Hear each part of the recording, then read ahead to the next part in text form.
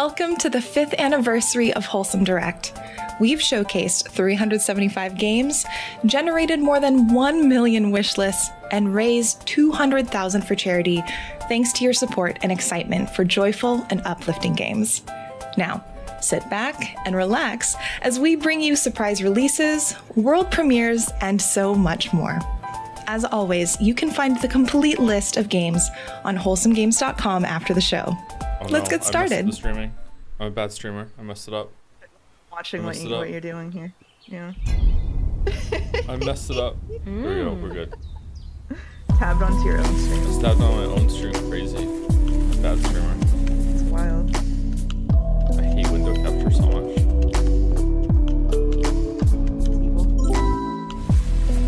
Ooh, leaf blowing simulator. Okay. Hold on 1 second.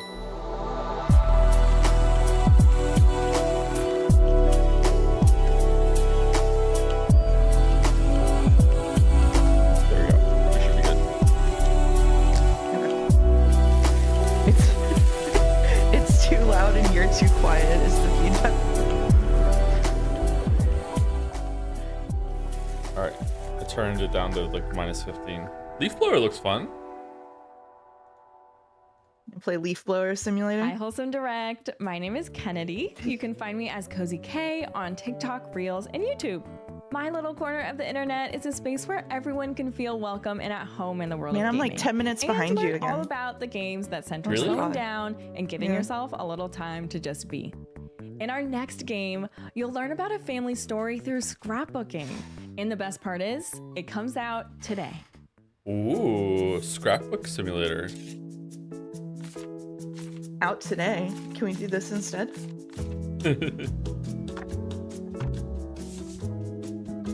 How long is this? Probably an hour, but I don't know if we're gonna watch the whole thing. We'll cut it off before we get to the women's games showcase, don't worry. No one wants to see that. Yeah.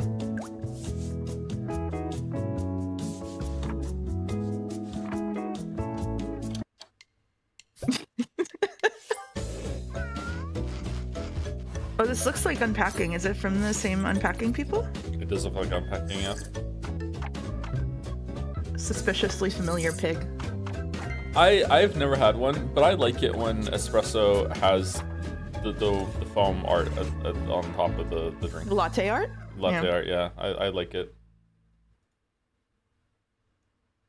Our once grand and glorious bazaar is but a shadow of its Decoy latte art? Oh stars. no. But that's all in the past. Oh, this is what I was now, talking about. This is the we Grand have Bazaar you. remake. Now, with that settled, allow me to show you to your new home. I, for one, can't wait to see how that little farm changes. I see with farming I Rose. pog. It's Harvest Moon. Sorry, Story of Seasons. This is a remake of one of the biggest, like, franchise fan favorites, I took one step in this but that town most and people just haven't knew played. I had to live here. You got guts taking on a tough job like that. The scenery in this town is one of a kind. Well then, I suppose I'll be seeing you around quite a bit. This looks decent. One day. Sometimes the these farm most games, like famous even when they come out now, look surprisingly ugly. This one looks pretty good. Vast crowds. Oh, you get to sell your Yeah, it's stuff not in too town? Oh, I really like that. I really like that. Yeah, When I so make it's my called Grand farming Bazaar. game. It's like, yeah. It's gonna have that. Yeah, for sure. Yeah. Okay, good to know. Good to know. How's the sound, by the way? We good? Hey! Hey! I'm so glad you're Oh, I taking need a to turn liking off- to this oh, little God. town of ours. Oh, all of my sound settings are wrong on Discord. Hold on. Story of Seasons, Grand Bazaar. So organized. How bizarre. I'm Kat The cost of me being on stream today was that I went to watch Wholesome Direct, by the way, chat. Is like my creative happy This is my space, payment. where we Because get to I hate really these slow games. There's down no way I and would like enjoy enjoy the these simple games. things, Yeah. from Yeah, calming for sure, games for to sure. new and nostalgic treasures, or even glimpses of slow and relaxing slice of life vlogs to hopefully help you unwind or discover your next favorite comfort game. Speaking of which, let's keep things fresh with a brand new game starring a beloved bunch of vegetables. Oh, vegetable game. Hi everyone! Welcome to Gordlets Together, a building and fishing game set in the world of Gordlets. Why is she whispering? Comfy cozy Design your ASMR. own island and level up your fishing as you hang out with friends. Oh no, this is a mouse game. Spend All your of these earnings are on mouse upgrades and games. accessories, But this is like a mouse game twice. and make your island feel like home. Oh, now it's a mouse game 3 times. Oh wow, okay. Share your island with your friends and get inspired by their creations. This is why I wanted to watch the Wholesome The Direct. Gordlets community has asked for multiplayer for a long time, so I decided to go all out and make a fully featured multiplayer game. So many people Gordlet. already say Gord morning in our Discord. Good It would be morning. nice if they could do that together in the Gordlets world. So good. Gordlets together. This looks like that fishing game that you play, but better. In addition to highlighting wholesome Corner games during Pond. each Yeah, you're direct, we strive to feature No, not and corner pod. support The organizations is it that make fishing the with world a friends or better place. where you're a cat and This it's like year, Oh, we're web working fishing, with web Web fishing, web Forge to fishing, yeah. fundraise for Yeah. Point of Pride. Yeah. Available now, these shirts not only celebrate wholesome games and some of the titles included in this year's show. Web fishing is a furry portion game? of the proceeds from each Yeah, purchase it's for sure a will furry go game. towards Point of Pride, a non-profit organization that provides financial aid and direct support to trans people in need of health and wellness Oh, care. I need to go If you'd like to get join us my in coffee. supporting them, Can you just visit hold the fort down wholesomegames.com. with the stream? You good? Absolutely. Absolutely. What if I'm... Oh, this looks good. Alright, be right back. Okay. Bug Snacks 2? Luma Island.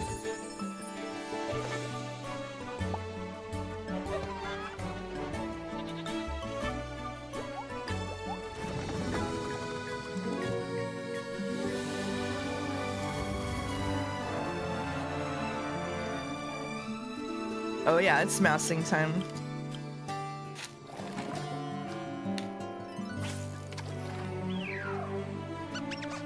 I don't know. This one looks like copy-paste cozy game to me. I'm not convinced about this one.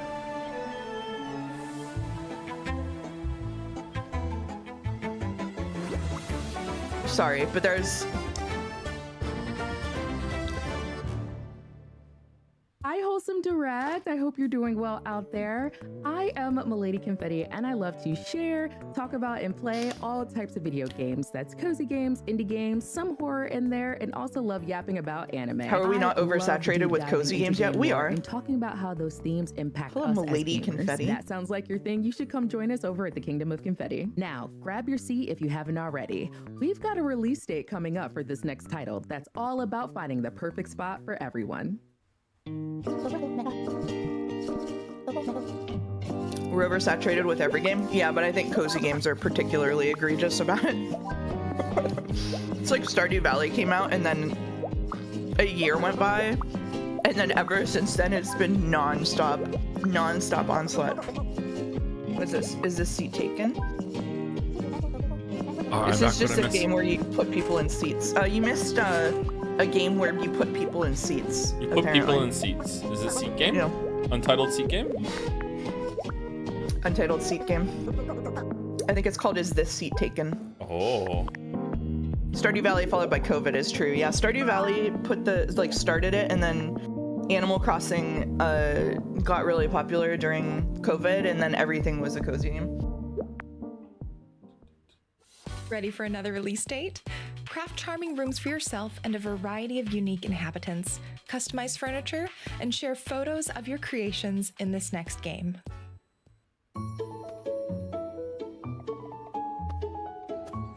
3D unpacking? 3D unpacking. Whoa. Camper van. Make room. The millennial I urge feel like just they live in a could've- van. I know. I feel like they could have come up with a better name than Make Room. Although, you know. Now that I said it out loud. maybe You're it's making a room, but you're also making room for the room Yeah. that you make. Yeah, I you're making- yeah. You know. Oh, double table. It just reminds me of the third-party add-on for Final Fantasy XIV that I would absolutely never recommend that anybody use, because I would never do that. But it's called Make Place, where you can just design your apartments and houses and stuff outside of the game in like a standalone program. So that's what I associate it with. But you have to clean up in this game too. Wholesome Game Fest actually exists. I thought we were joking. This is my salary. I'm being paid my salary right now. Being allowed to watch this instead of reading Umineko. Okay. I'm Pink Umbrella, and I'm a Twitch and a YouTube partner. I'm a bilingual creator based in Quebec, focused on exploring or making up rich stories. My community, the Umbrellas, loves singing, dancing, cracking up the latest mystery detective games, or simply cooking. My content focuses on nourishing your spirit. See, this is the vibe I thought I would have when I started streaming, but then I inherited from your community. Slightly different direction.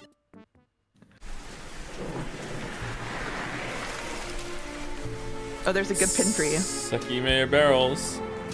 Sekime barrels. Hey Joe, I was talking to my mom about video games as a hobby, and she said that only young people enjoy video games. So I said that there's this 40-year-old guy who plays video games for a living, and she said that 40 is not old, it's still young. So anyway, since my mom called you young, can she get a marble? Your mom can have a marble, yes, but it's a non-fungible marble. She cannot give it to you.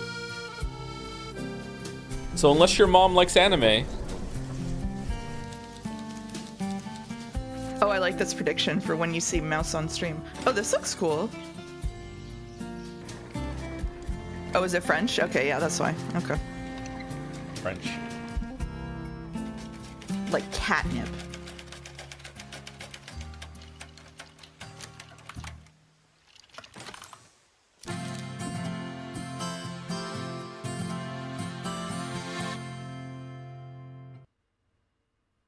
We've got plenty more games. Going to and start announcements calling coming writing your way. making up stories As a from now on. reminder, Thanks for showing once this we direct. finish, you can I find know the plenty of complete people list who of titles already on our talk about website it that at way. wholesomegames.com. Now, back to the show. What if you go write didn't my just soaps. play an MMORPG, but built the world, the quests, and the stories inside it? In Let's Build a Dungeon, you're the developer of a fictional online game, shaping the world, designing adventures, and watching virtual players dive in. But you're not just building quests. This is a simulation of the entire games industry. What? Marketing, contract negotiations, and server management. Whoa, Your tools are okay. even powerful Okay. enough that you can design and build entirely new games. I was out, but And now I'm today, in. We're revealing something new. A co-op enabled mode where every decision is shaped by the cards you draw. In the Just Build mode, create your world together, unlock new upgrades, watch your heroes roam and your universe grow.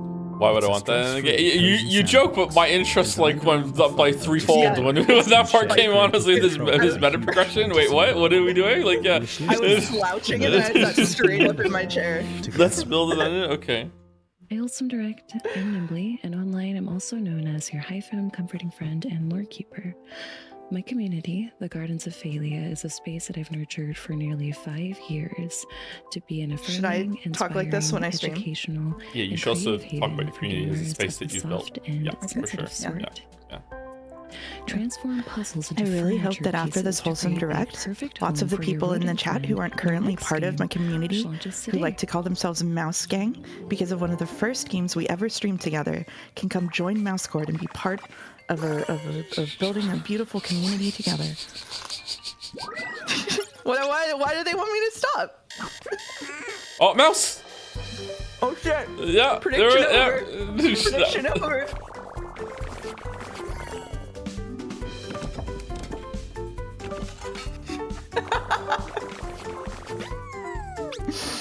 That was fast. Oh, is this like? Oh, it's a mouse Picross game. Okay, lock it in. Lock it in. Absolutely lock it in. Man, this is a crazy direct for Locked you in. so far. Holy shit. Locked in. Yep. That's why I didn't want to skip it. I always end up buying like 75% of the games in these things. I remember playing a lot of Picross when I was today? making the Witcher 2 video. Oh no. I'm only like 3. as an experience, I feel like we're always trying to find a Buying it. balance Monument Valley between 3? meditative activities Ooh. and There was a 2? relaxing moments, but also still There giving you was. challenge within the levels. I'm a big I didn't fan like it of as much as the town first one. chapter. Color scheme, very Very cute. yeah. But also the fact that you can pull the sliding doors open. Yeah. And there are just like little characters hiding my gosh, inside. yeah. And I love the character that is like stretching. So cute. It's cute. It's cute. Have you ever seen a character stretch in a game before? Never. Never. It's never happened before. Oh, I love sailing. I actually Started love, the like, mouse bumping into prediction those again. characters. It's just really delightful. It's nice also like meeting the Monument Could we Valley have, like, 3 5 mouse companion games? for the Will there first be another time, mouse? But it just really feels like you're going Will on a there be journey, another and mouse? Can't wait for people to see it. Wish list on Steam. Wish list it. Was Monument Valley the weird game? Oh, sorry, the game that was weirdly shown on House of Cards. I don't know. I've never seen House of We'd Cards. like to take a moment to thank these developers Also, sorry, and I'm trying to publishers for stealth their eat a support muffin, in and it's not making very stealthy. today's show It's okay, possible. I'm slipping some From our coffee. team and our community, thank you. It was, yeah. Big hops. Big hops. Unlike Room Factory 6, in this game, you're the frog. Whoa. There's a lot of frogs in Rune Factory 6. A frog also played an integral part in the August 1 game that I streamed, Starstruck, Hands of Time. Big hops. Stay tuned because we've got so many more surprise releases and world premieres still to come. World premiere. Wholesome Oh, but Direct. in ASMR. I'm Atari. I love playing most genres of video games, but my heart lies with cozy puzzle. They didn't and like it when I did indie games. ASMR. How come they On like my it when you do channel, ASMR, we're but not when not I do it? chances, They don't like it make when I do mistakes, ASMR. And get silly all Oh, at okay. the same time. We're a welcoming and You, inclusive more than space for anyone, everyone hates it when I do comes, ASMR. As well as a reminder that anyone That's one can way to be put a it. gamer. So stay tuned because right now we have a major Meow. update from a Whoa. fan favorite. Okay, hold on, there might be a mouse in this one. Oh, it's Little Kitty in the Big City. Oh, I know this one. You just made that up. You just made that up. No. I did not make that No? up. I did not make that up. The game is called not Little make that Kitty. Oh my god, it is. It gave me really bad motion sickness. I was really sad because I really liked being a cat.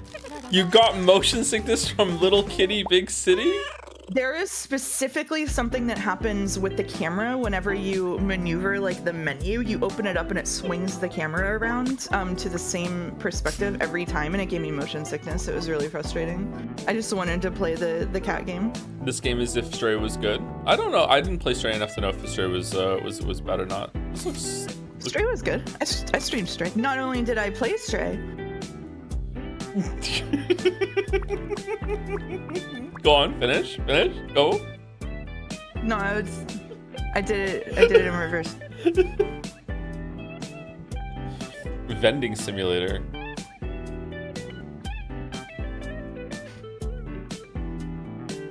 Will you be doing Liza P DLC? No, we have to read Umineko instead. Listen, if you just want to drop Umineko, I keep telling you, I'm all for it. There's a cat in the vending machine game too. Oh yeah. I just wanted to give a warm welcome to everyone watching today's show with one of our official co-streamers. Thanks for joining us. I'm voting Liza P. Oh my god. Okay, cash it out. I didn't think they'd make it far. But then something happened. Ooh. I like the style of this one a lot. Don't starve with a mouse. Oh, it's like a Beatrix Potter book. Man. Oh, I man. love it. Oh, this one's made for me. This one's made for me. They brought the burrow back to life. OBC equals 1 spec closes. Oh no, I didn't realize it wasn't even closed. Okay, hold on. What's the combat progression loop like first? Hold on. I might not be locked in. I'm locked in. Spider. Oh man. I'm just gonna stream mouse games for like a whole year off this one showcase. This is amazing. I still have Ratopia too. I need to know if it's parry slap or dodge slap. Winter Burrow. Coming to Nintendo Switch. Oh, no PC? Oh, it is on PC. No PC? No yeah, PC. it's on everything. Yes, PC. It's on Game Pass. In case you missed it, this year we're fundraising for Point of Pride. Coming out this you year. can pick I'm up one eating well, or dude. both of these shirts to celebrate the showcase, and with each purchase, a I portion might really of like the that game proceeds since will Don't go Starve. towards I Point love of Don't Pride, Starve. an organization Don't Starve dedicated is to really good. providing access to healthcare and wellness resources for trans people all over the world. If you're able, please consider supporting this fundraiser by sharing the news or purchasing a shirt at wholesomegames.com. I really like being a cat. Raise questions, to be honest. I always really wanted a game where you just run around as a cat, and little kitty in the big city did that. Oh shit, it's the Hobbit game. New possibilities for I'm out. curious I'm out. I'm in. I don't even give a shit about Lord of the Rings, but the Shire and like Hobbit life is like my ideal state of being. I want to be like 4 feet tall, living in the side of a hill. That's all I want. Bringing new That's all I want. new rhythms, and new moments to cherish. Instead of 5'10", living in fucking Pittsburgh. Oh my god. How did I've strayed they so far from my dreams. How did they convince Gandalf to be in this? I don't understand. That feels just right. He's got nothing else to do. Explore, trade, and celebrate the small joys that make each day special.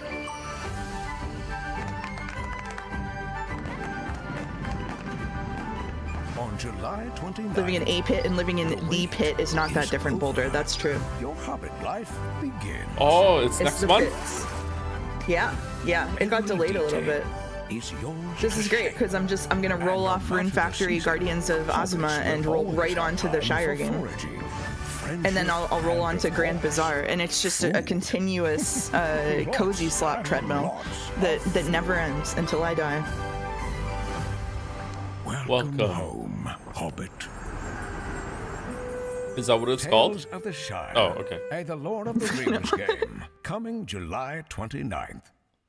Hi, Wholesome Direct. My name is Mriz, and I'm a queer cozy gaming content creator here on YouTube and also on TikTok. Cozy games have always been a huge part of my life. As someone who struggles with anxiety, being able to escape reality for a bit and immerse myself in these peaceful virtual worlds means everything to me. And I strive to create the same safe, warm feeling over on my channel. Why not Grab a friend Gollum for too? This next title. As two cute pups looking for your human, harness the power of teamwork and friendship to get What are through you weird giggling about? places Is there a and message? Save the day.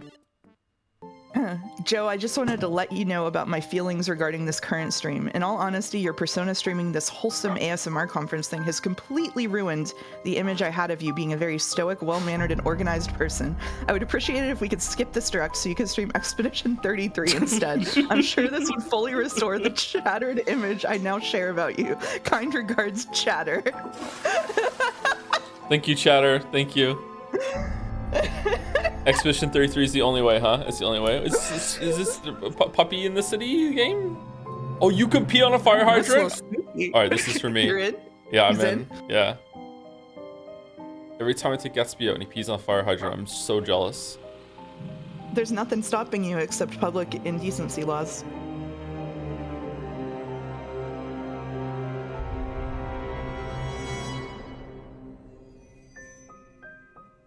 Haunted Paws. Haunted Paws. This doesn't seem very wholesome to me. My name is Val, and I go by Space Valkyries online and on Twitch. As a streamer and a writer, I love playing all sorts of games. Wait, I know Val. Especially Oh ones shit. that tell a compelling narrative or provide comfort in stressful times. Journey to save the tree of life in this next game, a hand-drawn adventure about the interconnectedness of nature. Launching today. Do you know any reverse cozy I'm games? Chloe, and I'm the art director Souls of The likes? Guardian Reverse of Nature, cozy? and today is a really special day for us, as it's the surprise release of the first episode on Steam. The Night Guardian of Rain is Nature probably a the most magical reverse cozy puzzle game that I know adventure right now. game, and it tells a story of how everything is interconnected in nature. You play Henry and have this unique ability to change in size, so you can explore nature above and below ground, in big and in small.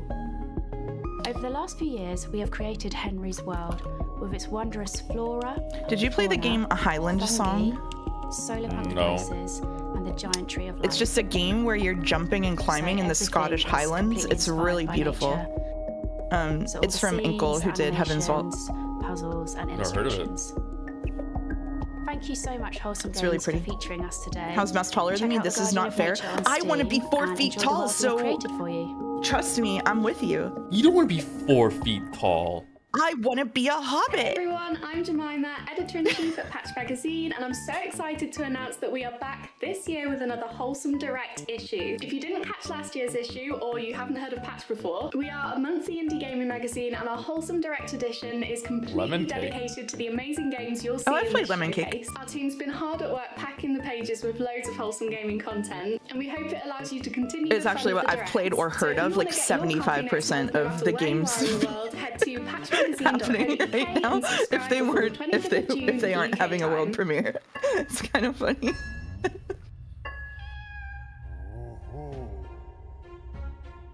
Strongest cozy game enjoyer. Space Goat.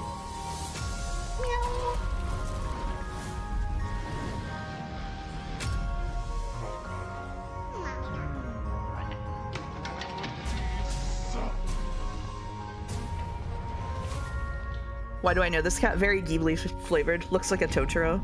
Moves like a Totoro.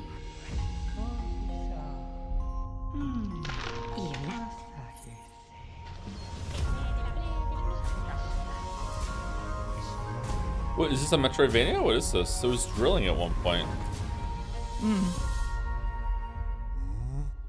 Your new drill is ready. Everdeep. Oh.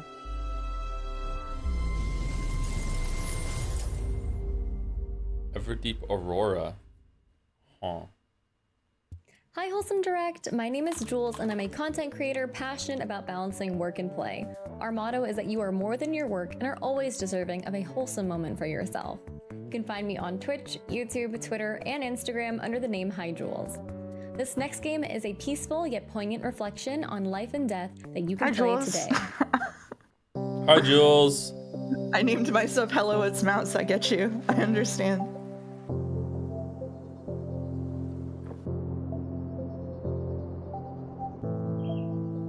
Big Life is Strange vibes from the music. I actually bed max by sleeping diagonally in my bed to really take advantage of every centimeter of trigonometry to see how it feels to be shorter, says Balder. Alright, thanks Balder. Okay, I'm gonna read a different message in chat. Why are cozy gamers all so hot? Lesbian moment. I feel you. I feel you. I'm with you. How tall is Boulder? How tall is Boulder? Seasonal Cemetery. A completely free game for PC Mac. Oh. Not tall, but you still want to Hey Wholesome Direct, my name's Kip and I love playing puzzle games. However, I did used to stream a lot of really intense titles back in the day, but ever since I turned 30, I am really jet set on playing games that make me feel focused and relaxed. It brings me a lot of joy. This is me when you look at my streaming history and 57% of it is in League of Legends. Of beautifully crafted games. Which, speaking of, in this next one, make your house a home. You've done your time. Now it's all wholesome farm games. About self-discovery and decorating a space till your heart's content launches today. Hi, I'm Annabelle, the creative director of Camper and Make It Home, a cozy game about organizing and decorating your own bag as you travel the world. Skip a trailer there, or is this the second introduction? With Wholesome Direct, we are celebrating our release on Steam. We hope you enjoy it. Camper van, Make It Home. There's a lot of puns in the titles in cozy games. Yeah. This looks cute.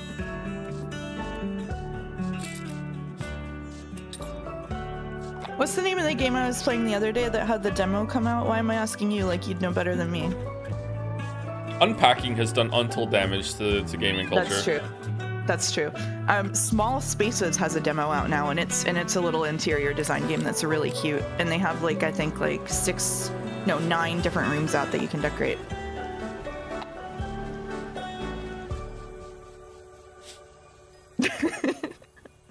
I streamed unpacking to Joe. If you're enjoying the show and you'd like to discover more there was someone in the chat games before. all Yeah, year there was someone in the round, chat visit before asking when you would play to it. sign up for our monthly newsletter. If that person is here, I streamed it. Hi, I'm Tatiana. And I'm Max. We're from Fuzzybot Games. Emily In our the Lethal Wind Cozy Girl? Adventure, it's your mission to make the future feel like home again. Join forces with a crew Is of that even an adorable anime? robots to craft, build, and battle. Our game is out now. Enjoy our newest trailer. Oh, it's out now. Building robots? In In the countryside? Kaze no Shoujo Emily is in fact an anime. It's even in Canada. Canadian anime. Another day in the world of Linked. Banner of the Sure, Spark. there are creepy combots lurking about, haunting you humans and your Unibot friends. But things are pretty peaceful in town, and there's so much to do around here. All this farming. Materials to gather, neighbors to chat with, fishing. There's always a lot of that. And let's not forget I'm about not a those believer bitty in bots. graphics how like this. Could you not collect them all? To World of Warcraft? You'll have to go out eventually. Someone has Fortnite. to rescue those bots. Who else will upgrade your gear? Fine-tune your wire? Or get you the latest fits? What To about building? Palia. You'll need someone for that. It is very paleo, yeah. Or to teach you how to grow this, thing? Whatever it is. There's even a 5-star chef who can keep your friends well fed. Alright, this could be good knows? if the That might progression be loop enough is to convince them to well, do some of the if it fighting flows for well. you. Ooh, you got a The point hoverboard? is, Okay. Sure, you gotta save the world. I But it just doesn't don't want have to be look at right it. away. Until then, there's plenty to do in town. Linked. Hey, Wholesome Direct. I'm Samantha, also known as Sophista on Twitch, TikTok, and YouTube. My community and I are passionate about creating an inclusive space with a comfy vibe where we can talk about thought-provoking games, books, and more. Rodney, how do I get on this And thing? in this next title, you can craft the perfect omelet for quirky customers, and it opens for business today. Here, choose one of these. It'll fit right here. But it's not gonna be enough. Okay, put the cheese. Put the cheese. For the cheese. Oh no. No, cut Principal it Parker's into coming. 7 pieces with 1 slice.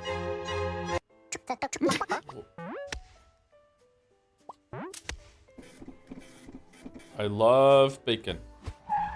I love duck. Omelet you cook.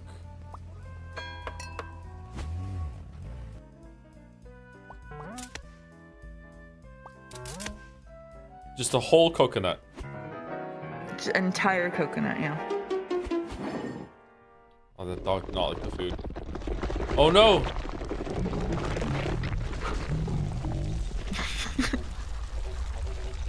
Oh god.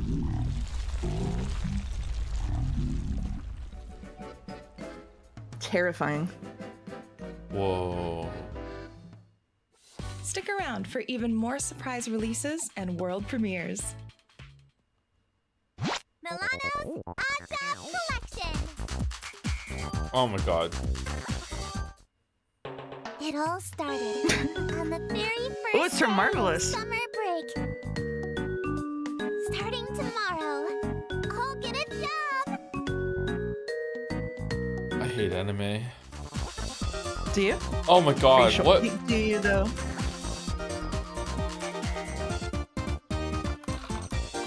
Milano makes her English-speaking debut. Earn money. I'm happy for Milano. Dreamy decoration.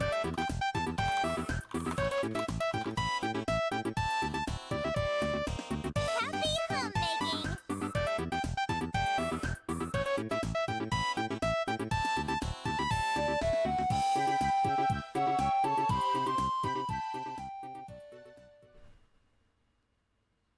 Alright, congratulations, Weeps. Hello, Wholesome Direct. My name is Ari. I'm a social by Ari Summer. I am most passionate about Cat. connecting every person to an experience that they're able to treasure and supporting charities, indies, and mental well-being. Our community is about compassion, mindfulness, and simple happiness. And I love finding inspiring Rodney, if I and need to wear a meaningful gems pastel dress while and talk in exploring games ASMR together. to get on this thing, I Gather will. around the I'll fire become an and be IRL part of streamer. collective story in our next game, which launches today. I'll turn off the mouse. How is the mic picking her up from that far away? I don't understand. I don't know.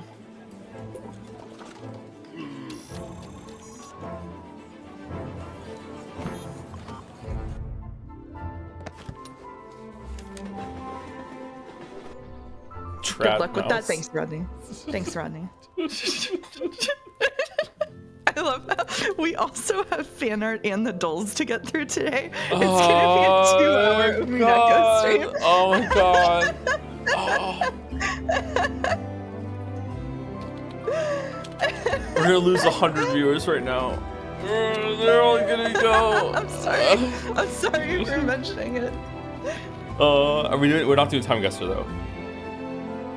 No, I did the fucking rider in my contract for being on this stream is that I won't do fucking time guesser. We have to stream the Wholesome Direct, and we do not do time guesser. And I want a Hello, muffin. Wholesome Direct. My name is Vanessa, but you can find me online as Pleasantly Twisted on Blue Sky, Instagram, and Twitch.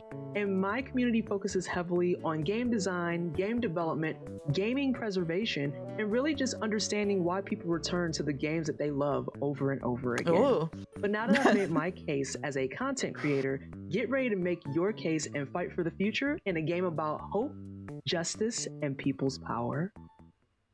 The river is a god, and they killed I want to her. decorate my mic like that. It's Look at time that for thing. ordinary Wow. people to hold them to account.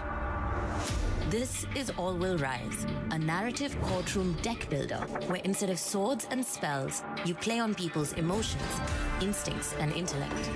Become Kuyili and manage her team. I'm sorry, was in there a an city action of card called godmen Trauma and Dump? eco-terrorists, conspiracy theorists, and hacker CRSs. Follow leads and find witnesses. Don't let your team burn out. Card battles are conversations. Play your cards to charm and persuade, or intimidate and manipulate. Make undeniable claims to win your court case, or use smooth-talking rhetoric to strengthen your arguments. Choose your strategy carefully. The choices you make will change the fate of the city. Make your case and win the battle for the future. It's in your hands. Wishlist All Will Rise on Kickstarter now. One last time, we'd like to take a moment to highlight Point of Pride and this year's fundraiser.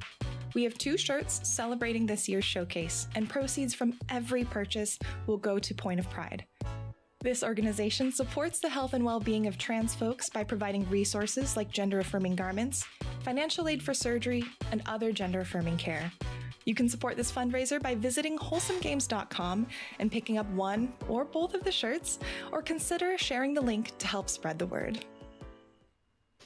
Hi, Wholesome Direct. Look at what a positive My name is community Artie. I you've use they, them curated here in the pronouns, chat. And I'm a cozy variety and co-working streamer from the UK. As a trans and disabled person, I love wholesome games that tell diverse stories and give space to tell our own. In my streams, I love to explore these games, talk about accessibility, and share moments of joy with my lovely community. You can join us on Twitch at hey_Artie. Yeah, positive as long as it's not time guesser or Bethesda. I was just gonna say we should do time guesser immediately after the Wholesome Direct. Just immediately after, while everyone's still in a positive mood.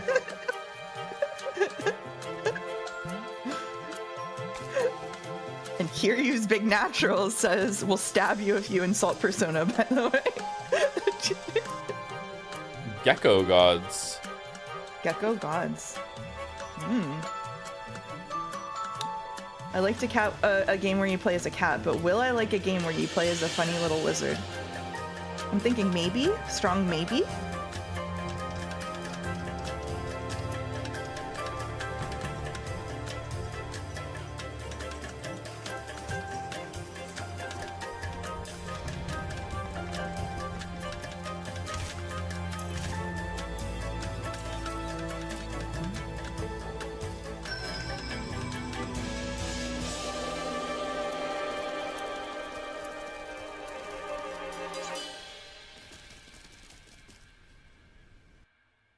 I want a website that tracks the amount of times a kind of puzzle has been used in games. Together with our team, like rotate the thing for the ball to go through the gap puzzle, flip tiles over puzzle, but others flip over when you flip one. You pack I your want to know. games toward a new chapter of life. When you move away also leads into this sense of satisfaction you get when perfectly packing for a trip. The game is coming later this year. This is but you Unpacking can doing play Untold the Damage for free shit, Cozy right Games now again. on Steam. So share your moves with us. Incredibly One French. Move Away Incredibly is a French cozy man. first-person puzzle game about packing. You first play as Sylvie, a young girl in the 1980s, packing her toy trunk in her childhood garden. What? Pick up items, rotate them This is as kinda needed, fun. and place It was not them that where nice they in the fit 80s. best. Sometimes you'll have to give them a little You were like poke to 5 squeeze in out the 80s. every You don't bit of remember the space. 80s. I do. I remember being 5. I remember being 5. As each level unfolds, time progresses, changing both the environment. He's not stubborn, chat. He's right. You handle object by object, you'll uncover. Don't be their champion. No. Follow the lives of 3 different people. I need to farm reputation with them. We've developed something of a combative relationship, me and chat. So I really need to repair things with them, and the only way I can do that is to create a common enemy for us. Oh, okay. All right. Okay. Hey, Wholesome Direct, List the Last here. I am a YouTuber and streamer that mainly plays a lot of nostalgic games from my childhood. I also love things like Animal Crossing, Stardew Valley, The Sims, you name it, we probably do it over on the List the Last YouTube channel. Anyways, get ready because it is time for a world premiere. Ooh. Heidi's Legacy, Mountains Calling. Is this just... Oh my god. It's a herding game? It's a shepherd game? Oh my god, Shepherd Simulator? I'm in. Lock it in. Lock it in. Really? Lock it in right now. Really? Lock it in right now. Oh yeah. Oh, a digging minigame. That's interesting. When I say lock it in, it doesn't mean I'm gonna stream it. Just to be clear, it just means I'm gonna pay $20 to play it. Can you get some sheepdogs to help you with your non-sheep? I hope so.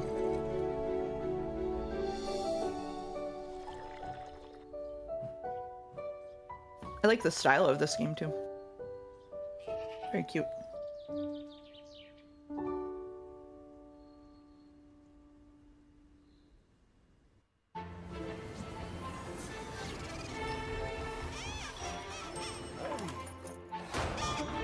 Oh, it looks like a Nickelodeon show. It does, yeah.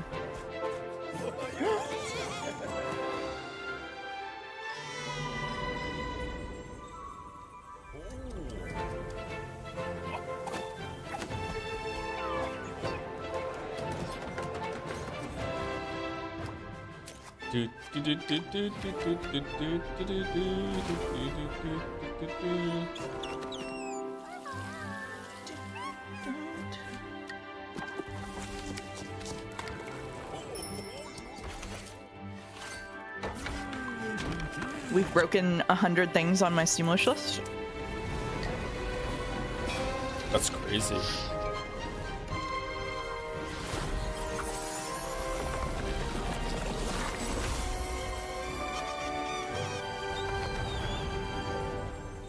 Hotel Galactic.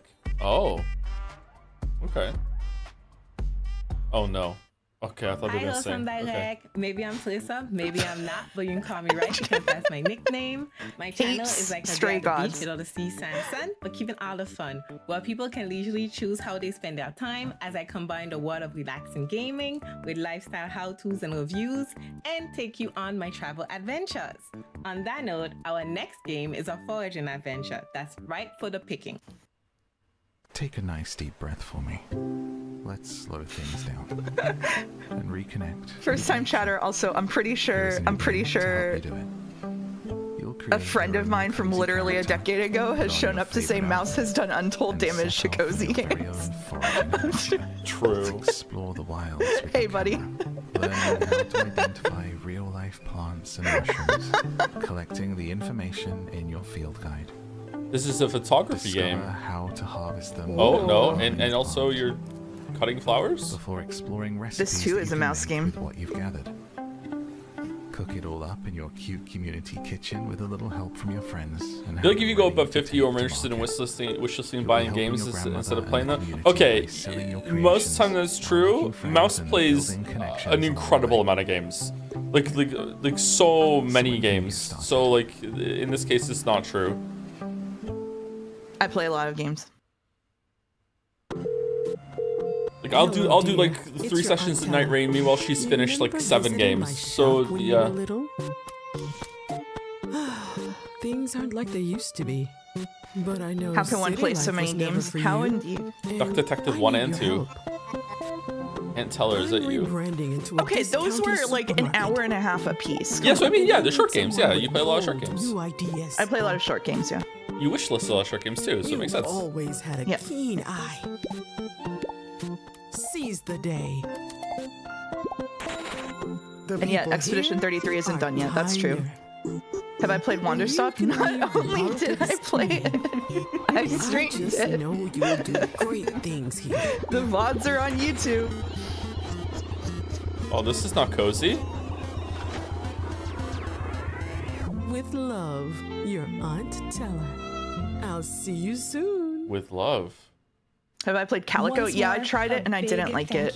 It was really buggy when I played it, and I had a Your bad support makes it first possible impression. for us to highlight studios of all sizes from all over the world. Nice to have a qualified game on. Hey, I first tried every boss in Lies of P's boss roast mode last night. All right, don't at me. To bring new layers to the experience. We've added new buildings. That's an interesting way to talk about what happened when you played Lies of P last night.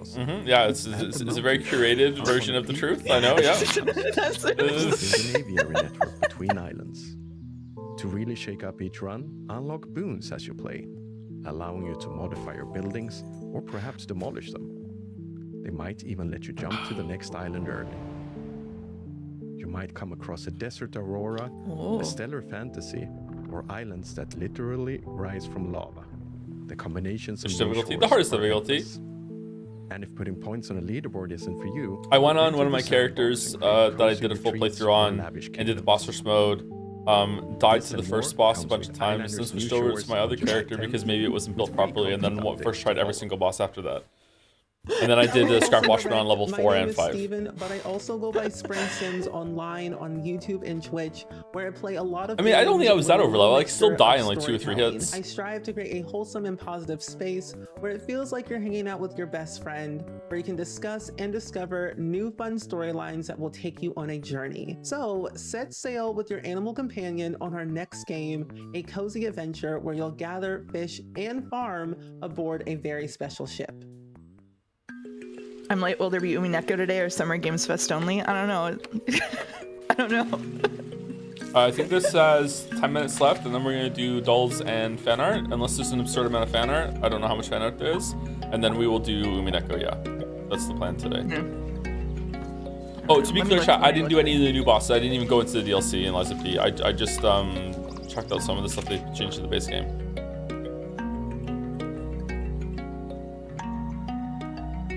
This is a pretty game. Collector's Cove. Oh, is the boat your home base and it can move? I like the idea of your home base in these games is something that you can move and be mobile, so you don't have to always run back to your base all the time. I really like that idea. There's 38 fan art again. Oh, is there? Oh my god.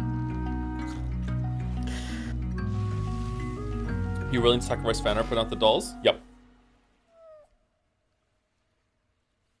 Yep. The town rises from the hills. 10 minutes of Umineko today. Mediterranean sun. Ooh, what's this? Cobbled streets wind between homes with ivory-clad balconies. Flower boxes spilling with colour. Life moves at a gentle pace here. Neighbours gather in courtyards to share stories. Can you say hi to Mouse? Harmon says hi, Mouse. Tend to their gardens. Will you say hi to Harmful for me? The townsfolk shape the world around them, not with haste, but with devotion. Ships passing in the night. What was once untouched land has become a thriving city. Now, as the lanterns glow and the wheat fields... Joe just wants to make us right. Yes, we scout. Oh no, Mouse is on stream for that. Oh no. People, a place where every street tells a story and every home has a heart. This is Town to City. Town to City. What's the best city builder? When we first saw this slice of life tale about getting to know yourself better That's a good one day at question. a time, It depends on what during you look challenging for in your times, city builders, we I knew think. it was something truly special. I'm proud to share Wholesome Games Presents' latest title, Fishbowl. Hey everyone, we are I Miss My Friend Studio, a two-person team making Fishbowl. This is a Baltimore image ones? a Okay. coming-of-age story where you play as Arlo. I know 1800 fifth management is. I tried to play that and I couldn't get into it. Is it better now? Has the DLC and patches made it better? work from home as a video editor.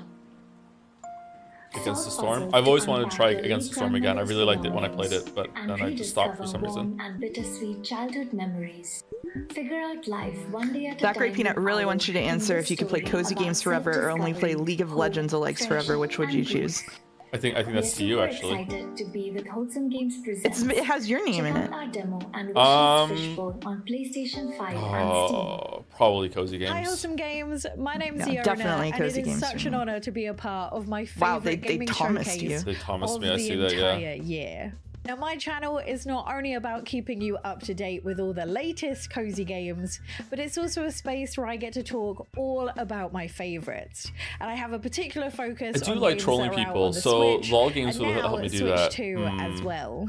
Now, since the first Wholesome Direct in 2020, Am I allowed to stream the cozy montage games? has been an institution that's introduced players to beloved What, are you games fucking trying to like take over my Vember, niche? What are you doing? Unpacking, and Moonstone Island. I control It's a chat. great time to discover your next favorite Oh. game, but it You goes should stream by a cozy game fast. sometime. So be sure to go I've to streamed Stardew Valley. wholesomegames.com for links to all You should of stream the another cozy game titles. sometime. And here we go. Which one? Give me food. I don't know.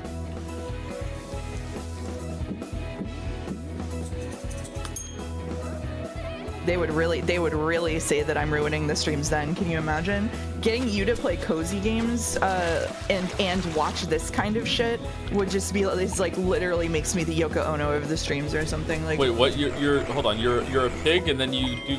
Oh, this is a different game. Oh, there's two games. Okay. Now outside the blocks. Don't call yourself the Yoko Ono of the streams. First of all, most of the audience isn't gonna get that. Second of all, the ones that do, like, no. Mouse is the Yoko Taro of these streams. Can I be the Yoko Taro of these You can streams? be the Yoko instead? Taro of the streams, sure, yeah. Okay, I gotta go get my Most of mask. the people that don't know who Yoko Ono is legitimately thought you said Yoko Taro before. Then what does it matter? Either way, I'm happy. They're happy. The Berlin apartment. Yoko Ono, is that an anime girl? Asks chat. Yep. Yes, yep. Now showing off being a weeb again. Once more. This looks cute. John Lennon, parentheses, not Russian, was the original person that got ruined by a waifu, yeah.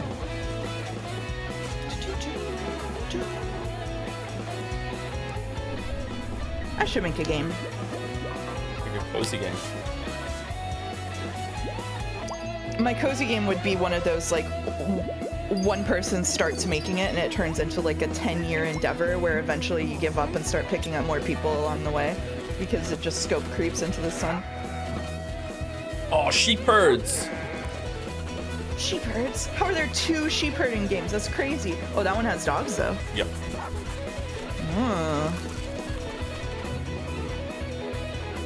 The Great Cocky Caper. Sheep Herds is a cozy co-op party game. Oh shit. So indie games have discovered Game Boy. Okay. I thought we were in the PlayStation 1 indie games era, but I guess not. We're going to Game Boy. Cappy Castaway. Capybaras are overrated. I said it. They're running out of rodents. They're Yep. running out of rodents. I said it. Too many mouse games. They had to put capybaras in the mix. Anxiety Puppy. Cozy, very wholesome, very wholesome. At the end, she befriends the dog. Gotta be. And it's a real dog the whole time. Yeah, it's a real dog. It's a metaphor for getting a dog while you're alone during COVID, and it doesn't show at the end when she puts it up for a dog. So many people got a dog Got during tired of COVID. it. I know. So many people.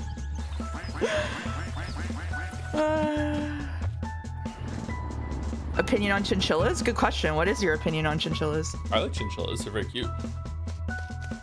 They're kind of a ridiculous animal, though. They are a ridiculous animal.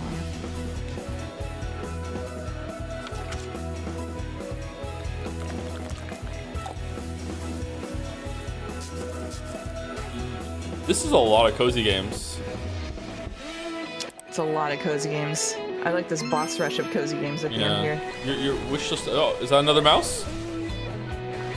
It is. Fairy mouse? It is another mouse.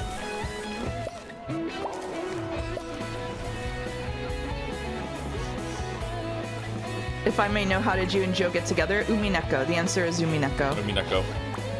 Doing this right here. That's the answer.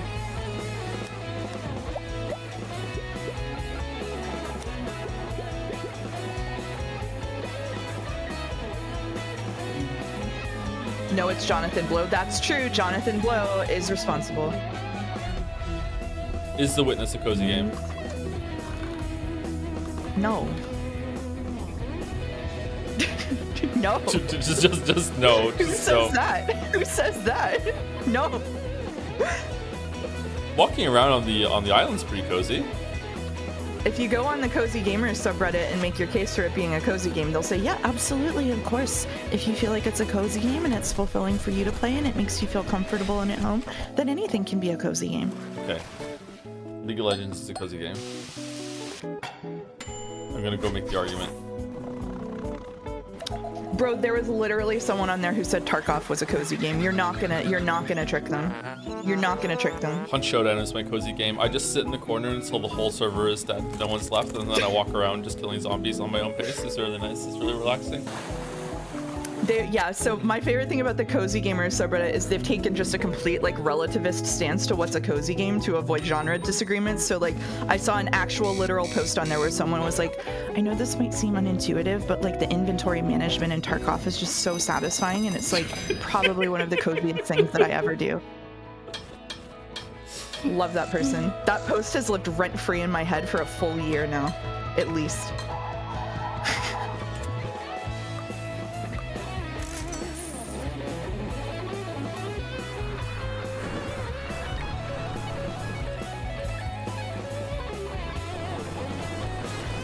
Pin says, when I was a young child, my grandma would read League of Legends to me to lull me to sleep. Only you can hear me, summoner.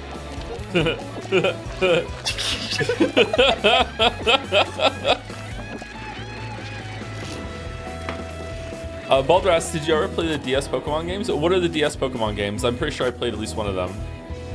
Like, is Platinum one of those? I played Platinum. Diamond, Pearl, Platinum? Yeah, I played Platinum. Diamond or Pearl when I think I played Diamond or Pearl and then Platinum, yeah. Mouse game. I see people saying mouse game. I see people saying I'm typing them in the stream Steam as fast as I can. For links to every title featured. Even just a follow or a wish list can make a world of difference for your favorite game developers. And we'll see you again next year for Wholesome Direct 2026. Sequel baiting? Wow. Dude, that's not all, folks. I'm gonna buy one of their shirts.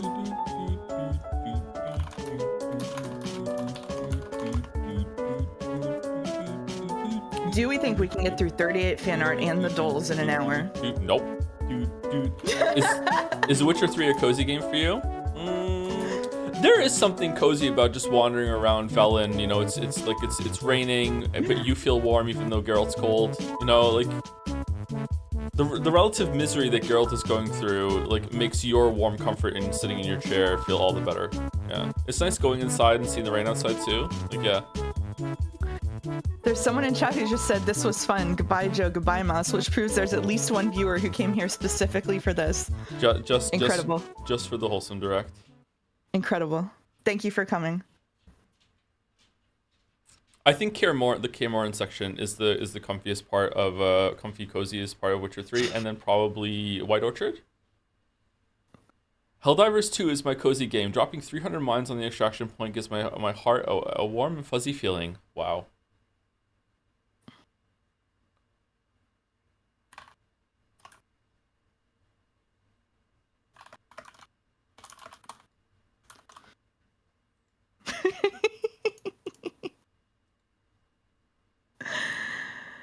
The millennial urge to be a fascist. Yep. How do I handle this? You want to do a fan art tomorrow before your Lives of Peace stream, or I'm not doing Lives of Peace tomorrow.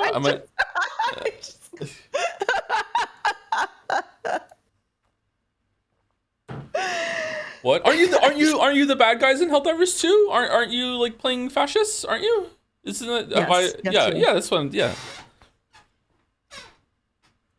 Wait, I'm sorry, I forgot. Helldivers 2 is a completely apolitical game, and it's got nothing to do with any politics whatsoever. It has no message.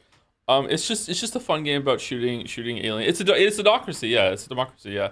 Don't worry about it. Don't worry about it. All right, game duel.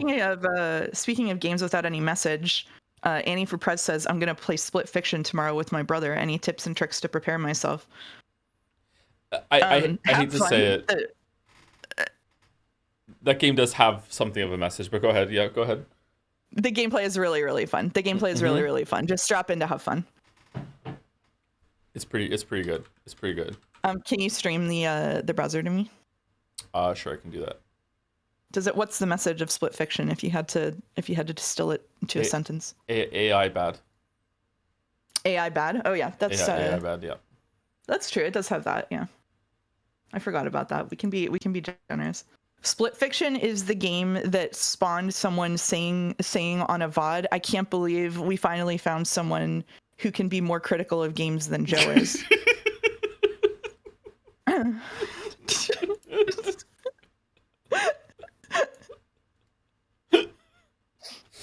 The First Descendant. Nope. Metal Gear. It's not Metal Gear. I don't know what this is. Do you have any idea what this is? Something with robots. Yeah.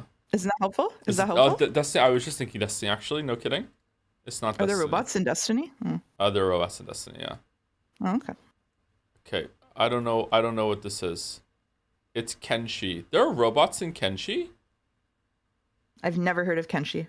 Would I like Kenshi? I might be getting Kenshi mixed up with another game. I don't know. Kenshi is a very odd game. All right, we're going to Bandle. Very hard. Released in 2000, 41 million views. We're we're unbelievably I'm locking fun. in. I'm minimizing chat. You're locking in. All right, let me make sure the chat can hear it. All right.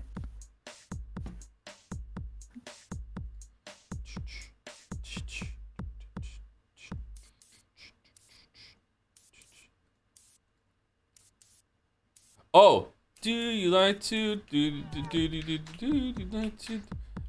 Mr. DJ, it's Mr. DJ. Put the record on. I want to dance with my baby. Is that who's that? Is that Jennifer Lopez? No, is it? No. Who I is don't think this it's no. It's like it was like a one-hit wonder. Oh, was it really? Hey, Mr. DJ, Yeah. put a record on. I want to dance with my baby. I think August might be the only one. And then something's gonna drive me crazy. Is that Madonna?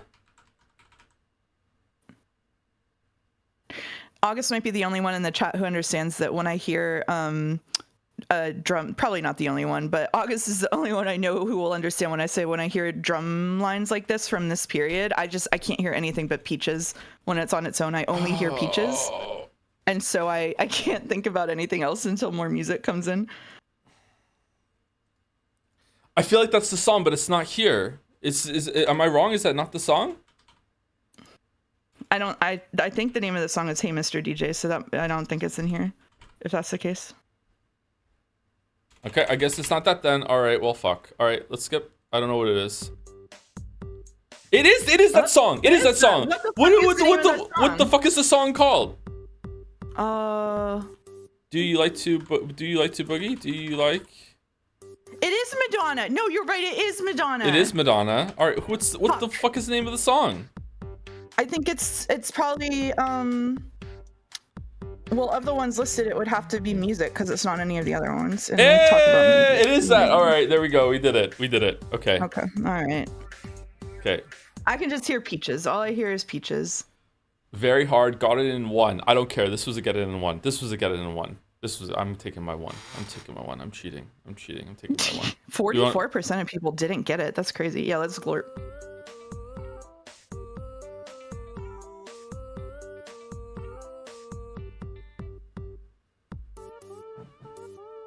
Song's called Music. Music makes the people wanna do You might want to set the category to just chatting for a bit. Sure. 1 second. You've never heard this on the radio? It played ceaselessly. What's up? How does it feel, chat? Someone's on the stream. Could backseat the categories. How does it feel? Oh my god! It's because someone someone came in looking for the direct and found this. No, it should happen. It's just that I know it drives people in chat crazy sometimes, and they don't have the direct line to tell me. All right, yeah. I'm surprised this only has 41 million views. I guess it's because it was a big hit at the time, but no one gives a shit about now in the YouTube era because this predates YouTube. Yeah. All right, Jodel. Yeah, I don't know. I like the idea of this game, but I'm a little disappointed in it. It looked pretty good. Parts of it were cheap. It didn't run very well. Could somebody tell me what the fuck the squirrel was then? Okay, this is Until Dawn. Oh my god. Yay!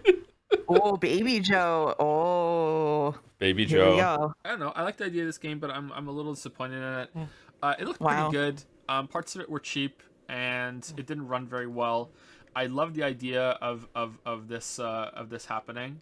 Okay, can someone tell me what the fuck the squirrel was then? Because Mr. Squirrel did not. Little Baby Joe. All right, we don't do time guesser. All right, it's Scrandle. Thank All you. right. All right. Can we choose it? This is left up to chat. I'm not saying Yes, it. I won't say it. Yes, we scran. You're not saying it? Yes, won't we say it. scran. Okay. I think it's an easy left. What do you think? Really? Yeah, easy Maybe, left. yeah. The Yeah. pastry does look well fried. That's true. It has a pleasing golden brown. Right was a little higher than I expected. People like pies in buns. Okay, easy, right? Gotta be right, yeah. Yeah, gotta be right. Yeah. These herring sandwiches go hard. Oh shit. Say the line, mouse. I don't want to speak over chat. Beef pastel that looks like a cracker with a pint versus biryani and a beer that looks like a home cooked thing that got. Okay, that just looks like it's just rice guest starring some gravy. What is this thing on the right? I love the maneuver of taking a picture of your food next to the thing advertising what they say the food is going to look like. Mm-hmm. It's a good maneuver. See, I think this is much to the food's detriment because it's like it doesn't look anything like it's supposed to. I don't know, man. I don't know. I'm kind of feeling left. What do you think? I don't know. I wouldn't know what to go here. I think the left is very cheap, so it might take it. It's cheap. It's a beef pastry, whatever. I do wish I could see more of it. I don't know. Right just kind of doesn't look that great to me, especially compared to what it's supposed to look like. It's a bit of a mess, yeah. I'm going left. Oh, it's tough. It's a tough one. Whoa, oh, good. 81? Nice. The pint buff is strong there.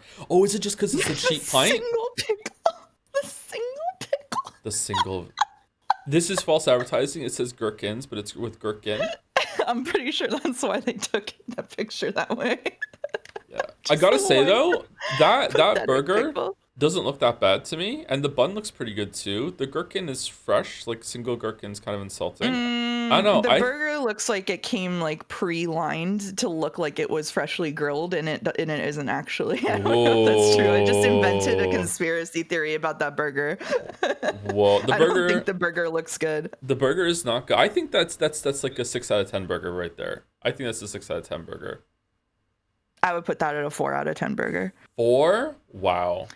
Flat patty, overcooked, fake grill lines because they're too like it's not a good burger for me.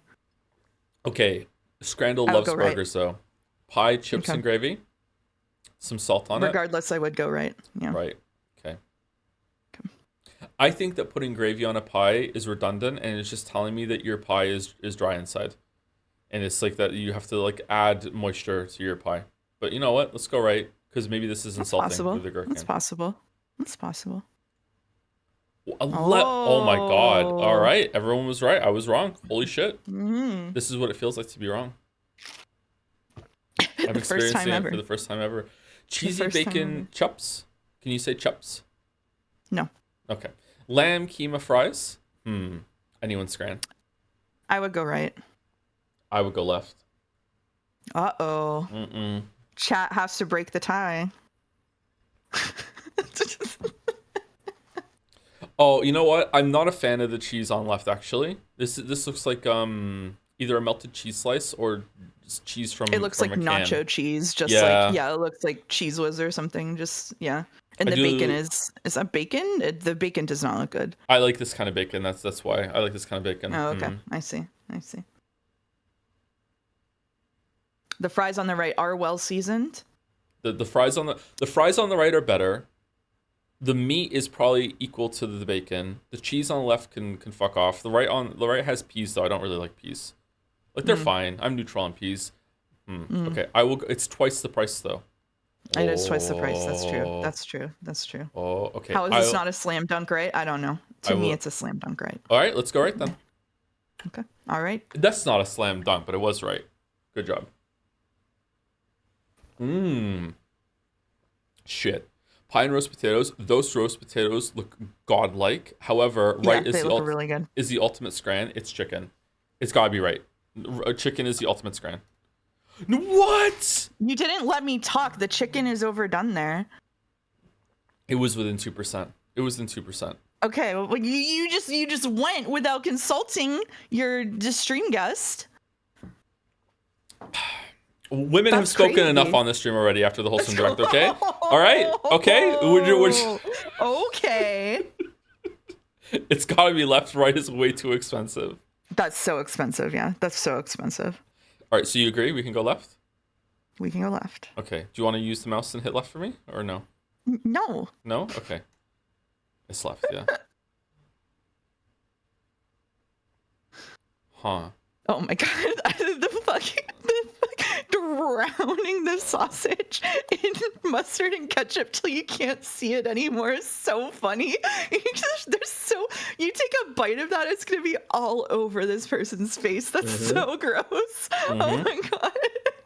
You know what I would do here? My technique would be that I would grab the tip of the sausage, hold the bun lightly, and then twist the sausage in the bun to like kind of churn the ketchup and mustard all around the bun. That's what I would do. Don't say churn. That's what I would do. Why can't I say churn? What's wrong with churning? Anyway, let's go right. Really? I'm voting right. Wow. Oh, it's close. People love that hot dog. Okay, Wigan Kebab is back at 50%. Cheese bread and sausage with a beer. Really cheap. It's left. That's gotta be left. Yeah, it's gotta be left. Yeah. Yeah, there we go. Okay. Ooh. Uh-oh. Pie and chips, mixed doner kebab. All right. You know what? For no reason at all, this one's all you. What do we think we should do? What do you mean it's all me? It's all you. Are we doing fan art showcase? Probably after the dolls, right? Mm-hmm. Okay. I go right. Go right? Okay. I go right. God damn it, you got it right. Oh, God damn it. Now it's my fault that we didn't get a perfect scran because I chose that at 6. God damn it. All right, you got a perfect scran. I did not get a perfect scran. God damn it. Hate seeing a girl boss winning. I know. All he does is sabotage me. Hates women. That's crazy. He hates women.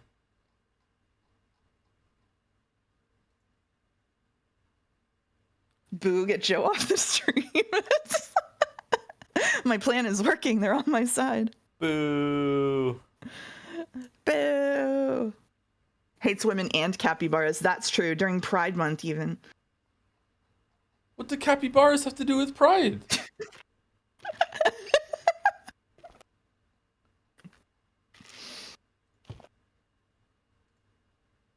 Yeah, he doesn't know, I guess. He doesn't know. If you don't know, you don't know. They're all gay? All of them? 38 fan arts. Oh my god. That's a lot of fan art. Oh, it's Scrandle! Okay. It's Scrandle art. Oh, I need to get my phone to set a timer? Or are you going to time your mouse? No, that's going to get really annoying for you to have to like time me. Be right back. Yeah, thanks for the qualification there, buddy.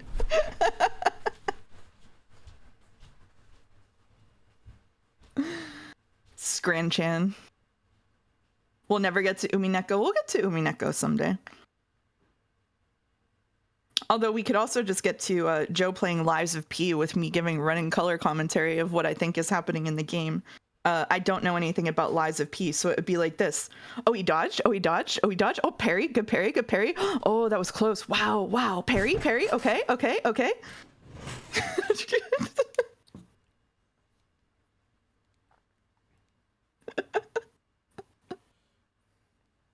What are we talking about? What? I was saying that instead of Umineko, we could do you playing Lies of P DLC with me giving color commentary, but I don't know how the game works, so it would be like he's dodging. Oh my god, he's jumping. Whoa, good parry, good parry. That was close. Let's go. Oh, dodge again. Get out of there. There would not be a good parry. There would not be a good parry. No, that sounds awful for me. It sounds fun for everyone else. It looks like he's gonna die. Why didn't he dodge that?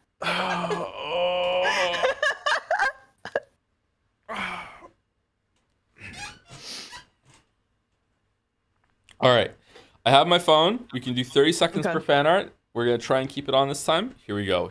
Starting. Are you gonna pause for sub readings and stuff? We are gonna do that sometimes, but we'll see how it goes. All right. Okay. 3, 2, 1. All right. So fan art starting. Thank you to C8 for the Glorp Joms Scrandle date. Ooh, Scrandle themed restaurant where you get to pick which of the two that you get to eat. That would be fun. Waste of food though. I like the two classics on the table. I am sad we don't have Tub of Bugs. Yeah. I would love to see a C8 render version of Tub of Bugs. Yeah. Unfortunately, no one in chat can see it. 1 second. Here we go. Yeah. Okay. Well, they don't have to see it. We can just comment on it. They don't have to see it. Yeah. This one's abstract. Yeah. Off to a good start. I just snorted because that was so funny.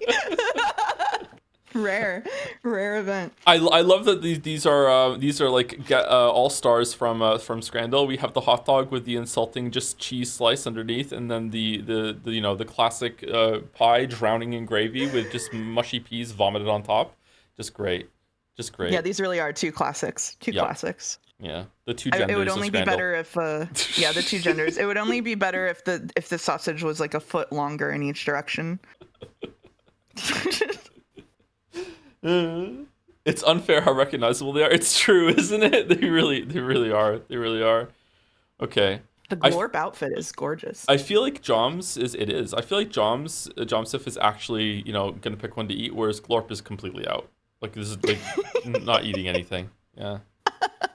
Oh, Glorp has a choker too. Oh damn. Anyway, thank you very much, C8. By Ash, boom, have a Fia. Oh, what's wrong with Fia this time? She lost her glasses? Are they blowing away or did she trip? Fia is one of the most busiest overworked chans that there is. Oh, there's some badges on the backpack, just like the badges you can now get in Lies of P if you beat the boss in boss rush mode on level 5. You get a badge to put on your super manly not a purse. It's really good. I have one. Yes, messenger bags, as they call them. He's got P on the mind, huh? I do have P on the mind. Those are waypoint. Yeah, but there's also, like marks of passage, Thank you, Ash. Thank you. Yeah, he wants to play so bad. By Black Tenma, Waffles was upon cast Barrelmancy. Hold on, can I zoom in? Is this got Homestuck vibes? Today I will be coordinated as the Archduke. Box full of explosives. Same face.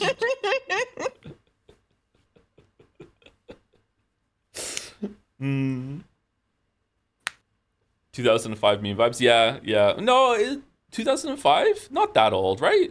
Later than that. I have no idea.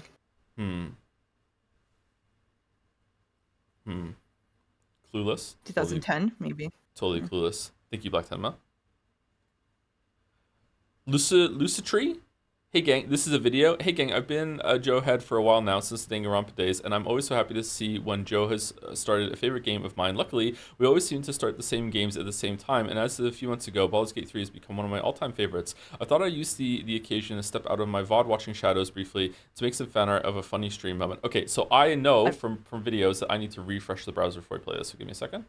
I've watched this video like 8 times. It's so funny. 8 times? It's so funny. Wow. It's so funny. It's really funny. Okay, I've refreshed. Here we go. Someone powerful is guiding the killer's hand. Sorry, I'm just imagining Gortash's day from his perspective today. He's standing there gonna be like, all right, time to become the Duke of King of Baldur's Gate 3 or whatever.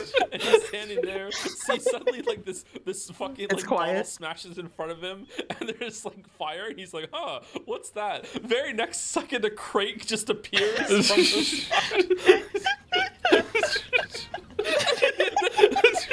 It hits the fire, and there's just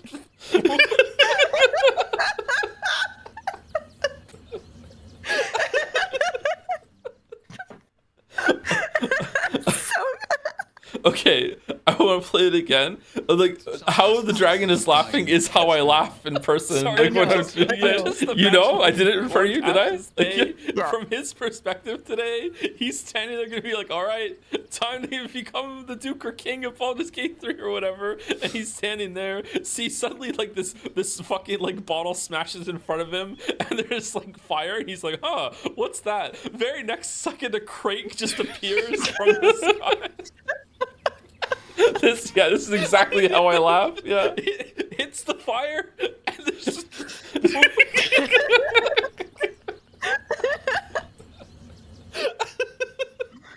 It's really good. I wonder if that's gonna be the best moment from Baldur's Gate 3 streams. Oh man, It was pretty good. It was pretty good. I was like doing occult crescent stuff in Final Fantasy 14, and I had to like stop what I was doing and explain to Allison, who I was playing with, what was occurring. I think Rachel was in the call too, and I was like, I need you two to understand I'm not okay right now.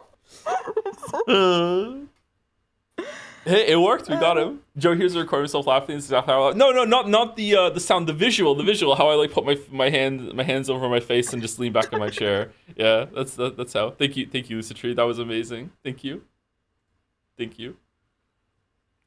By Ash, more bug chants. I get it. Are you okay with certain chant on screen? Are you okay? You alright? We cool? We okay? Oh, wait, which one would I not be okay with? What are we saying? The one on the left. What kind? Oh, fine. Yeah, fine. Yeah, it's a month. You're fine. It's not in motion. It's not in motion. All right. Mouse doesn't I have like a moths. moth phobia. Yeah. I have a moth phobia. Doesn't like moths. I get it. A tub of insects is a hedonistic tangle of limbs. It can be confusing, but I really couldn't forgive that Joe misinterpreted tub of insects subsection centipede Chan's tail as twin tails in her hair. Oh, I'm sorry. Chrome only gave me loose sketches of these bug girls that I kind of extrapolated. I feel my interpretation is valid, but I felt I should push them further to prevent such a gross misunderstanding from happening again. So I made some rough reference sheets for their designs. P.S. Thank you for calling the lawyers off. I definitely won't keep sending those butt fang drawings that you surely never asked me for in DMs. Wink. I have no idea what you're talking about. True? I have no idea. No, I'm pleading the Canadian version of the fifth. I have no idea what they're talking about. No idea. Oh, you haven't read the marble yet for We're doing fan art. That person's mom's marble. Yeah, that person's mom's marble. Yeah, I'm sorry. We'll do it after fan art. There's a lot going on. I have it pulled up for you. Okay, I have it pulled up for you. Thank you, Mouse. Thank you, Mouse. Yeah. Who's our favorite, chat?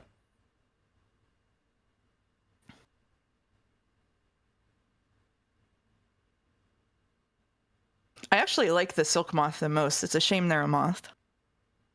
I gotta say. I like the eyes. I like the eyes of the moth. Yeah. Thank you, Ash. Yeah. Wasn't there meant to be a moth girl for Mars Needs Senpai? Holy shit. Haydener, your streamer boyfriend relaxing after a long day at work ASMR. And yes, that's a tub of insects. Am I eating them as I'm going? Like, let's get cracking. Are they crunchy? What's going on? Why is it steaming? Is there water still in here? Is he cooking in a bowl of in a tub of what the insects are cooking in? Like, what's going on? It's very, very Geralt coded. The fucking Friday Scrandle 3 weeks ago has done untold damage to the stream's culture. Holy fuck. Oh man. It's a warm, refreshing tub of insects, says the artist. Well, warm, refreshing.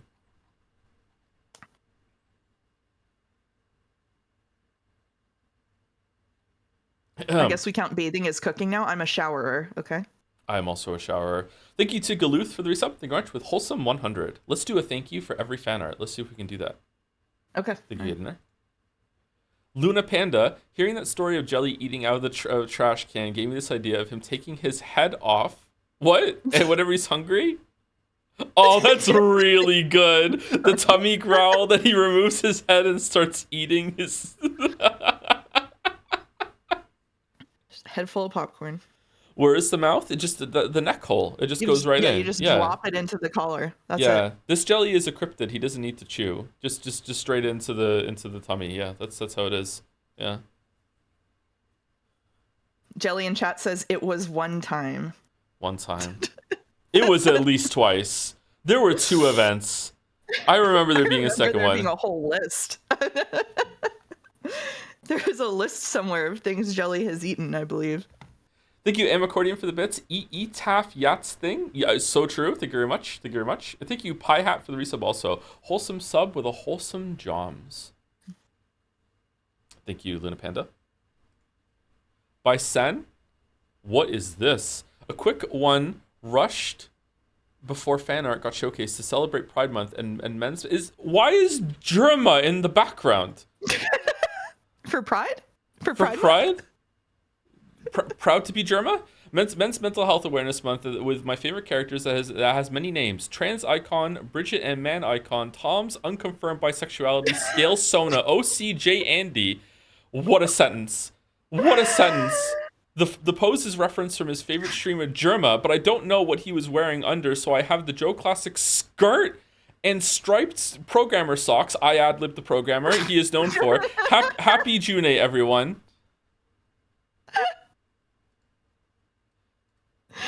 Bridget, bidet, brisket, bucket, basket, buskid, bridge, bulge, biscuit, blahage. Joe, fo, ro, to, ho, wo, zo, lo, bol, do.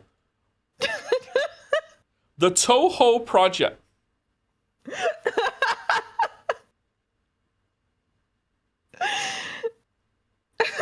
That's really funny. Wow. Happy Pride. Happy Pride. Happy Pride, chat. Thank you, Jaime EXE, for the resub. The Umi sub streak continues. Toe, would it be all right to name our stream Baby George without the E in honor of my grandpa? Sure, go for it. Go for it. We could do that. Baby George. Is it a stream baby? You know what? I'm not going through that question. Stream Baby George. I'm not going through that question. Not going through it. Oh, yeah. For no reason at all, we're doing a double thank you for this fan art. Thank you, Naya Voras, for the resub. Thank you, Naya. I'm glad we have the cozy game specialist here for this stream. It's true. It's true. We needed a consult for the wholesome stream. Thank you, Sen. By Riebko. I'm happy. Really happy that others enjoyed my previous fan art here, so I decided to make one more doodle before the next Umi stream, introducing the 3 Mikos. In traditional, is it Miko or Maiko? Is it Miko? Miko. Miko. In traditional Miko outfits with mouse admiring respectfully admiring. Oh, it's the mouse Musketeers. It's mom. How many fan arts of your dragon OC in skirts are there going to be? I wonder during Pride Month. Well, there's at least 2. It's not really a skirt. This is something different, but technically. I for no reason at all, I'm just gonna say that I think I have the legs to pull a skirt off. I'm just saying. I think I have it. I think I have that. I think I have that power. And there's just gonna be no comment or commentary on that. That's it. Prove it, no balls.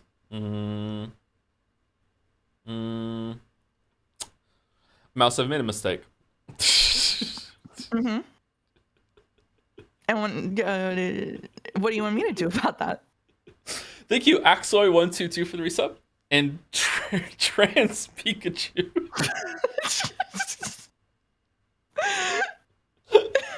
For the resub. With the message, hey.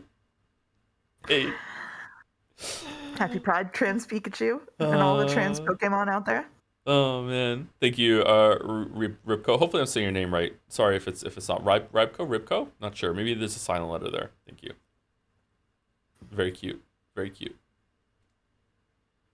By Maddie, Rap God Joe. Please, Joe, please check the DM. I know. I'm sorry, Maddie. I'm sorry. Okay, I have to refresh again in order to play video. I'll try and full screen it this time. It should be fine. Whenever I like go between fan arts and then play video, it always crashes. It doesn't work. Okay, let me turn the sound up a little bit. Okay, should be back now. And we hit... This one does go hard, yeah. Play. The culprit cannot be definitely said to be Natsui as long as there are other people without alibis. Uh-oh, I know what this is. Oh, Natsui is the only one without an alibi between midnight and 1 o'clock. This is being used as the basis of claiming that she is the culprit. However, the culprit is the result of this is not possible with the battle and the guest was committed. The crime is not possible. The guest was committed. The crime is not possible. The guest was committed. The crime is not possible. The guest was committed. The crime is not possible. The crime is not possible. The crime is not possible. The crime is not possible. Other people in the mention besides the two committed. The crime is not possible. George and the others were actually just plain dead. What if the second floor was reachable without going past the arcane light? What if the crime was committed before midnight? What if the crime was committed after 3 o'clock in the morning? What if the crime was committed before the interval of the midnight and fucking 1 in the morning? What if someone in the mention committed the crime between midnight and 3? Oh, it wasn't timed. It wasn't even timed. Oh, okay. It wasn't even timed. Oh. The fact that Maddie just left in me fucking losing my shit over the name is so funny to me. Just like fucking dying. Oh man. Kind of like losing my voice there through that too. Return of Baby Joe a little bit. The faster I talk. Yeah. Can we have that jelly with boombox as an emo? I don't know. Ask Maddie. I did DM Merrick about the emo I need for Metal Gear. Shit. Well, we want it one more time? Okay, we can go one more time. Usually we play videos twice. You get a +2 for straight out of definitely said to be Natsui as long as there are other people without alibis. The bump. Everyone moving up. Without an alibi between midnight and 1 o'clock. This is being used as the basis of claiming that she is the culprit. However, the culprit is the result of this is not possible with the battle and the guest was committed. The crime is not possible. The guest was committed. The crime is not possible. The guest was committed. The crime is not possible. The guest was committed. The crime is not possible. The crime is not possible. The crime is not possible. Other people in the mention besides the two committed. The crime is not possible. George and the others were actually just plain dead. What if the second floor was reachable without going past the arcane light? What if the crime was committed before midnight? What if the crime was committed after 3 o'clock in the morning? What if the crime was committed before the interval of the midnight and fucking 1 in the morning? What if someone in the mention committed the crime between midnight and 3? Oh, it wasn't timed. It wasn't even timed. Oh, okay. It wasn't even timed. I really thought it was timed. Okay. I really thought it was timed.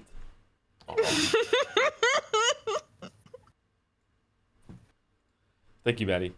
Thank you also to Fatal Cutie for the resub with Whole-esque games. What? Oh, Wholesome. Okay, I get it. And thank you, That Great Peanut, for the bits. Wholesome Keanu Reeves 100 Reddit points. That's true. Does Reddit still love Keanu Reeves, or is the honeymoon over? Oh, this is we need to zoom in. Can we still see it? We can still see it. Okay. Thank you, TC Agam. This exchange had me cackle-eing on the weekend. Image size as original. Sorry, Joe, you have to zoom. Okay, we're zooming in. What do you guys think the cookies represent? Why did you ask this? Look at the smirk. Why did I ask that? Because the cookies were an extremely fucking obvious symbolism that was like getting smacked in the face with the fucking curtains. That's why. I don't know. Some anime bullshit. I don't know. When did the murder start? This scene is so long. Do we even know the cookies are there? Did they say that in red? I think the cookies are just cookies. I do think the cookies are just cookies. Oh yeah, the curtain. Joe, how can the curtains be blue? There's no color in the scene. Maybe I'm becoming human. The Troy.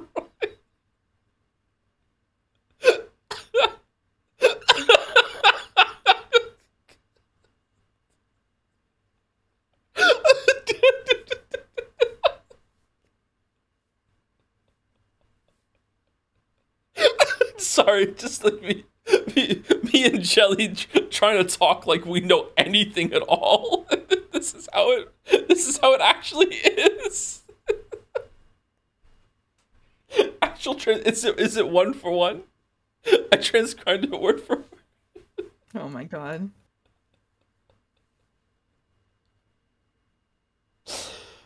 Zoom out to mouse with their head on the table. Yeah, probably. Smirk. Oh man, thank you, TC Agam. Thank you. I'm trying to find the exact moment to answer the question, what did the cookies represent? But the cookies were basically being used as a direct analog to Beatrice.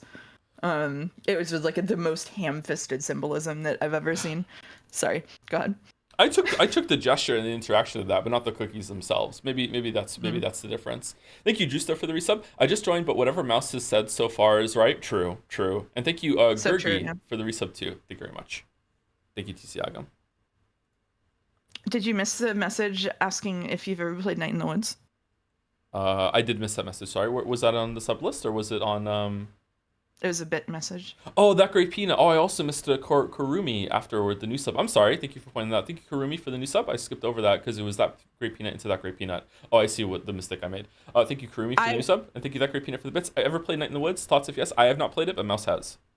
Yeah, I wanted to say my worst bragging rights ever, which is that Night in the Woods is based on a town 20 minutes from where I grew up, where I spent a lot of time. And that game is accurate.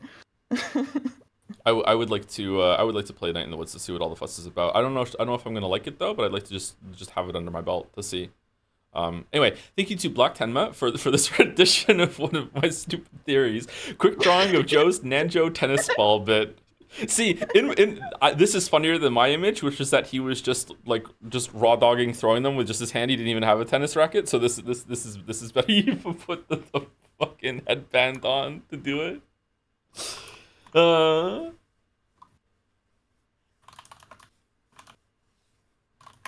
Raw dog. Yeah, it's Zoomer speak. I just use Zoomer speak. By the way, which console would you recommend for someone who has never owned a Nintendo console apart from the Switch? My options are either 3DS, which let me play 3DS, DS, and Game Boy Advance games, or a Wii U, which lets me play Wii U, Wii, and GameCube games. Probably the Wii U if you've never done anything like that, because that's like a pretty good library. Wii U and Wii and GameCube is pretty good. 3DS and having DS and Game Boy Advance games are also good, but I think it's harder to get the 3DS games because the shop is closed or whatever. Whereas I think you'll have an easier time getting Wii stuff and GameCube games. I would probably go with that if it's between those two. Steam Deck. I wish my Steam Deck wasn't broken. It's so hard to be me. Thank you, Funk Dev, for the resub, and thank you, Omega Green XY, for the resub too. It's just too much work. Hello, Mouse and Company. Hello, I'm Company. Hello. Thank you, Black Time again. It's the emo renditions of the Umineko characters. Crystal, up next for emo edits, or Jessica. Again, pulling it off. Pretty good.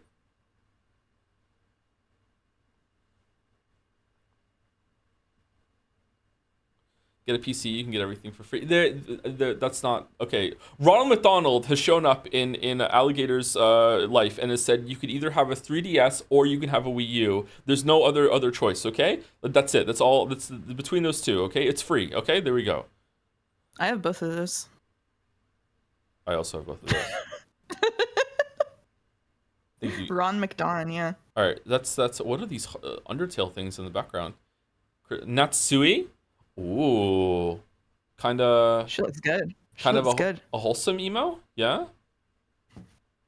Kind of got like a more approachable, nicer Morticia Adams thing going on. What do you think? I'm getting Beetlejuice. Beetlejuice. No, don't. Careful. You have to say it 3 times afterwards. You said it once, I said it twice. No, you don't say it 3 times. You don't say it 3 times. And then you say it 3 times afterwards, right? To get rid of him. Hold on. Does it? No. If you say Beetlejuice and then I say Beetlejuice twice, does Beetlejuice appear, or is it like for person specific? Now I've said it 4 times, so Beetlejuice. I've said it 6 times now, so I've said it 3 times, so now it's gone. You said it once. I don't want to talk about this anymore. Okay. All right. I don't want that guy to show up. Natsui. Okay, who's the next person?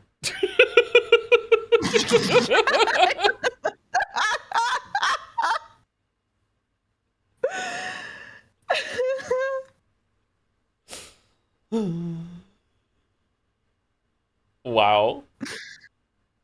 Bro is leaning on the wall at the show looking so fucking miserable, and if you go up and talk to him, he asks you if you've ever seen Interview with a Vampire.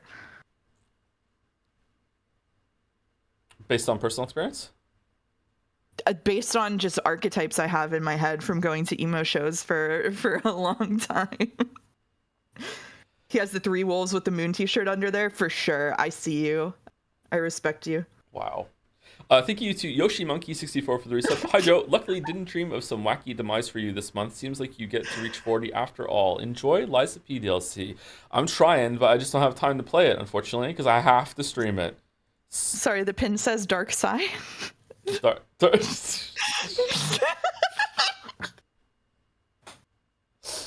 Oh, I see it with the hair, right? I see it. Yeah. Yeah. Oh man.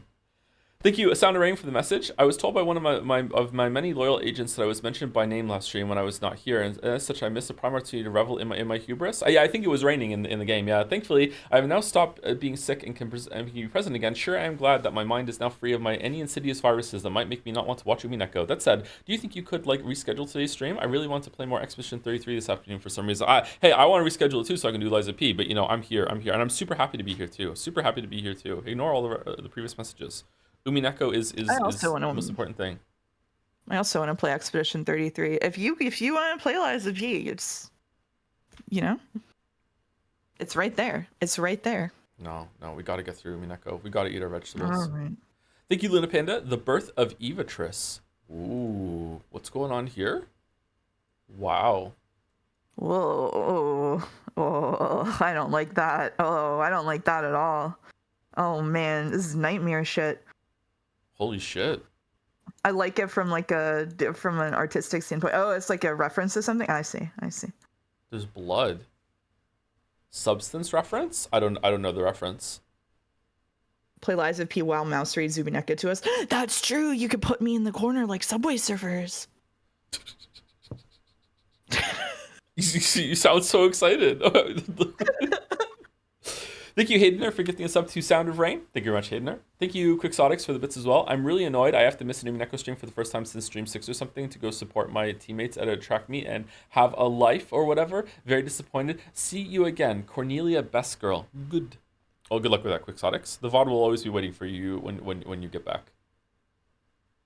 So social engagements are important, says the person who doesn't have any social engagements, but let's not get too real. Thank you, Luna Panda. Clearer, mouse versus rat. Umi5, I see that Tom is struggling with rodent identification, so I made him this handy chart. Mouse goes cackle E, smug like a distinguished monarch, so true. Comes in many shapes and outfits, cannot wall climb. Is this true? I would rather not discuss that here. Goes good.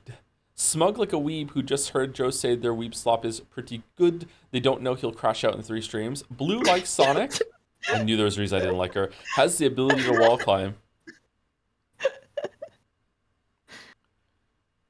I would not be wall climbing in a swimming suit, that's for sure. I love the Clearer mouse. I love Clearer mouse. Mm-hmm. It's a top tier mouse. Good. Yeah, top tier mouse, yeah. 68 mouse fan arts. very dignified, but also has like a kind of like an edge aura to her. I think yeah. This mouse has schemes. Thank you, YSF, for the bits. Morning, Joe. Spent the last couple nights delting on my rune and starting to Baldur's Gate 3 VODs. Anyways, I was in line for a Switch 2 this morning, and I was just after the last person to get one, so unfortunately I cannot waste my money more than I am now. Big ups, and I'm enjoying Cash 22 thus far, so thanks for shilling it. 07. Oh, you have a lot going on, YSF. Wow. Keep him busy. Well, I wish you luck getting a Switch 2 in the next round. I did not get one either, but I also didn't try to get one because I don't think I need one. But, Mario Odyssey 2, they'll get me. Got to do it. Thank you, N Naka, for the resub 2. Call me the Hamburglar the way I would devour the burger on the left. Scrandle. Which one was that? The gherkin one? You wanted the gherkin Probably burger? The gherkin one. Probably wow. That's the only burger I remember on the left, yeah. Wow. Thank you, Clear. Oh, 1 of 4 from Luna Panda. This is is it comic or is it different scenes? Let's see. Happy Pride Month. Make sure to support your Natsui during these hard times. I can't believe no one made this joke. In other news, to other news, Sumari, I graduated from undergrad to unemployed. Congratulations? I think that's still congratulations, right? There's still time. So. There's still time. Oh no, they are in danger. Help! I am being killed by a person whose name I won't say out loud. I have to come out and help. Natsui.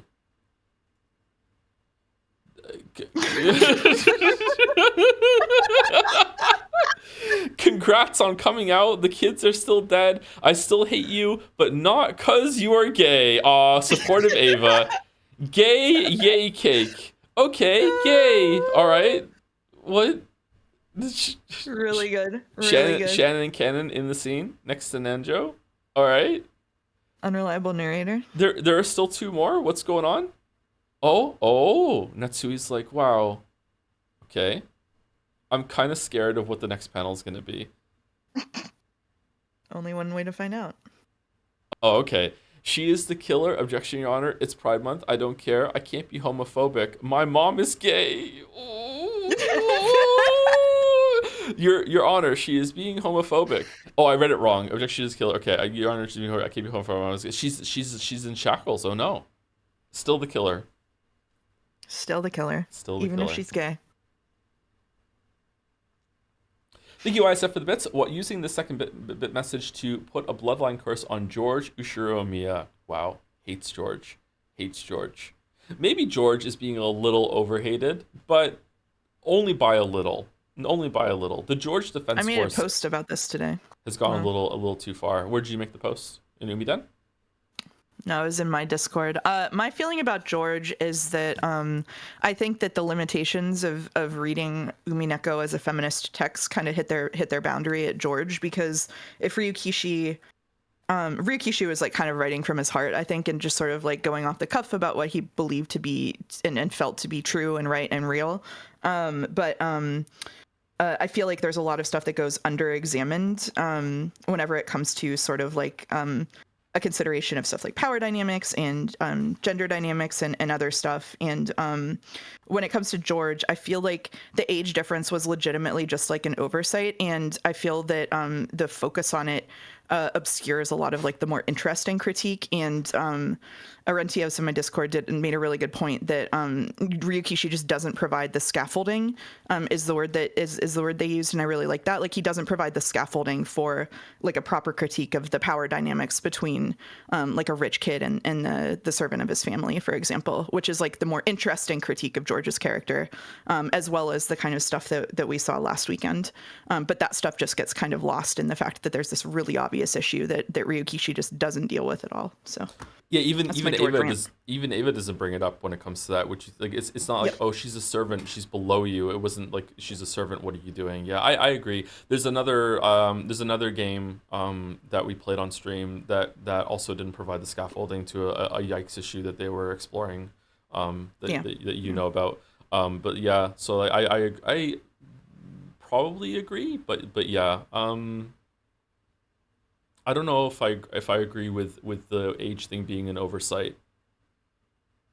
When I say oversight, I'm being a bit generous. I think it was under-considered. Definitely under-considered, but like what I know from Higurashi, like I don't know, man. Like, yeah. I'm sorry. When I say it was an oversight, I specifically mean it was an oversight that he didn't think that would stand out to anyone as weird. That's what I mean. that for sure, and that's a really big problem. But like, let's not harp on about that. Yeah. Okay. Yep. For sure. George talk. Thank you, Luna Panda. By Bula Mika, also a comic, 1 of 3. Some stream sketches from the Jessica scene where the Umi Fullers are joking about the light effects in the room for Kyrie. What? Good lord, what is happening in there? And then number 2. Aurora Borealis? May I see it? No. Aurora Borealis. In this part of Rekenjima, this time of year, entirely is located to the room that you've locked in and made a closed room mystery.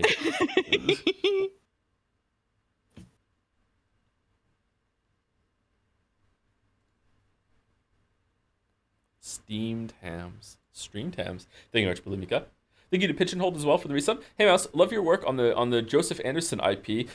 Ever since you joined the team, the value of this investment has soared, and my family can finally afford to pay off our daily Scrandal debts. Please forward this message to Toe as well. He's my 3rd favorite Joseph Anderson TM cast member. Oh, thank you very much, Pitch and Hold. Thank you so much. Thank you. I love that we've come around to this from people being like, I don't know about Joe doing all these collabs and having that girl on stream. Like, this is weird. Like, the vibes are really different. I don't like it. I liked it better when it was just him. And now we've come around to this. This is funny. Most of those people have just left and not come back. It's like Life is Strange all over again. Yeah. Luna Panda, the duality of the man. Chat, this scene is about complicated relationship between a parent and child. Author used symbolism to explain how Ava's wishes were George's cage. Take it with more maturity, blah, blah, blah. Francis Bacon.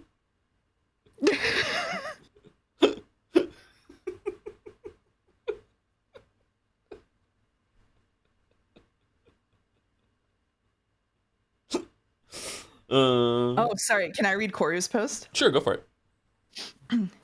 That's a very second wave take. In the 21st century, we recognize that only thinking about men versus women is so reductive that it ironically inhibits our ability to support women who fall outside the bounds of those who have traditionally had power in the feminist movement. It's one thing to say intersectionality, but someone who claims to be a feminist should do a better job of understanding women of all identities, even those who are rich men dating their servants. So true, Koryu. I was just saying that Umineko would be a very different VN if Ryukishi had read Gender Trouble by Judith Butler.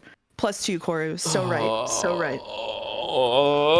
Okay, thank you to I'll play Steinskate for the resub. Joe's right about the skirt. We've seen the feet pics.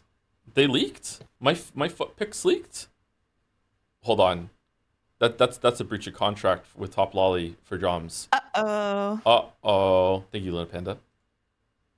By Skywine, cool name. Umi 5 destroyed by magic and love. Oh, that is so cute there, huh? Look at the colors. It's so vibrant, especially compared to like Erica in the shadow here. Oh, that's a really cool image. Look at that. Damn. Yeah, this is gorgeous colors. Yeah, it looks like they're about to come to life and start dancing as he's holding her in his arms. Yeah. Huh? Like wow. This is so pretty.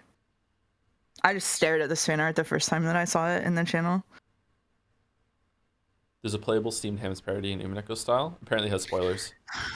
Yes, it has spoilers. I typed it has full spoilers in chat at them. Sorry. I didn't mean for it to be in caps. It's okay. It's okay. Thank you, Henry Wyatt, for the resub. A tier 3 resub. Holy shit, thank you, Henry Wyatt. Hello, Tom and Mouse. Also, thank you, Mouse, for the Misery Chord recommendation. I'm having a great time reading it. I hope it ends well, because I want to read it too. Awesome. Yeah, I also hope it ends well. I'm hesitant to recommend it to Joe until we find out if it ends well, because if it doesn't, I'm going to be so disappointed. The author is really cool, though. Loves Umineko. Loves Umineko. Thank you, Skywine. Holy shit. Oh wow. Okay, by Ribco again? Sorry again if I'm saying your name wrong. Finally caught up to the streams, decided to make some fan art since I've been loving the bits. A bit of a lurker, so apologies for submitting it here. This is the third time I'm going through Umineko, so I'm very much enjoying the vibes here. Third! Also, is there still like new stuff? If Ribco's in chat, is there still new stuff that you're picking up on a third time? Or is it mostly like just little things here and there? This is the third time going through Umineko, and I'm very much enjoying the vibes here. Also, not enough meta layers, we need more. Let me know if this should be spoilered though. I don't think I've hit anything that hasn't been streamed already. Though layer 1, Kraus would never buy those apes or sell them at an all-time low. According to my facts and logic, this is my answer, so say it in red. Nah. Layer 2, layer 3, this is some great tea, I've got to admit. Layer 4, too many fucking meta layers in my visual novel. Mouse on the shoulder. Okay, layer 6, damn, this stream sucks, why do I even watch reaction content? What the Nanjo down here? What the fuck? Is there a missing layer of Nanjo streaming at first? Catgirl Nanjo reacting to you streaming is so fucking funny. What are you doing? Setting the chessboard for Umineko. When the Joes cry, glorp of the mousy witch, you wouldn't get it. Fucking the dolls there. Impenetrable stream memes here. That's layer 5. Like, oh yeah, it goes from 4 to 6. You're right. That is layer 5. Sorry, I didn't realize that the numbers didn't match. Yeah. The artist did it. Big Ryukishi vibes. They expected what I was gonna say. Wow. That's really good. Oh, Renove in the background there. That's really, really good. Thank you, Ripco. Holy shit. Thank you also to Thysol for the resub. 2 Umineko streams behind, but take my fake Prime money. A Prime resub. Thank you very much, Thioso. Thank you. Thank you, Dalmek, for gifting a sub to the Luna Panda as well. Thank you very much, Dalmek. Hope you're well, Dalmek. Thank you, Luna Panda. Or welcome, Luna Panda. By Tep, Gold Truth Chan. Yeah, it's Gold Truth Chan. Yep. And no other Chan. It's Gold Truth Chan. It's Golden Truth Chan. She was recently hired for the position and doesn't really know what her role is yet, but she's making it work. She got fired from her last job after Twitch streamer Joseph Anderson was rude to her on his broadcast, which was very hard on her unhappy face. She's looking forward to her new start as a witch. Key to the Golden Land or something? She's not sure. I think it's the key to the bathroom. Pure liquid magic? Waterproof dress. Why would she need a waterproof dress, Tep? Her cherry blossom hat is so funny. I didn't catch that. The cherry blossom hat. Even the color of the band. Okay. I know that for someone out there, their favorite stream bit currently is how the fan artist keeps smuggling Piss-chan back onto the board. So congratulations for enjoying this one. This is such a nuanced, like, so well drawn inside joke that has so many inside layers to it that even someone who is here for every stream might not get it. That's incredible. Oh my god. We keep faking our drug tests. This fucking drug test Chan would also be another Piss Chan for a different name. Fucking.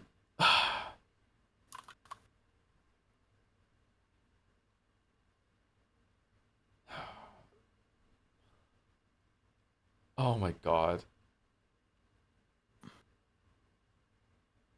I'm so owned. I'm so owned. Thank you, Tep. Thank you. Enjoy Piss Chan 4.0, I think, at this point. Thank you. Oh man. By Fruit 5868? Oh, who are these? I think there's something wrong with my version of Umineko. These are the 4 weird kids and they seem to be stuck in the Ushirimiya family house. Is it Homestuck? I recognize them immediately. Really? I think this is so well done. I did not recognize them immediately. I'm not into Homestuck as much as you are, I guess. I guess not. This is so good though. The artist also made other Umineko fan art that can be seen and share stuff you made on Jazz that I've omitted here for being made prior to and unconnected to the Umineko streams and thus being non-stream art. I've let this one through to leave this plea for keeping fan art topical to the Joe stream universe and also personal bias. Boulder. Francis Signed Bacon. Boulder. The rare Boulder comment. Holy shit. Boulder comment. What are these insignias? This is like the Ghostbusters Slimer, and this is a vinyl record. Mm-hmm. Skull. What's this one? Glorp. I don't know if that's supposed to be Glorp, but it says Glorp to me. This is the character that Boulder's profile picture was for a while, right? Yeah, it is. Yeah. It is. I think it's Glorp. Glorp. It's a dog. It's a Glorp dog. What are these insignias? What are these runes? Thank you, Fruit. Homestuck. Stuck at home. That is Boulder. What do you mean? By Milky Boo. Oh, your favorite are here. Well, who better to draw for Pride Month than the Gender Demons? Colors heavily inspired by Skywine's absolutely scrumptious art featured a few streams ago. Oh, I love them so much. I love them so much. Ooh, that is really good colors. Holy shit. I love them. I love them. No butt fangs. Yeah, true. L. I was gonna say it, but you said it for me. That's good. Okay, thank you. I read it in chat. Chat said it for us. Chat said it for us. Got some fangs visible here, though. True. Dude, you're gonna play Liza P Overture, right? Yeah, but not today and probably not tomorrow. I don't know. I really want to finish Baldur's Gate 3. I don't want to delay Baldur's Gate 3 even more for something else. We've done that enough. What's a butt fang? I don't know. What's a butt fang with you? A butt fang is I don't know how to explain this. A butt fang chatter is when you have a front-facing picture of someone wearing a short skirt, and then underneath the skirt or other non-skirt materials, you can see the corners of somebody's butt cheeks poking through the thigh gap, which is almost improbable to the point of impossibility in real life, but can totally happen with anime. So yeah, I don't think that's humanly possible. I don't think so. Yeah. Thank you, Mouse. Thank you, Mouse. That was a good explanation, Mouse. Well done. No problem. Thank you, Milky Boo. You've seen it? Yeah, it's possible, but you have to have a really specific body type. Oh, thank you, Pissed Off Wizard, as well, for the resub at tier 2. Thank you very much, Pissed Off Wizard. Wizapon? Waffles? I can't picture it. We'll show them the yeah, butt we can fang show when you. we Yeah, get in. we can show you when we get into Umineko. Yeah. Yeah. By I Nick spent Rose. a long time contemplating it. I don't think about butt fangs, actually. That's not my thing. Nick Ruse or Nick Rouse? I didn't even know what they were until the stream. Nick Rouse, 1 out of 3. Is this a Pokemon? What? This is a Clefairy? Money? Gun? Is Joe holding up a Clefairy? Clefairy. Sorry, that was just a reflex. It's okay. It's all right. I do it too sometimes. Fighto WYH Kun San faffing around in the open world with your homie San Kun. What the fuck? The base form turns human only from 10 a.m. to 5 p.m. as to blend in with normies weebs. Title given by the people of Twitch chat. Gay bait Ace King. Is that the title of a Wholesome game coming out? Oh, hey, Joe. Scrandle Dev has asked me to deliver this special pie. They were blabbering about someone disrespecting the best Pixar film, Ratatouille 2007. No. Do you know what this is all about? Scrandle original propaganda as art. Look at that shirt. Damn. It's an impressive shirt. Coming back to the brain rot funnies after finishing up with the tiresome personal game dev stuff that lasted a good part of spring, and just in time for the stuck in a closet month. What a luck. Finally have more opportunities to draw my first ever Joe OC, or a Joe C, one might say. Oh, there is a Joe here. I wouldn't say that. There's a Joe here. Is it Gay Bait Ace King or Gay Ace Bait King? I don't know. I would argue calling you a Bait King is much more accurate. I don't know. Bait King? I do like to bait. Yeah. Yeah. By the way, can't wait for you to play Deltarune somewhere in 2030. Hopefully by then I'll finally beat that one boss from Chapter 3, because the amount of time I spent on them as of now it goes in double digits. Oh, there's a really hard boss in Deltarune? Deltarune does have some hard bosses, that's true. What is this? Oh, is that the Pokemon thing? Joe? Whoa, oh, it's still there? Oh, you're looking at the pie. Now what's this for? Good. Oh no, the pie broke. Waste of a pie. Ratatouille Erica? Ratatouille Erica, yeah. Yeah, that is reflective of the quality of Ratatouille as a movie. Yeah, I agree. Definitely like a C or maybe low B tier Pixar film. Yeah, it's all right.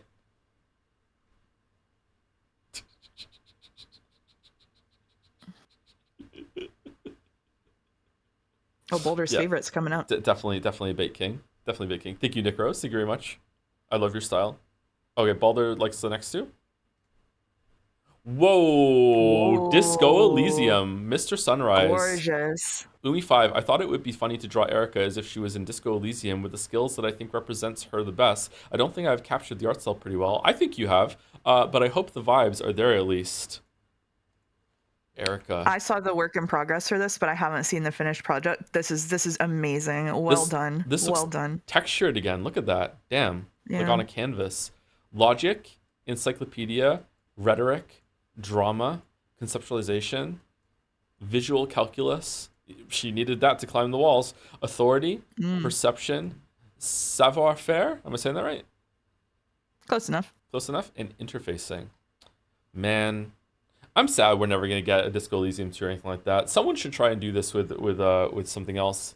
The idea of having like all the different parts of a person be like different things that are speaking to you is obviously like it's not that like explicit in like real life, but I think it is true to how people operate when you have a lot of things interacting with you and make you make decisions that you don't even realize it. It's like making a conscious process in Disco Elysium that's the really cool like supernatural part of that. Yeah. Yeah. What a good game. I love that game so much. Maybe about a missing cat. Is it in the Alps or whatever? What was it? Like, what was the meme that you showed me that I didn't know? They should make Disco Elysium, except it's about a witch searching for her missing cat in the Alps. Yeah, we saw like 30 people referencing that during the Wholesome Direct. I don't know. Chat was all about it. Damn. Thank you, Mr. Sunrise. By Outsin, this is a two-parter. Lieutenant Detective Double Yefrieder, Erica Farud, Sandstorm is at the scene. I'm happy to see that I wasn't the only one to have thought about this. Oh, you forgot to check the corpse? My, how embarrassing. Hey, Byrne, who are you talking to? What is this about not checking the corpses? Who else? It's our own little Brent Halligan. Really? Giggle, giggle. Little Miss Duct Tape went through all that trouble. Was too lazy to check their pulse. It's even worse. She didn't look at them. Giggle, giggle. Cackle, cackle. Oh, wow. She's as incompetent as Battler then. Uh-oh. Oh my god, the fucking Sekimea style dialogue is killing me. Yeah, I know. Yeah. The hat. Oh, goddamn. Goddamn. All right, I'm thinking like probably 1905. Time guesser. 1910. 1910 for sure. 1910. Yeah. Probably in Japan or on Rikinjima. Like, what do you think?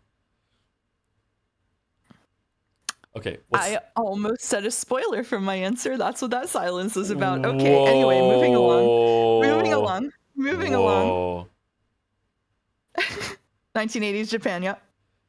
Lady Erica, let it be known that this fight has no point. I know. That's actually the same dynamic. Oh no. Oh no. Handwriting analysis reveals that script reads, Lady Erica, let it be known that this fight has. I was able to read it. Thank you for including that, Baldur, though, because I might not have been able to. Thank you. The Lanner taller than Erica. What Kuno care for? Fucking Kuno.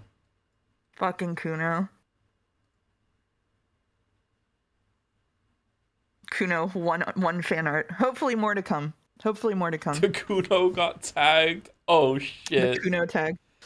Oh no. Kuno-chan. Lots of Disco Elysium fan art today. Again, sorry to be a broken record. If you're in chat and you haven't played Disco Elysium has easily, and I do mean easily, of what I've played, the best writing in video games, period, hands down. There's nothing else even on the same tier as Disco Elysium that I've played. And that includes like Planescape Torment, New Vegas, that sort of thing. It is SSS tier by itself. Maybe Pentiment is up there too. I don't know, I haven't played Pentiment yet, but like the Disco Elysium is the best written game, period. Even Undertale. Undertale is well written in a different way. Outer Wilds is well written in another way too, but like for how we're looking at it right now, like Disco Elysium, number one, easily number one. Like goddamn, Disco Elysium is so good. Thank you, Outsin. Oh, more from Outsin. The original sketches, because I think they're neat. They are neat. Oh, look at this. Look at that. These are good. I really like the style. It's super fun. Disco Elysium is also almost as good as Fate. Wow. What does it look like compared to that one? Oh. Cool.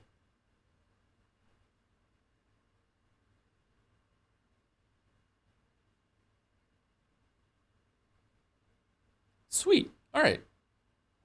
We got through fan art and the dolls and Wholesome Direct. Only 7 minutes over schedule. That's pretty good. That's pretty goddamn good, I think. That's pretty good. That's pretty good. Good job, us. Congratulations to us. Go us. Go us. Yeah. Go us.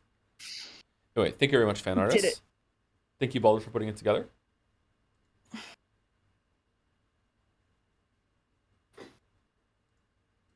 All right. I believe that I started OBS in admin mode because I remember having to. I opened it in normal mode and I closed it and I reopened it in admin mode. So let's see. Umineko. Okay. Oh no, I didn't run Umineko as administrator. Shit. No.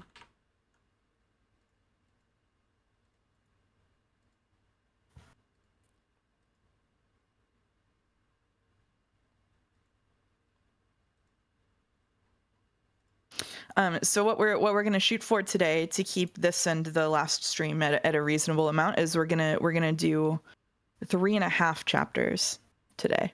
So we're gonna stop in the middle. We're gonna stop on a cliffhanger. Okay, Warning you, warning chat. Let me close Steam.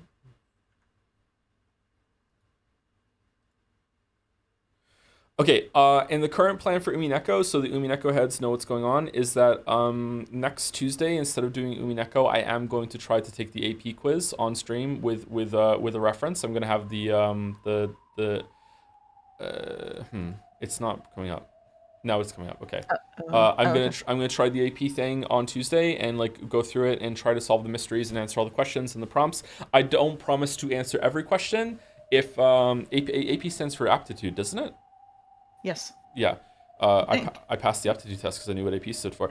Aptitude, or it's advanced placement? Advanced placement. All right. Well, I don't have the aptitude. So I'm gonna do that. I don't promise to answer every question. Like if there's a question there that I'm like, okay, like screw this, I'm not gonna do it. Like one of the questions was like, what does Goda's crossword puzzle mean or whatever. Like I'm not gonna do that. Like unless it sparks joy. I'm not. So we'll see how it goes. And then so we'll finish episode 6 next Saturday. Is le plan, I think. Someone in chat asked, we're not finishing episode 6 today. There's like 8 hours of reading left. What do you mean? What are you hoping for right now? So. Okay, what was the name of the marble? The anime. Kaze no Shoujo Emily. I have the thingy for you if you want. I'll put it in mod chat. Kaze no Shoujo Emily. I just typed in Emily anime my anime list. And I got it. Did that work? It did, yes. Oh, that's good. Okay. That's good. Based on the Emily of New Moon novel by Lucy Maud Montgomery, Emily is an orphan who gets sent to live with her relatives on Prince Edward Island. What? Yeah. In Canada, after her father dies, in New Moon, she lives with her Aunt Elizabeth, Aunt Laura, and cousin Jimmy, and learns to adapt with the help of her imagination and new friends. Big Umineko vibes? It's like a mom-approved anime. This incredible. Is like Anne of Green Gables fucking like anime version? Like what? Huh. Anne Shirley? Okay, can we hear the music? We can't hear the music because I haven't done my fix. The untold damage has been done to me this time by looking in the recommendations on that page and finding Les Miserables Shoujo Cosette. I'm closing it. I'm never looking at my anime list again. I don't want to look at it. Les Mis anime? Holy shit. Okay, is the music loud enough that people are going to be able to hear it decently while we're on break for about 5-10 minutes right now? Is it good? And while people answer, thank you to Yuri Lover 337. Happy Pride for the bits. Hey, Tomaus Collective, thank you for all the streams. I can't believe how often in tune I feel with the vibes of the streams, and I really appreciate the joy it brings to my life. You're welcome. So thank you very much. Also, by the way, when is the next fan art showcase? Maybe the 2 doodles might appear there, and that would make me quite giddy. We usually do them on Saturdays. We just got finished with the one now, so usually we do Saturdays fan art now because most of them are Umineko themed, and we don't want the spoilers to be Umineko on Friday. Okay, I can turn it up a little bit. I'm going to turn it to -15 from -20, and then if it needs to get turned down a little later, we will do that when we get back. But anyway, time to go on break. We'll be back in about 5-10 minutes. I don't know if Mouse is going to make a tea. I'm probably just going to use the bathroom and get a Gatorade, and then I will be back. I need a bit longer of a break, yeah. Okay, works for me. All right, see you soon, chat, and we'll start reading when we get back. Bye, chat.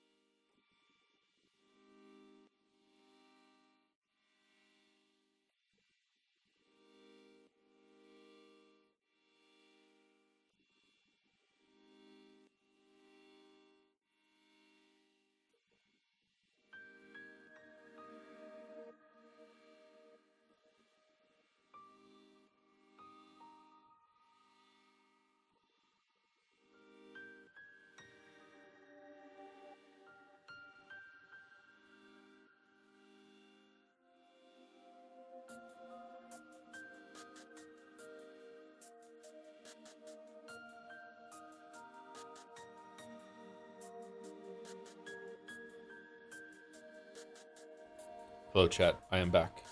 Mouse is not back yet.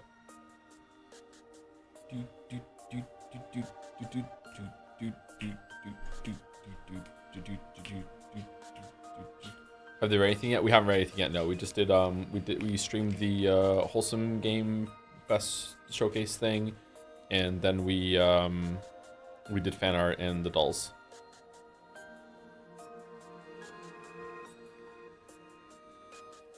How'd you like the boss rush mode? Yeah, let's talk about Liza P a little bit. So Liza P has added some cool features that I wish were in all games that have boss fights like this. Oh, hey, sorry, they can't hear you. Hold on, give me a second. Right, there you go. Now they can hear you. Were you being rude while I wasn't here? Julio says you're being rude. No, I was being really nice. Wow. I wasn't saying anything like I prefer rats over mice or anything like that. I was being really nice. Oh. Yeah. Let's you use sword souls from level up menu. Oh, does it? I didn't see that. I didn't know you could do that. Yeah, there's a lot of cool things in that. They changed the tooltip of the red attacks that I thought was ambiguous at the beginning. That's pretty cool. The boss rush thing, you can fight the bosses again. You can even make like your own boss rush mode that you can fight three bosses in a row. There's also difficulty modes for all the bosses as well. It's really good. Like I want to show it off when we stream it, but like there's so many cool things that they did. Like if you go to the Hotel Krat and you start the boss rematch fight, after you beat the boss, it summons a bonfire like in the room after the boss is dead. And when you use the the bonfire in any other game, it would probably just kick you back to Hotel Krat and you'd go through a load screen and then pick the next boss you want to do. But instead, there's like an option. It'd be like, hey, do you want to fight another boss? Which boss do you want to fight instead? And it teleports you straight there instead of having to go through another load screen. Like I know that may sound like a little thing, but that amount of attention to like thinking about the player experience and what the player would want to be doing is like really good. So like yeah, there's even a stargazer before the boss room that you can like change your shit without having to go back to Hotel Krat to do it, right? It just like this unbelievable. Like I can't believe like how easily I'm impressed because I've been conditioned by other Souls likes, not just from like other people that make them too, that they don't have this kind of quality of life and options. Like it's really good. Does UI look good for it too? I think it looks good, yeah. It's your last chance. It's your last chance to stream Liza P instead of Umineko today. I'm giving you the out. No, it's okay. I'm in. The out is here. I'm in. Are you sure? I'm in. It's not just about responsibility and schedule. I want to see what happens in Umineko. I want to know. We'll see how you keep feeling after today. Liza P Saturdays. Liza P Saturdays. I really want to. It was really hard not to go in the DLC last night while I was just like seeing what the basic updates were like. I really want, when Liza P came out, there were some balance changes and stuff, and I really want to play the DLC before the first round of balance changes goes in. I really want to do that, so I don't know what I'm gonna do.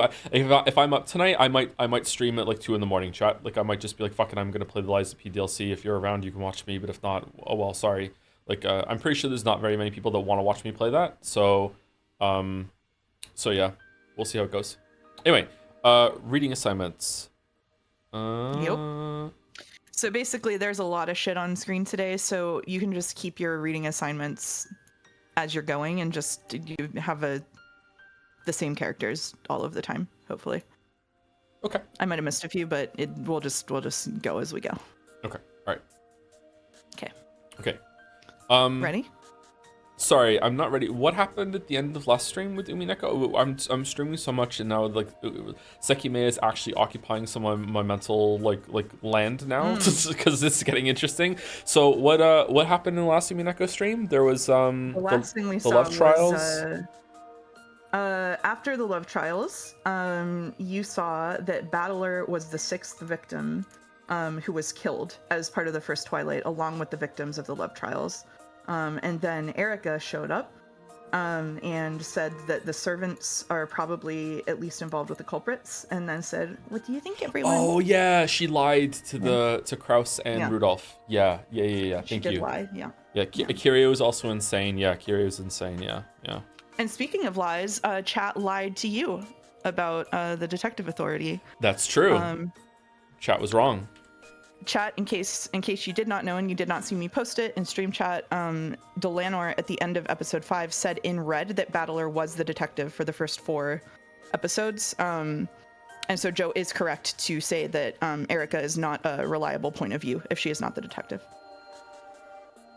Yeah. There was also a conversation that we had off stream and you made me realize that a part of Kyrie's speech that I did not pick upon, because probably I just like Kyrie so much and like I'm biased toward listening to her, is that her depiction of Azumu as being this Azuma being Battler's mom, as being like this equally conniving, scheming woman that was like faking a whole persona in order to attract Rudolph, is probably not even what Azuma was like, and she just genuinely was that. And I didn't realize how much I had bought into what Kyrie was saying until we had that talk. And it's a really interesting thing that I was just completely blind to. So like Kyrie was like saying that Azuma is like, oh, she's pretending to be afraid on planes or whatever, so Rudolph can be the hero and come and save her. And maybe she's right, and maybe Azuma is like that, but like I just took it as completely true. Whereas Azuma just might be just like a more like nurturing, needs to be protected kind of person, and Rudolph was just going for that, right? Like yeah, I didn't realize that that was even a factor. Yeah, I think whenever we talk about reliability in Umineko, it's also important to remember that the characters can't just lie. Not because they're not the detective, but because this is like an extremely deceptive family, right? Or not even necessarily she's lying, but it might be the case that is so imbued in how she thinks about the world, that is how she perceives the movement of other women. And it's kind of the flaw in her chessboard thinking strategy, is that she is not able to actually strategically think about what drives other people to behave the way they do. Yeah, which I think is an important thing. The chessboard thinking assumes that everyone is playing a game, and it might not always be a game, and just like people just might be living their lives. And also ties back to like how you view Azumu's actions, like with love or a certain way, without love they're viewed a certain other way, like Okunogi or whatever the fuck what his name was. Like yeah, that keeps coming back up. Yeah. And this is again like Disco Elysium's like cerebral system and everything. This is how everyone views. That's what one of the best things about Umineko is, that this is how everyone views the world. Like that's very, very, very real to life, true to life. Yeah, it's interesting. Yeah, like she could 100% believe that about Asumu. When I say lying, I mean that it might just not be actually true, right? This might just be an accounting of how she sees Asumu. It's the same as how Kraus thinks he's completely 100% in the right, but we know that's not true. So. Yeah, you could, or at least it wouldn't be true for 20 years. They can definitely be lying to themselves. Yeah, for sure. Yeah. I would say it's again a very common thing. Yeah. Anyway, sorry. Enough yapping. Let's talk. I think this is you, right? This is me. Okay, let's start. So, how is it playing on the witch's side? It feels strange. I used to think that the witch's side had such a huge advantage, but now that I'm on that side, I see that that's ridiculous. It's almost like that game where you stick knives in a barrel and try not to stab the mustache guy inside, base game. From the perspective of the human side, it feels like trying to shoot at a target hidden by mist, but from the witch's viewpoint, a stray shot might hit and become fatal. The old me played games like that all the time. Yeah, it's almost like Russian roulette. Even so, you believed that I'd eventually notice and stretch those games out to the limit. It may be impudent of me to ask, but just what is it that you noticed, Battler-san? At the very end of your games with the old me? It was a strange question. Even though in the past Beato had always been the one posing it to Battler, now that Battler had figured it out, Beato was the one asking it to him. Our roles have been completely flipped, haven't they? Thank you, Ryukishi. In the past, only you remembered and only I forgot, but this time it's the other way around. Only I remember and only you have forgotten. Would you mind telling me what it is? Telling you would be easy. Too easy, but I don't want to tell you. I'm not trying to be mean. I just want to believe in a miracle for a bit myself. A miracle? Yes, this was a single miraculous seed that Battler had left behind. If Beato could remember a certain something without being told, that would prove that Beato had truly revived. So he wouldn't tell her. It was Battler's final seed, which existed because he still couldn't abandon his hopes for Beato's revival. Sorry. You failed the D20, huh? I did fail the D20.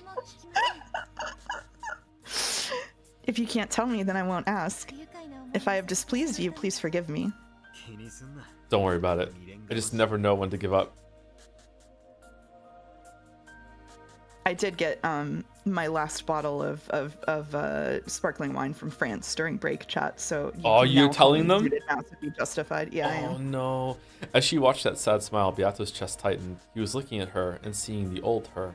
Yes, I must become my former self for his sake. My older sister who gets burned by spiderwebs and I who don't must become one. Surely it's more useful to him if I go on a journey to find myself now than if I simply watch over his game. How do you feel about this game? Do you think you can win? I intend to win. I'll win and end this eternal torture just like Beato wanted. When it ends, what will happen to the world? Who knows? I wonder. However, that's what we wish for. So no matter what the result is, I'll accept it. What will happen to me? Beato was uncertain. Even she was probably no more than a piece in this game. If the game ended, then would she, one who had been born out of that game's rules, disappear? The game will probably disappear, but now I completely understand magic, so I'll be able to carry you off the game board. I think that was your wish. My wish? The rest is a secret. I'll be waiting for a miracle for you to remember all of that on your own. After smiling bitterly for just a second, Battler laughed and told her not to worry. Apparently, it was best if she avoided talking to Battler about her previous self. Well then, I'll go check on my opponent for a bit. I can't wait to see what kind of twisted logic that idiot thinks up next. The old Battler-san did a lot of that too. My favorite was the one from the first Twilight of the second game, when you said the culprit killed everyone by feeding them small bombs. The highlights of my dark past. Please forget that ever happened as fast as you can. Yes, I will try.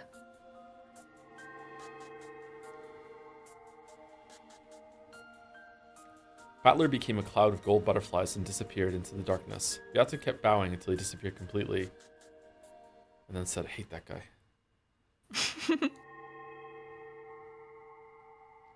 To fill his place, a single gold butterfly appeared and became Beato the Elder.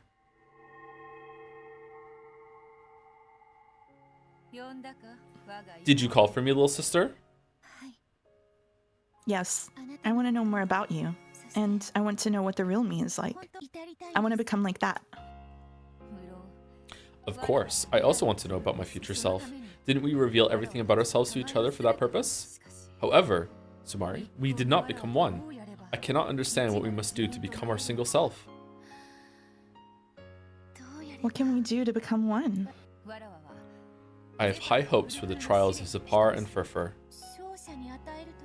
You mean the miracle of magic given to the victors? Thank God we have mouth moving on for this. I know, right? Yeah, I thought that was my line, and then she started talking.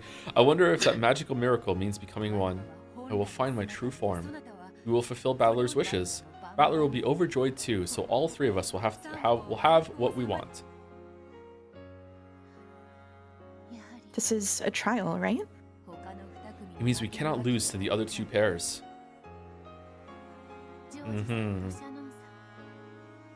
George-san and Shannon-san, Jessica-san and Cannon-san. I can only grasp happiness by trampling over them. The conditions apply to all of us. If one of the others succeeds in love, the other two groups, including you, will be trampled over. Why must the scales be so tilted, I wonder? Tilted? Some people will find love, others won't. In that case, you can put those two groups on a scale. However, the scales for our trial have 3 plates, and 2 must lose for 1 to win. That seems horribly skewed. Who knows? It might mean that successful love is worth 2 destroyed loves. True. You're too insecure, little sister. If you can't put your desire to answer Battler's expectations before your uncertainty over what happens to the losers, you won't be able to win anything. You're right. I won't give up our victory. I don't like doing this to the others, but there will be no hard feelings between us and them. If I do lose, is this still me, narration? Yes. I'll give my strongest blessings to whichever of the lovers wins. So I'll fight with all my heart and soul, so that I have no lingering regrets. and I'll win that miracle of magic.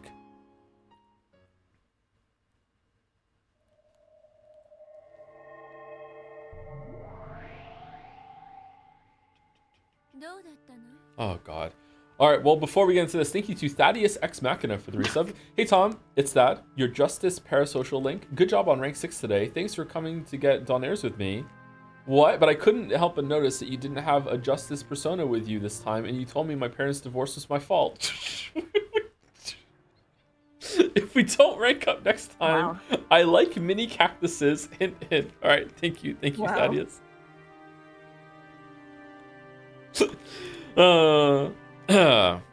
How was it? How did the red and blue shootout over the first Twilight go?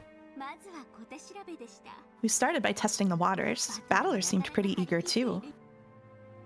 She had just come back from a fierce fight with Battler where she had gathered information by making demands for the red text. It was the old familiar kind of fight reminiscent of when the red text had first appeared, or when use of the blue text was first permitted. And the result? First, in all cases, it was the victims themselves that constructed the closed rooms. Also, those closed rooms were perfectly preserved until Krause's group broke them open. Also, I confirmed that during this period, all sorts of interference from the outside were impossible. Erica reported this proudly as though it had been a great battle, but Berncastel looked bored as she listened. After looking at her blankly for a second, Lambda Delta spoke her opinions frankly. Wait a second, doesn't that mean this closed room murder was perfect? What? The victims had sealed the closed rooms themselves, and the closed rooms had been preserved until Krause and the others broke them open, and no one had been inside the closed rooms except for the victims, and Krause's group, the ones who had broken the rooms open, were not the culprits. In this way, she... Sorry. It just started 3 lines in a row with and. And. Oh, it is true. And. Yeah, damn. In this way, she had managed to win several little red truths like these. Ryukishi's editor said that you can't start a sentence with and, like 5 minutes before he wrote this. He's like, you should watch me. Just kidding, he didn't have an editor. In this way, she had managed to win several little red truths like these. Normally, simply collecting such vital information would have been enough. However, the Master Witch, tired with boredom, had expected a much more flashy, argument-winning victory instead of this bland result.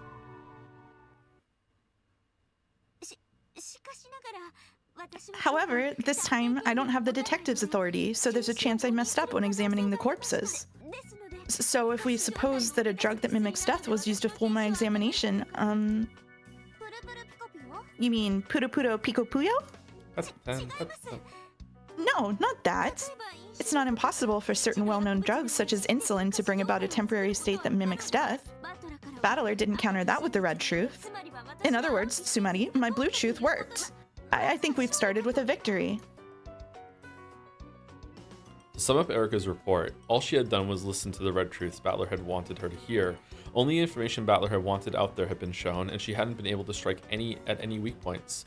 She was like a kid who had gone out shopping and then forgotten her job and only bought candy. Why would all of them take a drug that mimics death and then go into a room and make a closed room, unless they were just going to sleep and they closed the room? But then why put the whatchamacallit in front of the door? The what was it? Coat rack? Coat hanger? What was it that was in front of the parlor door with Rosa and Maria? Oh yeah, I don't remember. I had a completely different question in my head. Which was does that mean his mom read Higurashi too? Oh shit. Mm. Oh. Mm-hmm. Oh. Mm-hmm. Yeah. Yeah, I don't know the answer to that, but I fear the answer to that. Didn't they confirm homicide with the red truth? They weren't dead until the seal was popped on the closed rooms. Otherwise, it is magic, and Battler has broken the rules, which maybe he is. Maybe that's where it's going. But right now, if this is a mystery, all 6 of the people that were killed went into closed rooms, were alive, made them closed rooms themselves, then went to sleep and just pretended to be dead, or were drugged to pretend to be dead for some reason, and then the rooms were opened and they were presenting as dead, which is why like Krause and Co. thought that they were dead, and then someone has come back into the rooms later, or it was Krause and Co. I think that was counter to the truth though, and has then killed them. If it's been, I can't remember if they were confirmed to be corpses. I think so. I can't remember. We'll see. I'm sure it'll come back up. However, this was all the players on the human side could do. Without the detective proclamation, she could only fight by collecting dull bits of information like that. However, her master had been expecting more than that sort of dull fight. So, she had tried to give her report energetically to make it seem as though they were in a superior position. But no matter how much she tried, the cold expression of her master remained merciless. Your blue truth worked?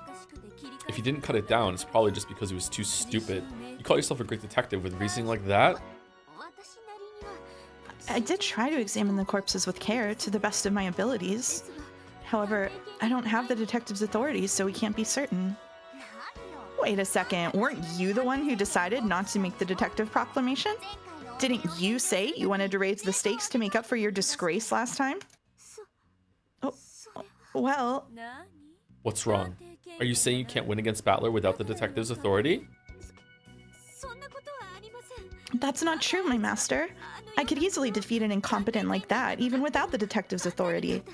It's just, this style of fighting is a little different from what I'm used to, and I haven't gotten the hang of it yet. See, this is why I never use detectives' consumables, so I don't get in situations like this. As far as humans go, Erika was quite talented. Her knowledge and powers of memory and insight were ahead of the pack, and it was likely that no human was more well suited as a detective than her. However, no matter how much of an advantage she might have had over other people, that didn't matter in the witch's game. In the witch's game, it's either 0 or 100. In other words, Sumari, everything is either the red truth or it isn't. If a normal human was worth a 10, her exceptional power would probably rate a 99. However, it could never be 100. Since it wasn't 100, it couldn't be absolutely certain, so it didn't count as red truth. For example, the examination of the corpses that Erika had worried over in the fight just now. If she had performed it with the detective's authority, she could have said with 100% certainty whether they were alive or dead. However, without the detective proclamation, it was 99%. There was a 1% chance that she'd made a mistake, and that overturned the foundation of the examination. Erika had gained the detective's authority and had become the Witch of Truth. Because Bernkastel had supplemented her talent of 99 with an additional 1. Simply because Bernkastel wouldn't give her that 1, in the world of witches, Erika's 99 was treated exactly the same as 0. This sounds like a magical buff to me that should render everything like null and void according to Nox's rules. She couldn't even use her great assistant Delanor without a power of 100. When working under an Erika who had lost the detective's authority, Delanor's red longsword lost its power. Delanor was also irritated that she couldn't provide full assistance. She had tried several times to convince Erika to use the detective's proclamation, but Erika had stubbornly refused each time. I think you should listen to Delanor. She seems to have her shit together. And Lambda agrees.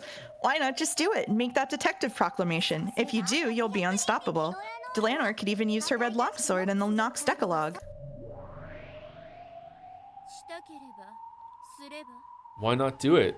If you want. No. There was no need for anyone to explain. By now, it was clear that Erika hadn't abandoned the detective proclamation by her own will.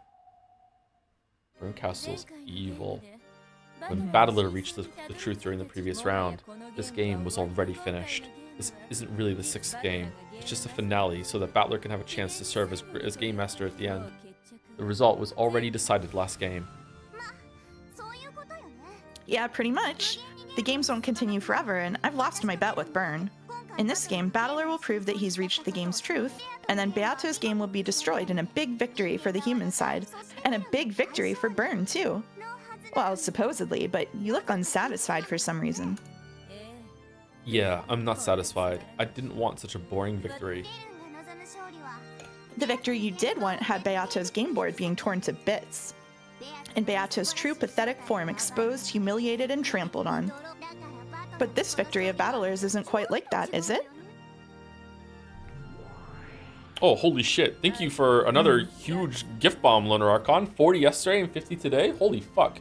Okay, again, getting some mixed signals. We're not doing, you know, a showcase right now. Do you want the Xbox showcase tomorrow? What is it for? Thank you so much. This is unbelievably generous of you, and not your first, like, even first or second sub gift bomb. Holy fuck! Thank you. To your discretion. Ooh, I think I will do the Xbox showcase tomorrow. I think that's a good idea. Thank you very much, Lone Archon. All is about love and promises. He wants to end the game quietly and let her sleep in peace. That sort of ending would make anyone vomit. I didn't give Battler all that advice so that he could end things like that. I had his little sister turn to scrap meat behind his back. I had his parents and family killed horribly over and over again. That was all to spark a desire for revenge against Beato. And now, what kind of ending is this? Have I won?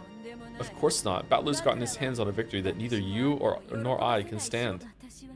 I had to withstand a staggering period of boredom just to come all the way out to this backwoods territory, just so I could see Beatrice lamely and pathetically torn to little bits. I didn't come here just to sip from a rotten yogurt fragment like this.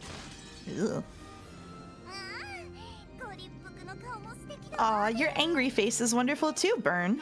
I see. So this is why you wanted to straighten things out for yourself at least once at the end. It's all the fault of this moron piece screwing up all the time in the last game. Because of you, this game board that looked like it'd be fun for the first time in thousands of years has all been wasted. Filth, trash, scum. Can you hear my gamepad rumbling? Yeah. My apologies, my master. I'll definitely bring you a victory, so please forgive me. If you couldn't win with the detective's authority in the last game, how do you expect to defeat Battler now that he's the game master? You don't have a chance at winning even with the detective's authority, so why bother with it? True, if you can't win anyway, then the detective proclamation isn't necessary. The lack will just make your loss all the more certain. And therefore, more than anything else, if you manage to win in this even worse situation, that would be a miracle worthy of me. If and only if you can do that, I'll be able to forgive you. Yes, I will surely show you that miracle. Like, hell you can, Scott. What was the music there? Whoa. All you can do is thoroughly expose your wretched self in a horrible punishment game, with your only weapon taken away from you, and through it all, you'll still roll over playfully and beg to keep me entertained, scum. And oh, hold on, I read that wrong. And beg to keep me entertained, scum. Anime sound. Sounds like you're having fun. Am I getting in the way?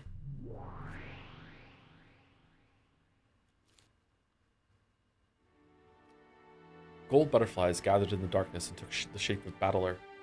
Though he had just arrived, he seemed to know that the mood was dark. Ah, Battler. I had a look at your first Twilight. Quite impressive closed rooms. I'm sure you're even more talented than Beato. It's just a rehash of the closed rooms Beato made in the past. I'll take that to be a compliment for Beato. It's so true, it actually is. Okay, they're admitting it. Cool. Yeah. It seems your fight with Erica wasn't bad either. Think your serial murders will move along smoothly? Who knows? My role isn't to carry out serial murders. It's to use that process to show you closed rooms that are impossible without magic, and thereby achieve victory for the witch side and prove that I fully understood this game. No, there's one more thing. What? To settle things with Erica after that evenly matched duel we acted out last time. Battler? Evenly matched? I feel like Battler feels sorry for Erica. Berncastel noticeably grimaced. Erica averted her eyes and hung her head timidly. I know what you'd like to say. That wasn't a draw. We should have won easily, so it counts as a loss. Hey, it's not polite to eavesdrop. Look at a mirror. It's written all over your faces. Oh. No way! Where? Hey, what's going on? If you tell me it's written in ink only morons can't see, then death, super death for you. I hate Lambda Delta. Lambda Delta pulled the mirror out of thin air, then looked at it and jumped around angrily. She was apparently pretending to be stupid in her own special way.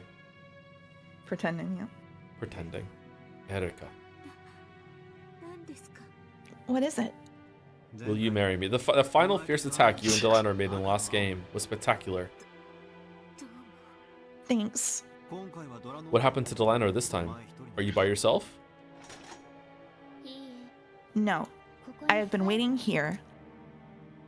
Delano had just been standing around in reserve, hiding her presence in the dark shadows, behind the bishop, knight, and two pawns.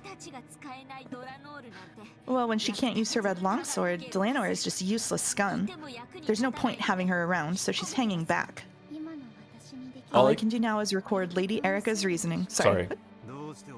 Why won't you fight with her? Why can't you use that red longsword? Erica's reasoning and your longsword.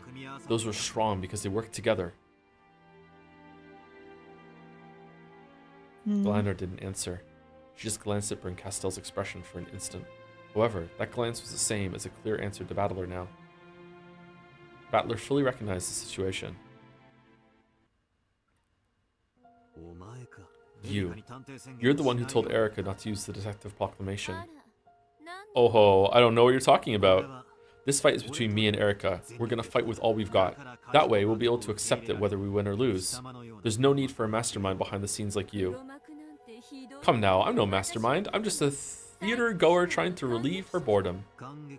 A theater goer is someone who sits quietly in the stands and watches. That's not what we call someone who jeers at the stage and threatens or manipulates the performers unless it's a pantomime, stresses Balder. Sorry for being an ill-mannered audience.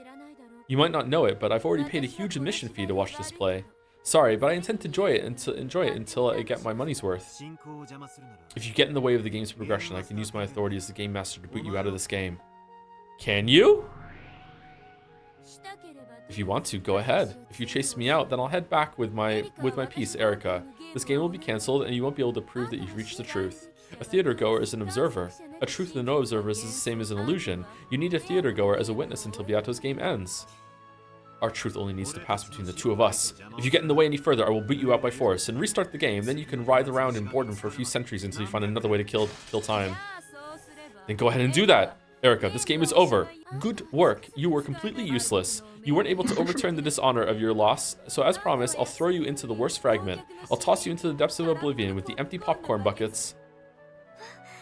My master, I will win. I'll win no matter what. So please let me fight Battler until the end. I don't want to lose and get thrown into the depths of oblivion. That would be like Jelly's worst nightmare, right? Like a heap of empty popcorn buckets? Wow. You know what I want to watch until the end, right? But Battler says he'll toss me out. Hey, what do you do, Lambda? Well, I realize you've been irritated since the last game, Burn, but calm down a bit. And Battler, don't provoke Burn so much. This kid can't control her emotions sometimes. Shut up. Who can't control her emotions? Burn Castell, who had never showed any expressions at all at one point in time, was now twisting her face into all kinds of displeased and ugly shapes. When Lambda Delta made fun of that, Burn Castell clicked her tongue and looked away. As they say, nothing can stop poison but poison. Apparently, Lambda Delta was the only one who could rein Burn Castell in. Erica, you want to fight Battler, clear your name, and get Burn back into a good mood, right? Yes. Battler, you want to quickly and neatly end this final game so that you can prove you found the truth, right? Yeah. This is a face-off between me and Erica. I won't let anyone get in my way, but I won't let anyone get in Erica's way either. Battler. If both of them wish to fight, then that should be respected. Leave Burn to me. I'm the only one in the world who can calm that kid when she gets in a bad mood.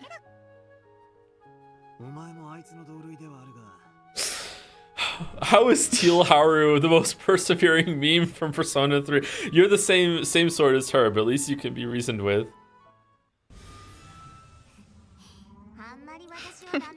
You shouldn't underestimate me.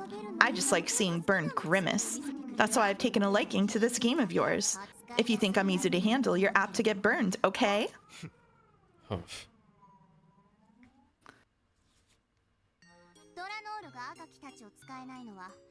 Slanor can't use her red longsword because the detective proclamation hasn't been made. If Erica makes it, she'll regain her power right away, right? Yes. When that happens, forgive me. Erica. What? Why'd you say it like that? Make the detective proclamation. No. No. Do you really think you can beat me as I am now without the detective's authority? I can win. Lord Battler, Lady Erica is herself a piece. She cannot disobey her master's orders. All she can do is gather the power she has and fight for survival. And Delano, your power can't be used at all without the detective proclamation? I need permission before unsheathing the red key. One form of that permission is the detective proclamation. Are there any other ways of getting that permission? What are you saying? If you're doing this out of pity for me, that's none of your business. Quiet. You're so flimsy by yourself that it's boring. Be quiet, detective who isn't a detective.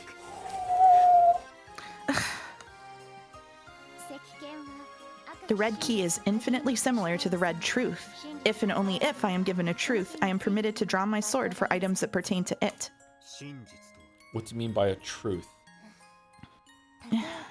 For example, there are Lady Erica's packing tape seals. Ah, those. So I was laughing that it's signed by Berncastle. Yeah. Lady Berncastle has already acknowledged that those seals are equivalent in value to the red truth. Therefore, I am permitted to draw the red key, at least for truths pertaining to those seals. What does it say?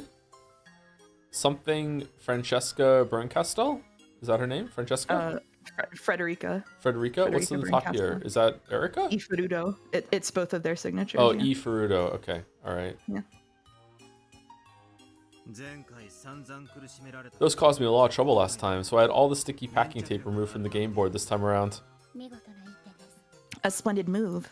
Thanks. Erica was proud to be able to call herself the detective, wasn't she? Yes. Though her only goal was to irresponsibly solve riddles, it was a matter of pride for her. Then she must really be suffering now that she can't make that proclamation. Only she could tell you that. Battler took a deep breath and hung his head in thought for a time. Erica was his enemy, but she was the player on the human side, and without her, there would be no game. I feel like Battler's about to do something monumentally fucking stupid. It had been the same with the old Beato. Battler had only one-sidedly viewed Beato as an enemy. However, though Beato had thought of him as her opponent, she hadn't considered him an enemy on a personal level.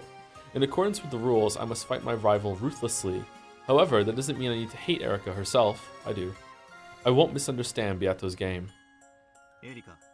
Erica, you're free to choose not to make the detective proclamation. In that case, go and fight with your power as a human. I've been prepared to do that from the start. However, you have talented allies, Delanar, Gertrude, and Cornelia. You aren't alone. You have allies. Yeah, but they're unreliable, powerless, and useless scum. Delanar, just like how I was supported by Virgilia and Renove in the past, Erica needs support as well. I know from repeated experience that playing for the human side is tough. Yes, I will assist her with all the power I possess.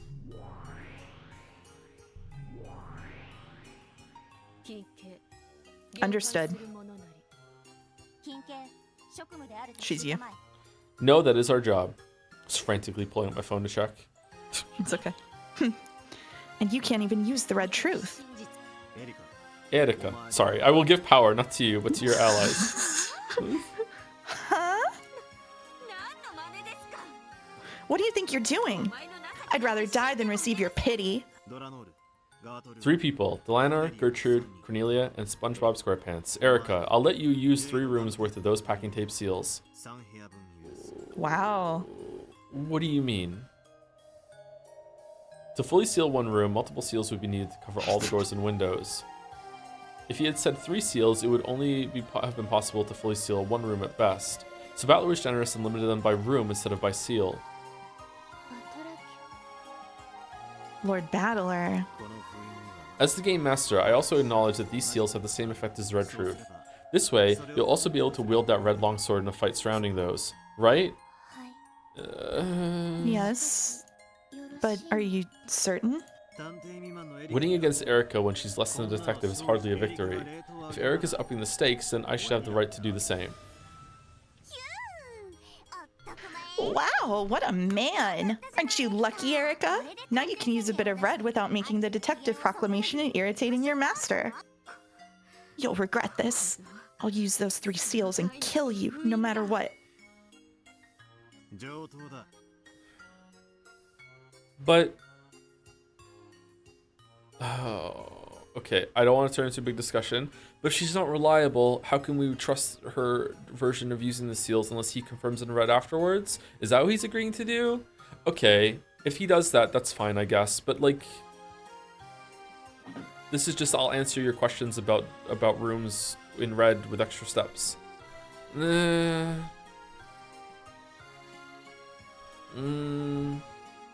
Okay, perfect. Come to kill me.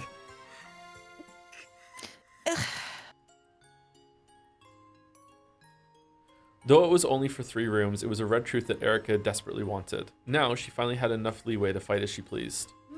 She ground her teeth at being pitied by Battler, but her tears were not those of shame. Understood. 3 rooms worth of packing tape seals accepted.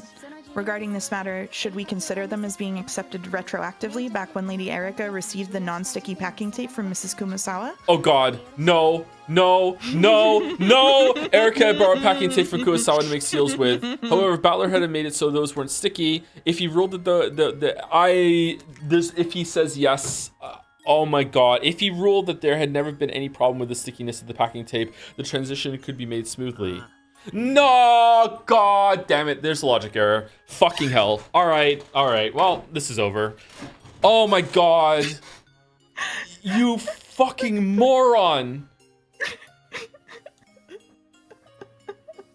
How does that even work?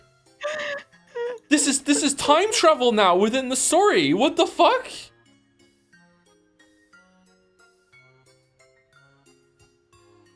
Sure, that's fine. Would you like to know my opinion of how to read this, which doesn't spoil anything?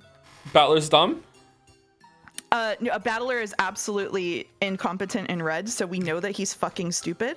But I think at this point, for me, I dealt with this by fully transitioning into reading this as metatextual and Umineko as a story in which these characters understand that they're crafting a narrative.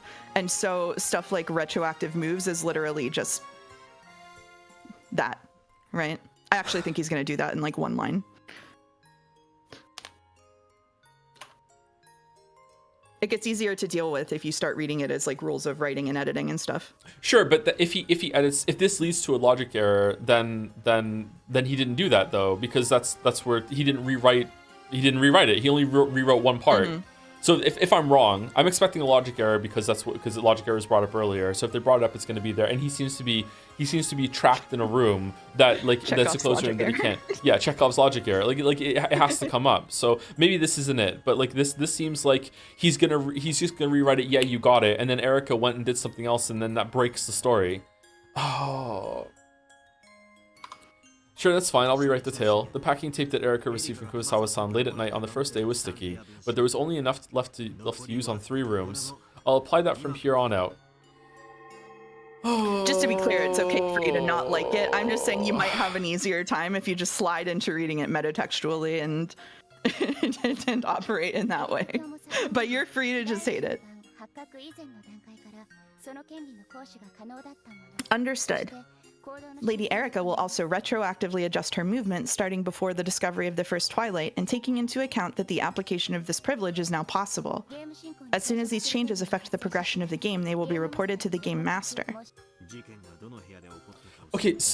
Okay, yeah, but like Erica knows what rooms were done, so she's gonna use that knowledge. So now she doesn't have to detect this proclamation, but she just psychically knows where the murders are gonna. I don't know what's going on anymore. I'm not gonna judge it though. Mm-hmm. Let's see what happens. Thank you to Dawn to the Dawns for gifting out 2 gift subs, one blindly and another one to I Am the Twitch Ghost, also the Chowder Man. Thank you very much, Dawn to the Dawns. And thank you, Sky Thicon, for the resub 2. Look at my Game Master dog. We're never reviving Beato. So true. I also don't think Battler in red, you're incompetent, is all-encompassing forever and a real serious thing that you should take seriously, but that's just me. But if that is something that's because you like Battler. That's a way bigger problem if that's meant to be like permanent forever. No, I got you. I was saying it as a goof. Okay. Just to be clear, I was not saying that as something you should accept as pure fact forever. Just the story has already called him stupid. Letting you do it retroactively, even though you know which rooms the crime will occur in, that gives you a pretty big advantage. You won't have to waste tape on other rooms. It seems you've grown quite arrogant since becoming Game Master. Isn't it fun to give out charity to your pathetic opponents? Quiet. And don't misunderstand. I'm not being arrogant or soft here. Erica, use this weapon and come at me with all you've got. Then I'll crush you with all I've got. So, hold your head up high and use those 3. That is all. Battler made to leave the room with a flick of his cape. As he did, he thought he heard Erica let out a strained voice calling him to a stop. What is it? If you have no business with me, I'm going. Make sure you talk with Lanor. Don't listen to those obnoxious witches, whatever they tell you. And also speak up if you say thank you to me. As long as I'm on this game board, I won't let them do whatever they please. Thank you. I just did that as pathetically as possible because you said that. Thank you. I'll fight with all I've got. I'll come at you with all of my strength, so I'll defeat you no matter what. So if you do win against me, please crush me with all your strength. Please don't leave a scrap behind. Erica-san. Understood. And don't you go easy on me. This is the final game.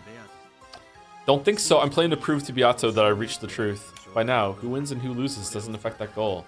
So I just want to accept you as a rival and settle this. In the game, let's respect each other over everything as enemies. But as fellow players, let's trust each other. That's how this game is supposed to be played. Yes. Thank you. Thank you.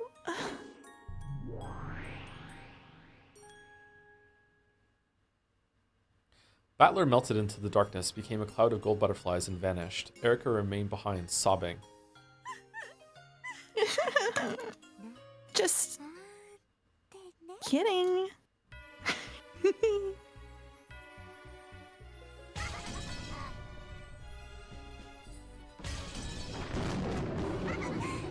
Jeez, you're a dim, stupid man.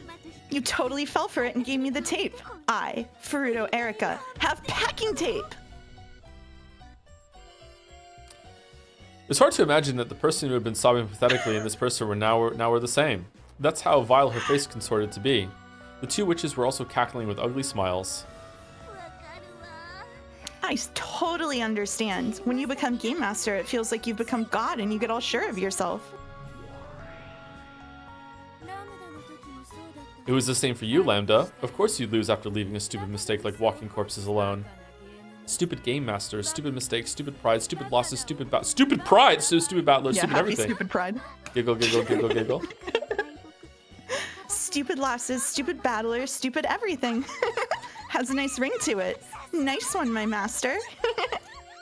Stupid battler, stupid everything, stupid battler, stupid everything. If that stupid battler really thinks Erica's at a disadvantage, then I really pity him. The Detective Proclamation isn't what you need to kill a moron. Death by falling on a piece of tofu? It'd have to be soft tofu, too. Add some gochujang chili paste and you've got a snack that go great with some wine. Giggle, giggle, So true. giggle. The 3 giggled together. It had all been an act to get the packing tape for the seals from Battler. Even though the packing tape that had tormented him so much in the last game was unusable in this one, he had fallen for Erica's act, and she had gotten what she wanted, though just 3 rooms worth.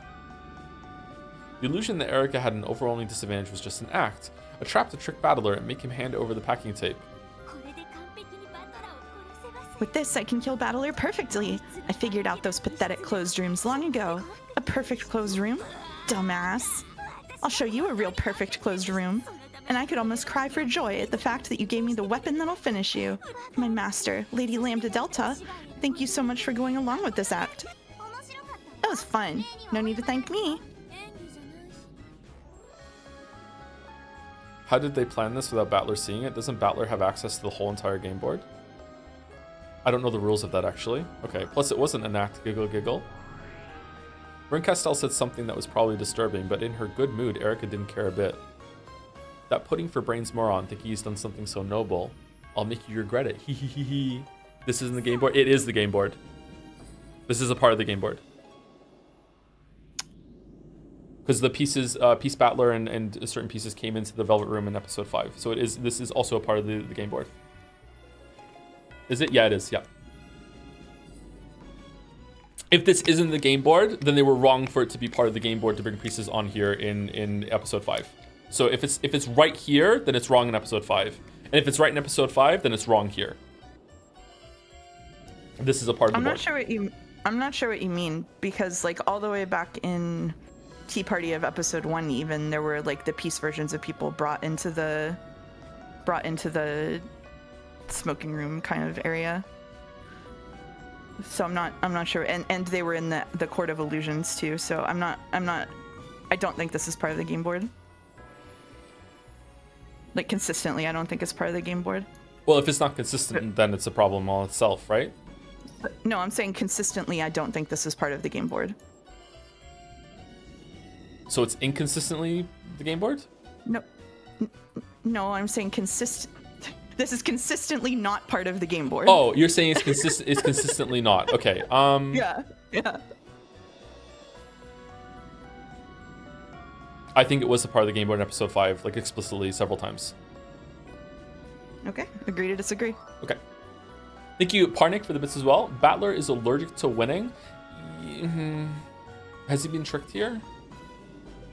Is he going along with it? I don't know.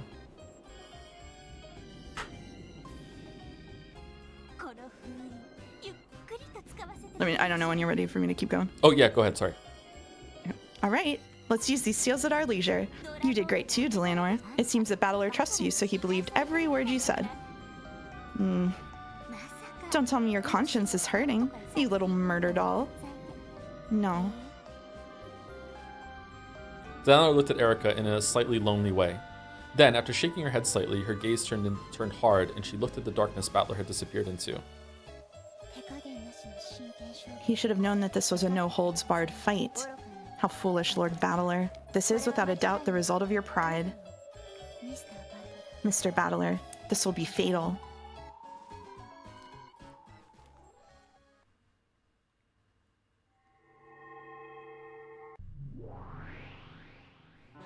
So far, so good, Fur.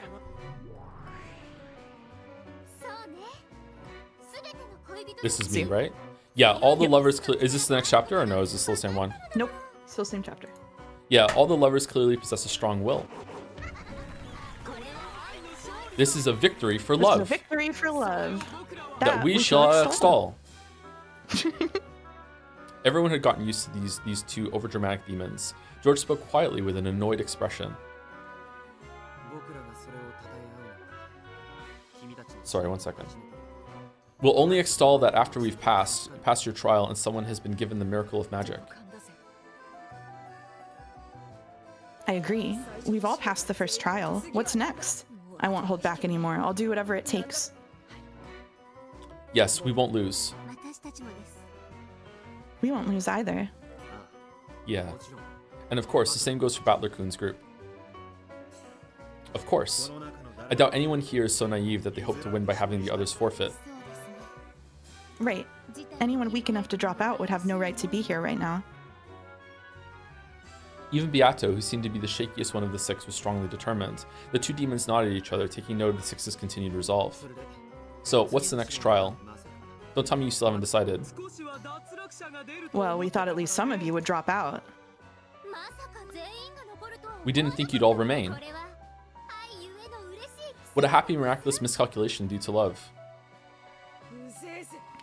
Shut up. So, are we gonna play musical chairs or something to make sure someone drops out? Yes. Yes, precisely that. Whoa. We've decided to have this trial eliminate one group no matter what. Yeah, big Zepar. Big Fur. This trial is the second twilight of the epitaph. Tear apart the two who are close. The two who are close. I don't get it. Zepar-sama, Fur-sama, what sort of trial is this? Do you mean we're going to kill each other? Let's settle things quickly. Though it's not exactly civilized. Love is for carnivores. I guess we can't all just find happiness together, can we? This is what they call a zero-sum game. It's an economic word, but maybe you've heard of it. Oh God, George. Here we go. No, my apologies. Zero-sum game. It's where victory and losses all cancel out to end up with zero. In order for someone to win, someone else must be forced to lose. It's a ruthless way of this world. If only everyone could be happy. But there's no way an ideal world like that could exist. No, there is. That is the Golden Land. The Golden Land? What are you talking about? That's right. If you reach the Golden Land, all love will be satisfied. However, like heaven and hell, that's not a place in this world. I wouldn't want that. Love has meaning because we find it in this world. I could never support a sad lover's double suicide where they're only united after death. I'll stick to my love in life. I won't lose to anyone. George-san. The door to the Golden Land can be opened by solving the epitaph's riddle. In that place, love and lives are all whole and can be revived, but...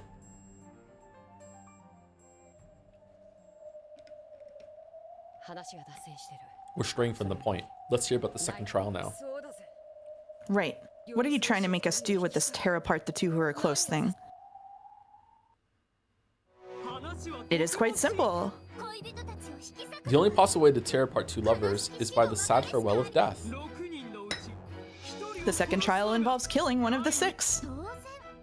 Of course, any lover with their partner killed is disqualified. In short, Sumari, one group of lovers must fail during this trial. You say kill so easily. What exactly are we supposed to do? You can just fight to the death. Or you can decide by a lottery of some sort. It's like hell we choose by drawing lots. Let's have a fair and square duel. Though if we do that, I imagine that Battler-kun, the Game Master, and Beatrice, who's the Golden Witch even though her memory is gone, will have a substantial advantage. Alright, thank you, George. Well, I wonder about that. Don't worry. For this trial, we've made everyone's powers equal. Even the Game Master, Lord Battler, is taking this trial on an even footing with everyone else. In that case, it's fair.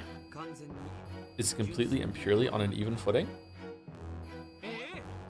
Yes, it's perfectly even. Perfectly even. In a one-on-one matchup, victory would be decided by luck. It's perfectly even. So it'll probably take some time before it's settled. So is the trick to attack when you're in a superior position, I wonder? Duels that take time are, of course, wonderful. Why would anyone leave it up to luck? Of course we want to fight in a situation to our advantage. In that case, a 3-way struggle? Won't that mean we're stuck? Beata was the first to notice. If the 6 were truly on even footing and both willing and capable of winning, one pair would have to concentrate their attacks on a single person. If that happened, then the pair containing their target would, of course, band together and resist. In other words, Sumari, it would never be 2 against 1. It would become 2 against 2 and a matter of luck. However, at that time, any third pair who happened to be watching this could team up with whichever pair they liked with no risk to themselves, defeating the opposing pair with certainty. Sounds troublesome. It means that moving first is disadvantageous. I don't understand what they're even planning to do. Are they just planning to kill each other? Is that it? Yeah, someone's gotta kill someone. So the first trial that they did was to kill someone for your love, and then that ended in a draw because they all killed someone, right? They were capable of killing for their love. Yep. And now they're planning to kill each other? One person from this group of 6 people has to die. Okay. And whenever that person dies, their partner will be disqualified, and then there will only be 4 left. Okay. So this is round 2 of the trial after round 1 passed. Okay. Yes. If you step forward and fight, it's a matter of luck. If you sit and wait for the others to start fighting, it's certain victory. A fight would never begin in this situation. Maybe we could just have everyone fight the person next to them one-on-one. Then, as soon as one fight is set... Did my mic pick that up? Sorry. A little bit, sounds like squeaking. Yeah, my chinchilla was squeaking. Sorry, that's really funny. Go ahead. Then, as soon as one fight is settled, the trial will be over. Unless everyone could abandon any naive hopes for a 2-on-1 fight, this trial would never begin and never end. In that case, if they made a gentleman's agreement and had everyone duel at once, it would be no different from drawing lots, but it would at least be even. I can hear it, yeah. That won't work. He's doing it in his sleep. He's having a bad dream. If we do that, everyone will just defend instead of fighting proactively. All they need to do is wait for someone to lose before they do. Shannon's point was a sound one. If both fighters just glared at each other without attacking, then neither would lose. All they had to do was wait for someone other than themselves to lose first. This brought them back to the starting point. No one would fight proactively. In the end, no one will move, and mouse will click the line too early. No one will move and nothing will be resolved.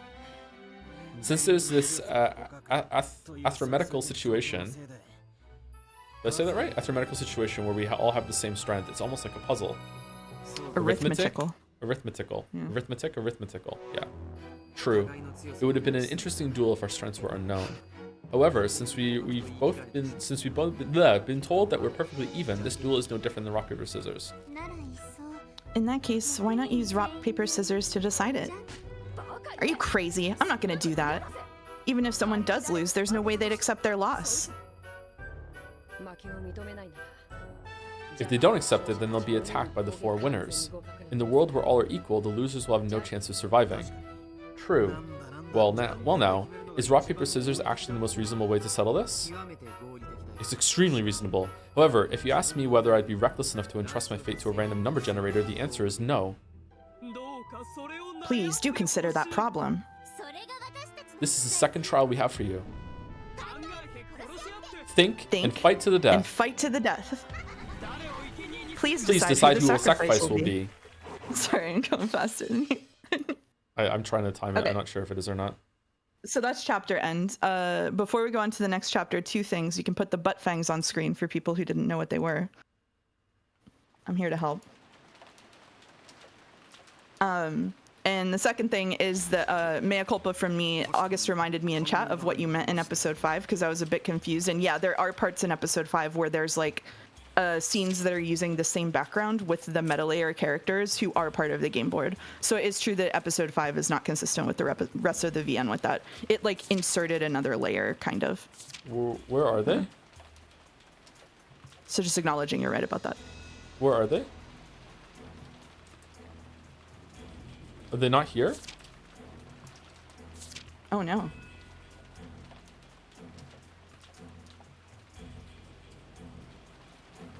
Yeah, they're not here, right? I'm not being blind?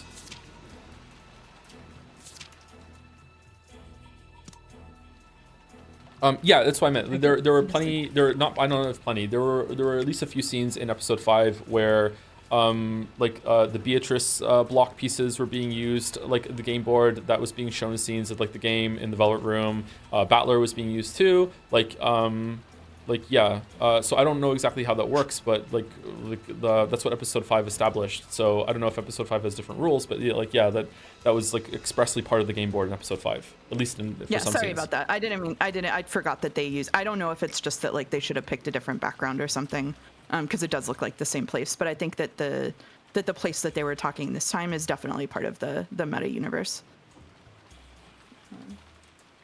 I don't know. I don't know what's cooking in episode 5. I'm sorry about your butt fangs getting taken away. Yeah, me too.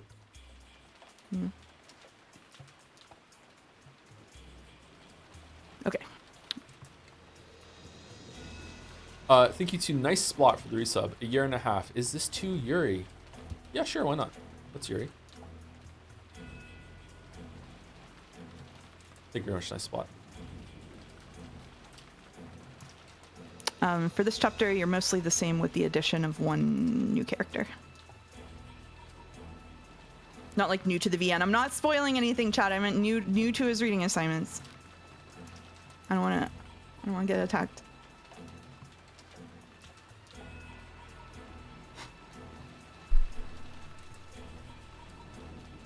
To True, it isn't unthinkable. The servants are the most suspicious. It isn't as though we have any physical evidence, so we can't tie them up and throw them in a closet. So we need to make sure that they're always within sight of those with guns and that we keep an eye on them all the time. And Nikki, we should also gather the master keys. Only the servants could have created those closed rooms. They must have done something with the chain locks using some tool or arrangement that only the servants know about. They have all served us for a long time. I could hardly imagine that they would commit murder. Kinzo-san's life is nearly over, and I hear that the inheritance problem is still very shaky. Add on that story about 10 tons of gold being hidden somewhere. A possible payoff like that might be enough to convince certain people to commit a crime. I don't want to think about it. There's also a chance that the old bastard is running some bizarre cult ceremony. The servants of the One Wing are his pawns, and they might have been the ones to carry out the murders. How about Dad anyway? Have we been able to contact him yet? No. The extension line isn't working either. The culprits may have broken it. And Father does sometimes leave the receiver off the hook when he's in a bad mood. When I knocked, I only received a grumpy reply. We can't contact him, but that study is well protected. It's probably safer there, so it might be best to have him stay there. Still doing it, wow. Flustered, Kraus tried to explain away Kinzo's silence. Battler, the game master, hadn't made Kinzo's death a major theme for this game, so the conversation didn't progress any further at this point. They stopped talking about Kinzo without Rudolph thinking anything was particularly suspicious. Anyway, we can't let the servants go unsupervised. I've already talked with Hideyoshi-san about this, but we've decided to split everyone into 2 rooms on the 2nd floor and hole up in there. Why 2 rooms? Wouldn't 1 room be more secure? Well, if you tried to stick 12 people in 1 room, they'd suffocate. It would also be best to isolate the people we need to keep the closest eye on. There's Genji-san, the head of the servants, Goda-san, the largest one. And though he's just a kid, Cannon-san is a boy.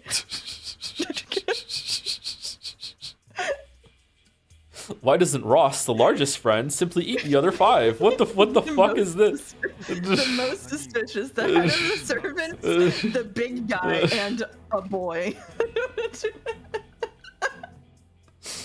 I think we need to pay those 3 special attention, Aniki. This way, we can isolate that group, and you and I can keep a close eye on them. With 2 guns, the pair of us could cooperate on a moment's notice. If they make even a single suspicious move, boom. I understand, let's do that. But Rudolph, we cannot be certain that they are the culprits. Don't be too pushy. You're telling me not to be pushy? We must be getting old. Right now, Hideyoshi-san is upstairs, dividing everyone into the 2 rooms. We'll gather the ones being isolated in the cousin room, and the others will go into the next room over. Ah, right, Aniki. What about Jessica-chan? She insists on being in the same room as you. Who? Oh, Jessica. We were planning to have 5 people in the cousin room and 7 in the next room over. If Jessica-san wants to go to the cousin room, it'll be split clean down the middle. If this was a wolves and sheep puzzle, there are now 3 servant wolves and you 2 sheep in that room. If you add in Jessica-san, it'll be balanced out. For a while, Kraus crossed his arms and thought. The cousin room would surely be more dangerous, so he wanted his daughter to go in the next room over. However, in an emergency like this, he wanted to have his daughter where he could see her. Let's let her stay with us. We might need her there to make sure we remain good dads and uncles. Yes. At the moment, even I am only trying to act in a rational manner. Holy fuck. But I can't guarantee that my sadness at losing my wife won't change to anger. Even without any physical evidence, the servants are certainly the most suspicious. During the long wait, the 2 men's weariness and anger and sadness might make them lose their reason and act out in anger. After thinking deeply, Kraus decided to accept Jessica's request, in part to prevent such a thing from happening. I think that's a good idea. I approve as well. Men just can't stay sane without a woman around? What did Ryukishi mean by this? I agree. It's enough that only Rosa and I lose children. Rudolph.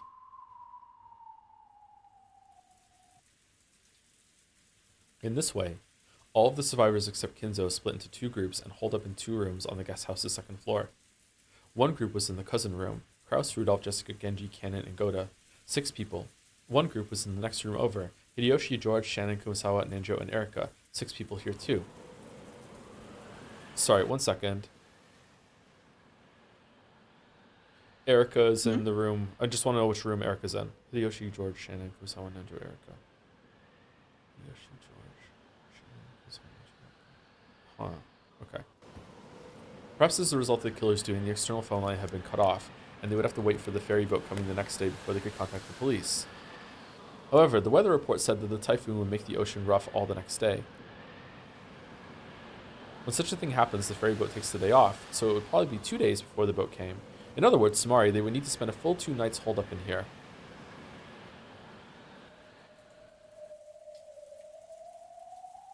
While Erica and the others held their planning meeting in the lounge, food and blankets had been brought in to prepare for the siege. The sudden tragedy had everyone on edge, but it was already well after 2 in the morning. If they really suspected the servants, then the observers couldn't afford to fall asleep at the same time. Either Kraus or Rudolph should probably take a nap right away. Not bad. Even without the detective's authority, you've managed to take control pretty cleverly. A man who's lost his cool is no different from an emotional dog. If you treat them properly, it's easy to control them. One of the benefits of the detective's authority was being able to take charge of the situation. Because of this, Erica, who was both a guest and a young girl, had been able to order a large number of adults around at will. However, she didn't have that power this time. So Erica had taken charge by making good use of her natural conversation skills and techniques for controlling men. The detective's authority is the same as magic. So true! You can't do anything that's impossible for you. So I guess Erica was only acknowledged as such because she already had that much power.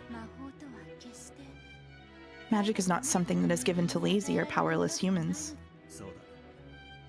Right. On the contrary, people who can hide their great efforts are the ones we call witches. The absolute nature of the detective's authority can affect even magic. However, that convenient power probably hadn't been given to Erica easily. I probably have to acknowledge it. Even if she isn't given a special power by the witch side she serves, she's capable of quite a lot on her own.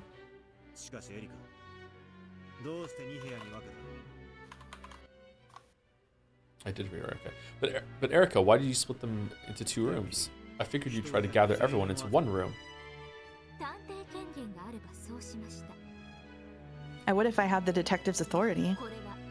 This is a move to preserve my right to investigate at will. Ah, is that it? Not bad. Since Erica was being protected as a guest, it was hard for her to move about freely. In truth, she wanted to take some time and investigate the victims at the crime scenes at her leisure, without being interrupted by anyone. She had already inspected the scenes once, in a huge rush as she ran through the mansion, but that probably hadn't been perfect. However, they wouldn't have let a guest into the crime scene, so she had no other choice back then. She wanted some time to herself and freedom to investigate more, in part so that she could check the closed rooms and causes of death more closely. How is that related to splitting everyone into 2 rooms? Because she'd be able to trick them with it. Watch. Yes, that's the only reason I split them into 2 rooms.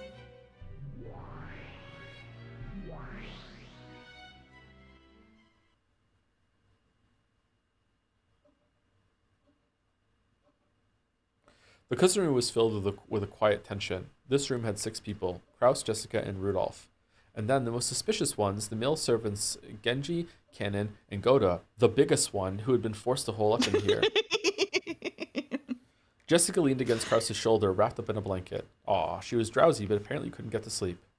It was no surprise. In this bizarre situation, it would probably take some time before she could accept her mother's death. Kanon thought this was the sort of time he should stay by Jessica's side, but that looked like it would be hard to do in front of Rudolph's intimidating glare. Rudolph stayed completely silent, but his inner emotion showed clearly in his eyes. So Genji, Kanon, and Goda didn't have to ask to realize that they were suspected.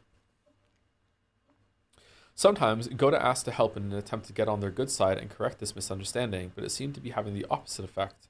The best option available to him was to stay quiet so that he didn't aggravate Rudolph and sit still at the end of the sofa.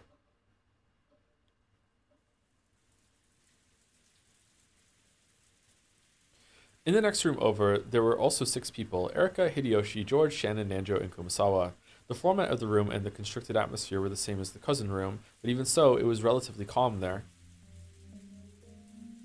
Big Sekimea describing the matching bedrooms vibes.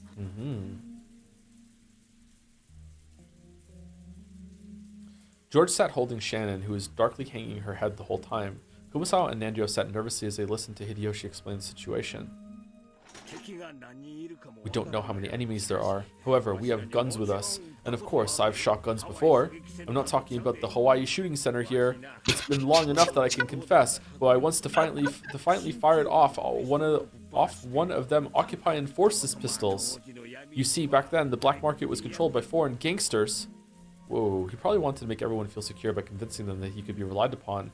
Hideyoshi went into one of his old stories that everyone had heard many times, and which had gotten more extravagant each time they'd heard it.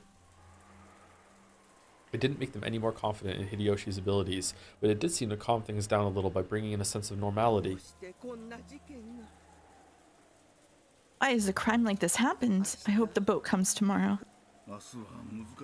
That seems unlikely. It looks as though we'll be staying here for 2 nights. Now is a good time to get some sleep. Man, Nando just makes me feel safe.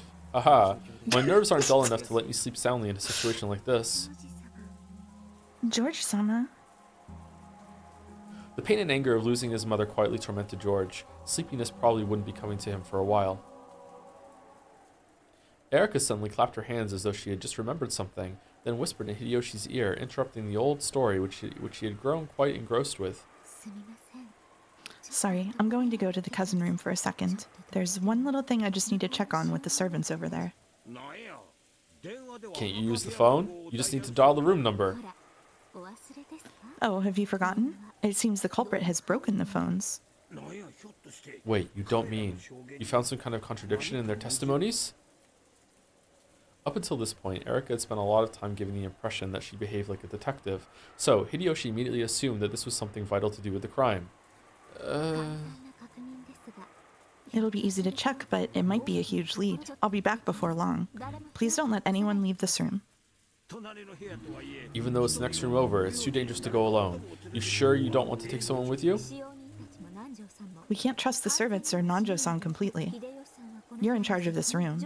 George-san is needed to support you. There's no one left. Don't worry, the detective never gets attacked.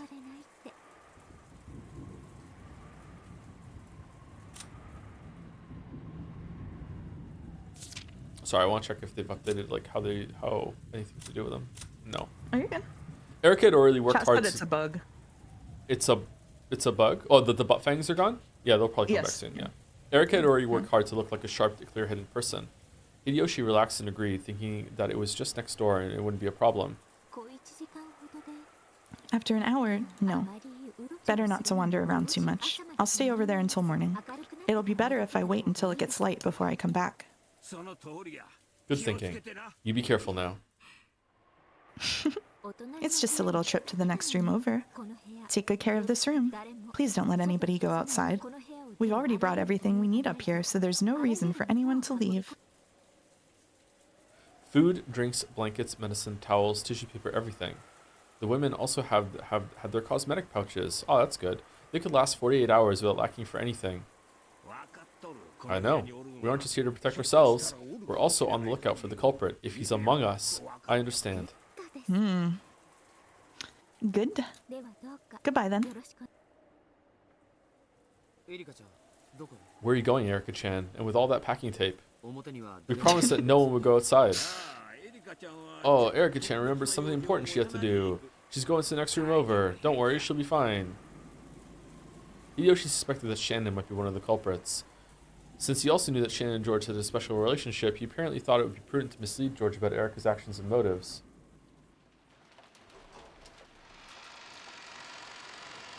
Hideyoshi slowly opened the door and checked both ways down the corridor, his gun raised. It's okay, no one's there. That's far enough. For all we know, Shannon-san might take George-san hostage as soon as you leave the room, right? It's careless even just showing your back to them as you're doing now. You're right. Then be careful. Tell me about it all later. Sure. Bye then.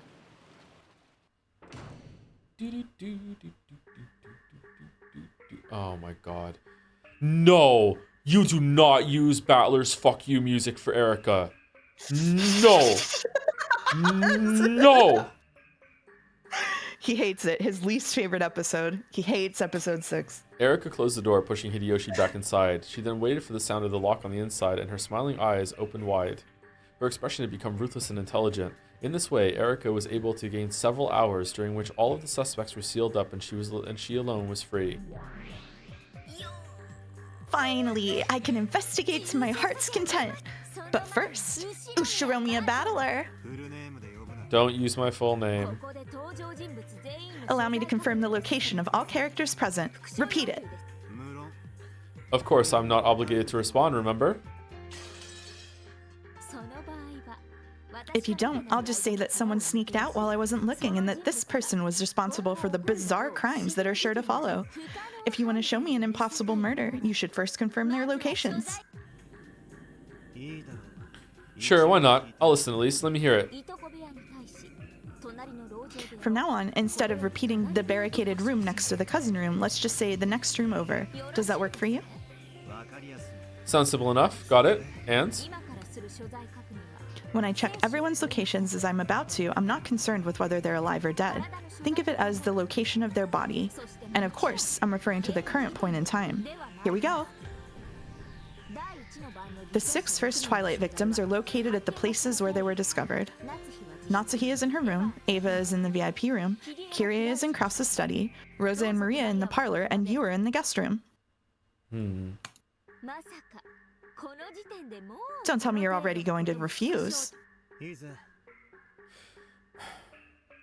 Sorry, one second. When Erica, in the last scene, not the last chapter, in the last scene, when Erica devised the split for the people in the rooms, did she say out loud, Canon goes in this room and Shannon goes in the other room? No. Did she just say, like, everyone else?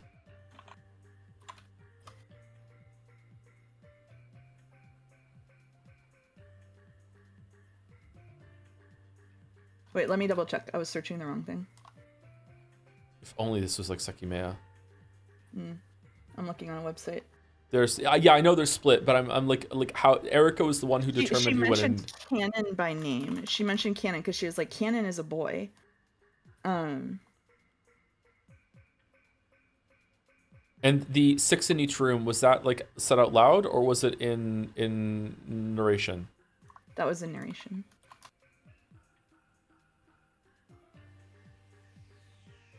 Oh, I scrolled way too far.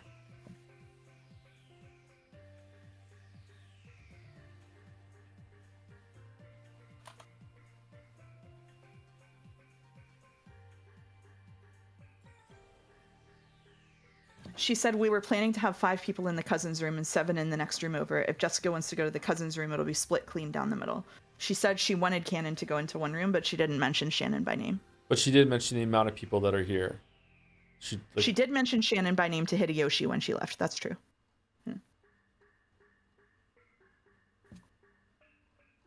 Okay.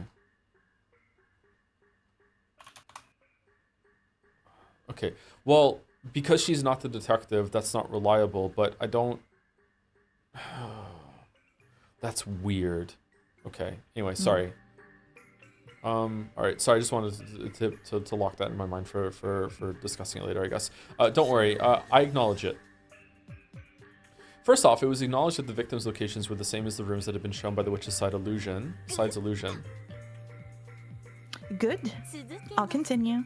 Hideyoshi, George, Shannon, Kumasawa, and Nanjo are in the next room over. Acknowledged.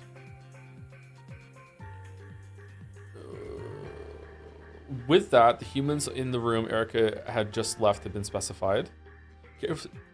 Carefully checking even obvious things like that was the most basic part of playing on the human side. Good. I'll continue. Everyone else is in the cousin room.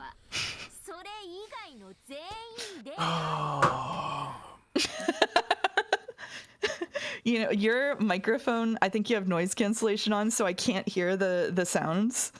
So you should turn noise cancellation off for me.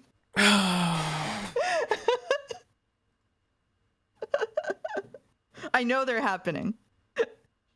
Give me a second. Do you want it on standard or just none? I'll turn on none. Just none. Just go full none, you know. Okay. Can you hear the difference? Yep.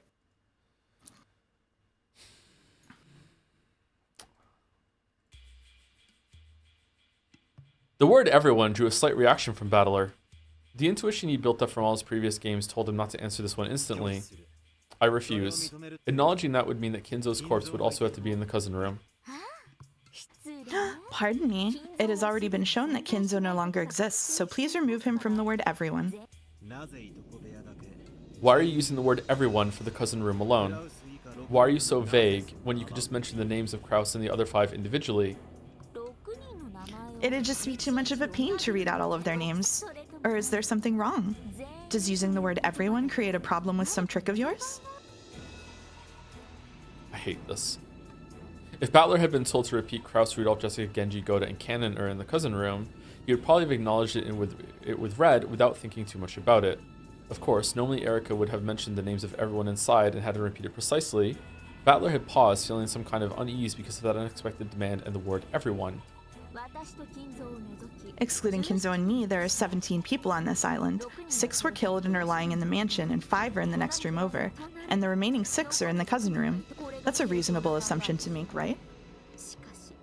However, there are 17 people on the island, so if we subtract 6, then 5, then 6 again, we're left with 0 humans whose locations have not been checked. But that sort of assumption would be extremely dangerous. I'm pretty sure that this is the sort of trick involving names and numbers of people caused you... I'm pretty sure that this sort of trick involving names and numbers of people caused you a lot of trouble with Nanjo's murder in the 3rd game. Good point. That trick worked because the 18 names given didn't match up with the 18 people who actually existed, leaving room to add in an unknown person. Exactly. And so I can't feel secure just by checking their locations by name. That's why I use the word everyone. That word can prevent you from using a new trick that I haven't even thought of. Okay then, Brainiac. So after this, you should say the names of the people in the other room and then say, okay, and now everyone else is in the other room, right? You should reverse it? I see. Pretty crafty of you. If Battler was planning a new trick where the names and number of people would be used to create false alibis, like the murder of Nanjo in the 3rd game, even naming off all 17 people and checking their positions left a trace of uncertainty behind. As if he cleverly managed to slip somebody past the names and numbers of people. For example, let's say that an unknown assassin X is hiding on this island. Let's call him Puro Pico Man. I see. Even if you list everyone's names and check their locations, this Puro Pico Man guy would fall outside the net. Precisely. Even hearing there are only 17 people on this island and here are the locations of 17 people is insufficient. There's already a precedent for this. However, the word everyone is just too broad. Can't you word it a little better? No, if we run away from the word everyone here, there's a chance that Erica will be able to use that as a basis for making Puro Pico Man the culprit for everything. In my old fights with you, I also nailed several riddles with no basis other than the unknown 18th person X. The word everyone is significant. Make sure you think very carefully first. Erica wore a full but evil smile, confident that she had made a powerful move. Players on the witch side must eradicate all possibilities that would be possible for humans. If I don't crush any chances for this ridiculously named Puro Pico Man right now, he'll be used to explain everything the witch does. That was a move I liked to use in my old games with Beato. Back at the very beginning of the fight, my counterattacks were all based on the unknown 19th person X. Because of that, Beato had restricted the number of people on the island, making it necessary to eliminate any unknown person hiding somewhere. In that case, this time is the same. So, just like Beato did, I need to get rid of any leeway in which that X can exist. The number of people on the island has already been announced, but since she's suspecting tricks involving names and numbers of people, saying the same thing again won't satisfy her. In that case, I have no choice but to respond to her demand and use the word everyone. That word has a disturbing ring to it, and though I haven't figured it out yet, it feels like there's some kind of demonic killer move hidden within it. Damn, after insulting Beato so much and saying that the witch side had a huge advantage, I'm getting this pressured, just having to deal with a single line to repeat.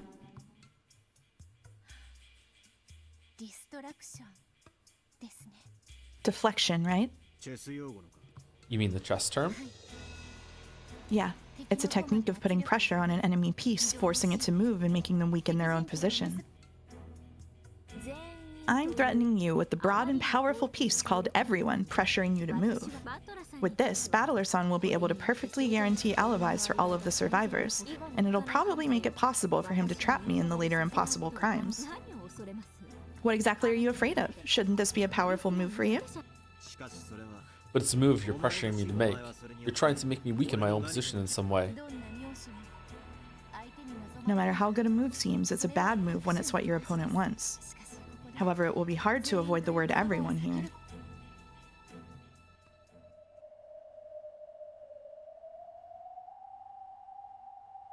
The red truth can cut the weak reasoning of the human side apart over and over. In the past, I feared its ruthlessness. However, I also learned quickly that it could be used as a basis for a counterattack. Yes, the red truth is a trump card, a treasured sword. Now I'm painfully aware of how Beato felt. It can kill with ease, but it's not something to be used unnecessarily. Using it carelessly will end up cornering the witch side instead. What will you do? We can put this on hold if you want. No. Okay, I acknowledge it. I acknowledge that everyone else is in the cousin room. Good. Thank you very much, Battler-san. Beautifully done. Oh, I'm in trouble. If a letter from a witch comes in this situation, just who could I suspect? She said she was in trouble, but her face didn't look troubled at all. On the contrary, she looked as though she had just succeeded in placing a huge opening move. In a witch's game, even a single mistake can be fatal. In both chess and shogi, you can't get a piece back once you've moved it. That last exchange had left a bad aftertaste, as though flesh had been torn and bones broken.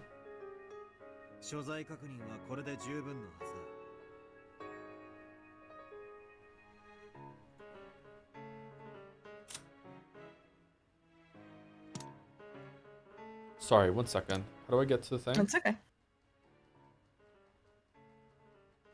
What are you looking for? The last red. Mm. Hideyoshi, George, Shannon, Kumasawa, and Nanjo are in the next room over. Acknowledged. Hold on.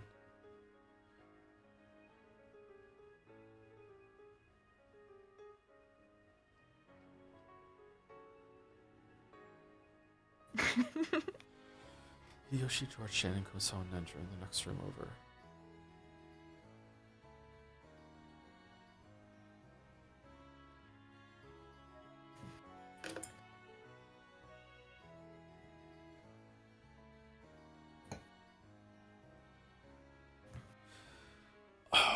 I feel like he just broke the game. I feel like he shouldn't have been allowed to say that, Red. Mm. I feel like he just contradicted the game. Because there is another person, right? There's Sayo,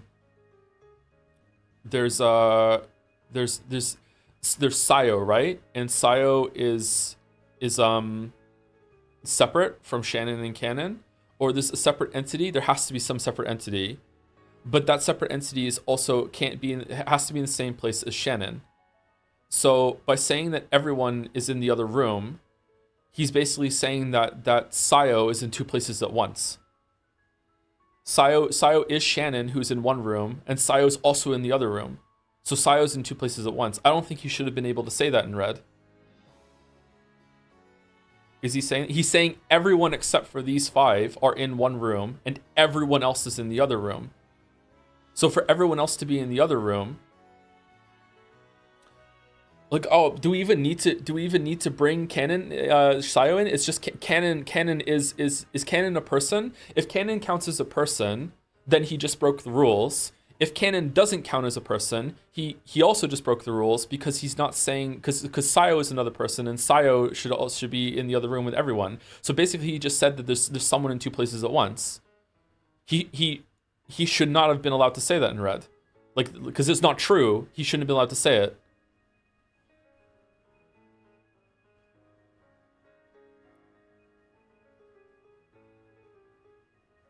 Like, when he just said this right now, as he said this in red, it should have been like him trying to say that Azumu is his mother. He should have clutched his head and said, "Shit, I can't say that."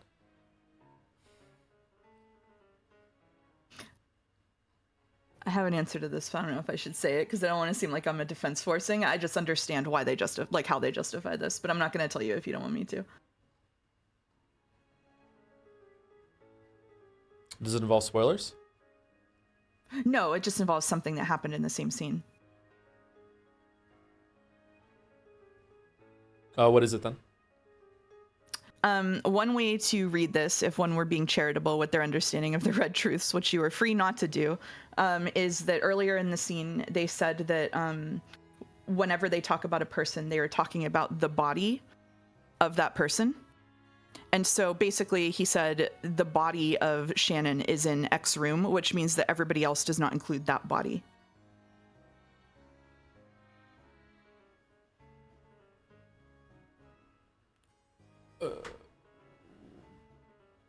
If they are the same person. But why does Shannon get to claim the body when Sayo or Kennen don't? That's why I said you're free to disagree. I think that's how I would read it anyway. Yeah, I vehemently disagree with that. I'm sorry. That's totally fine. He should not have been allowed to say that in red. I hope this is a logic error then, because otherwise that is a big problem for me. Mm-hmm. Okay. That should be enough of confirming positions. Shall we continue the game? Yes, we shall. Delanor. Yes, Lady Erica. Let's get started right away. Let's use the privilege our merciful Game Master has given us. Yes, understood. Gertrude, Cornelia, use 2 rooms worth of the 3 sets of seals we were given.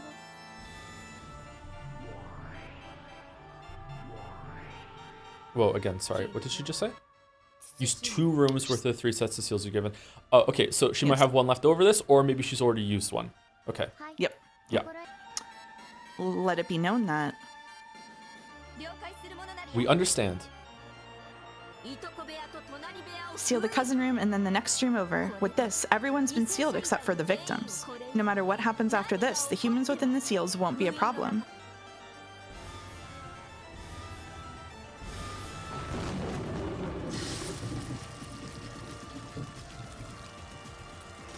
By the seals on the doors and windows. The complete sealing of both the cousin room and then the next room over has been guaranteed. Okay, and then that Battler just makes him just open the door after she walks away. Do it, Battler. For just an instant, a red longsword had returned to Delanor's hand.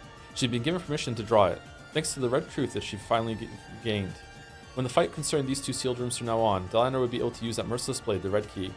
This overwhelming power could slice even the Game Master in half.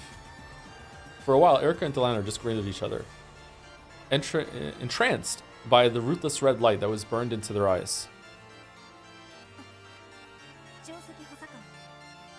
Senior Aide, allow me to ask a question. What is it? The players on the human side are to interpret questions proposed by the witch as being the work of humans. You are not mistaken. If that is so, why are Lady Erica and Commander Delanor fighting to lower the number of humans who can commit crimes? Cornelia's question was a very simple one.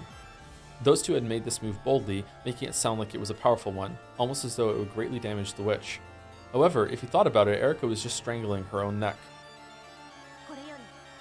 We still don't know what sort of crime will occur in the future. Would it not be more advantageous to the humans if there were more people whose locations are not specified? Know that now is not yet the time for the lady or the commander to reveal their thoughts. I apologize for my idle chatter. Allow me to speak. Cornelia looked like she wasn't satisfied. In the previous game, when trying to help Kinzo escape from his study, Battler had desperately tried to break free from that closed room using various methods. As a result, Kinzo had escaped into the darkness of the night, and it had later been possible to treat him like an elusive phantom. In other words, Sumari, closed rooms were advantageous to witches and disadvantageous to humans. Witches proposed closed rooms, and humans destroyed and denied them. That should have been the standard tactic of this game. And yet, Erica had created closed rooms herself, sealing a full 11 humans in them.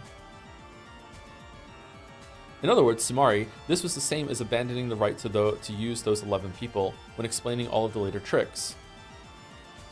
In the past, Battler had confirmed the location of certain people, but that had been to check whether certain pieces existed with which he could break closed rooms, a completely different situation. Why had Erica taken these 11 people, who were also her pieces, and sealed them in a closed room? Cornelia hadn't experienced enough fights to understand this move, which looked as though they were trapping themselves.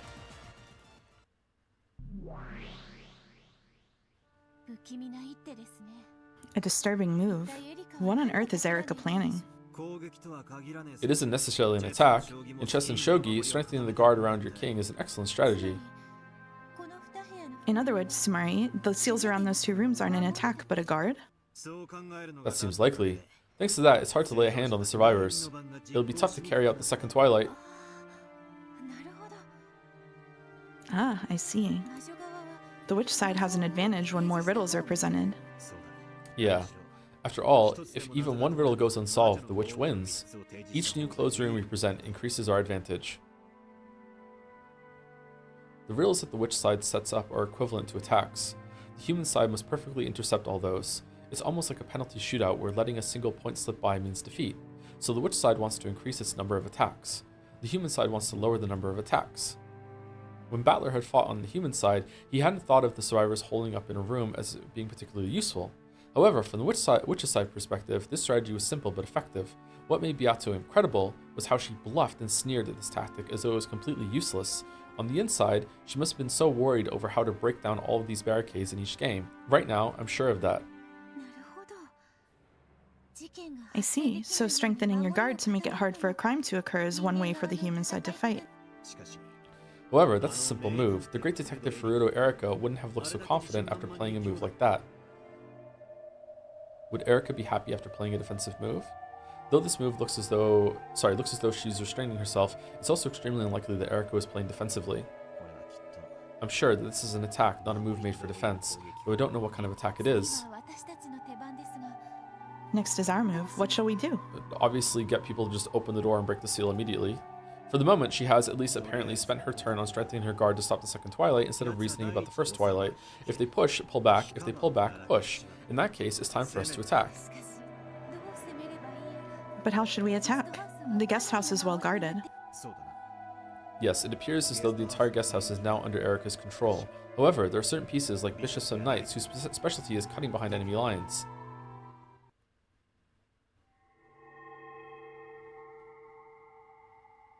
Battler snapped his fingers and a single gold butterfly appeared from the darkness, then flew in front of the chessboard, trailing gold sparks behind it.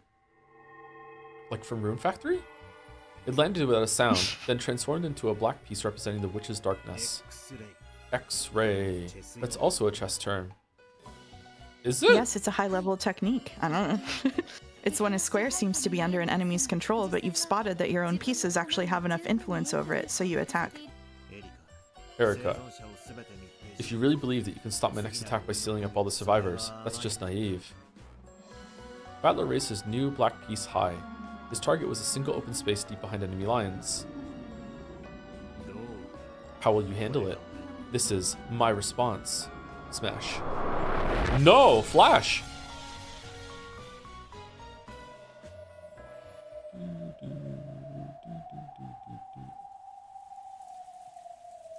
An X-ray refers to when you threaten a piece through another piece. I thought that was a skewer, which is different than a pin. I guess I believe it's a term. I just don't know the term. I'd never heard that term when I play chess. Break. It is break time. Were you close to the end of the chapter, Mouse? Or we're not close to the end of the chapter, but there's a good stopping point. We could stop here. Actually, this is fine. Yeah. Okay. Let's take break then. Yeah, we could just pause here. I really need to pee as well. Okay. Okay. All right. Be back in. Oh, hold on. Before I go, thank you to Typo Taylor for the resub. Resubbing for Umi Pico before going back to Umi full channel. Want to let you know your read-through has been great. Keep it up, King. Oh, Chester. Thank you very much, Typo Taylor. Thank you, Snake Froge. Not Forge. Snake Froge. Excuse me, for the new sub. Welcome, welcome. Thank you very much.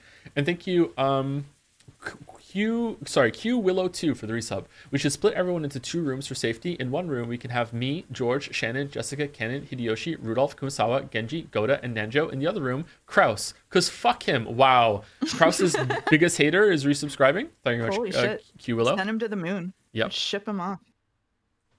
It's a really bad day for Kraus. He lost his wife, and also there's a lot of clouds in the sky. He can't see the moon. It's really sad. It's really sad. Oh. Anyway, be right back in about 5 minutes or so.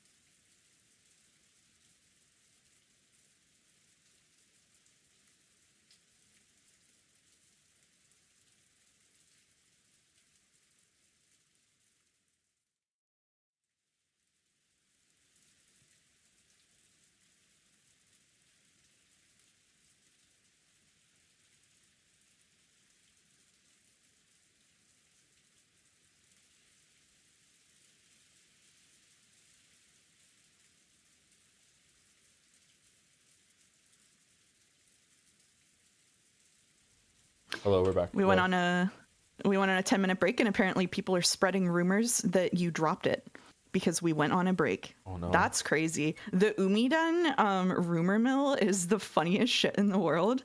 They literally don't know what's going on at any time. It's so funny. We are ending early, so I can play Les P right now, though, right? We did just decide. Oh yeah, sure, yeah, absolutely. Yeah. Thank you, Raptor6 for the resub. Thank you very much, Raptor6.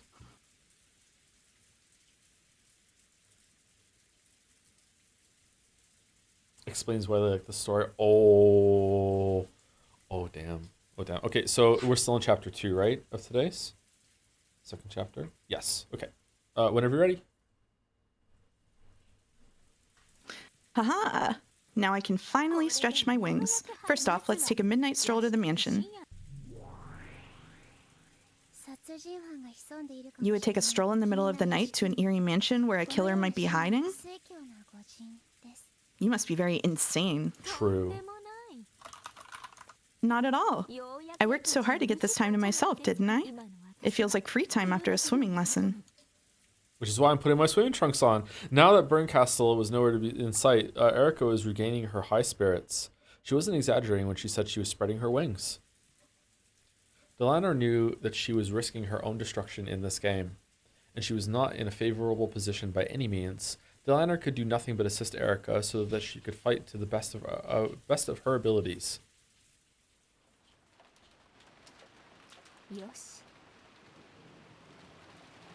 All right. The locks on the first floor of the guest house are perfect. The entrance is sealed up with a chain lock. Before leaving the guest house, Erica did a check of the first floor, making sure that nothing was out of place. Then she found a flashlight and umbrella in the servant room next to the entrance. Then let's go. Yeah, we at least have to check the cause of death for all 6. She unset the chain, unlocked the door, and opened it. The freezing outside air poured in. It appears to be quite windy still. Well, this body is just a cage of flesh to me. I don't care if it gets wet or cold. Let's go. When Erica dropped her gaze to open her umbrella, she noticed something lying at her feet.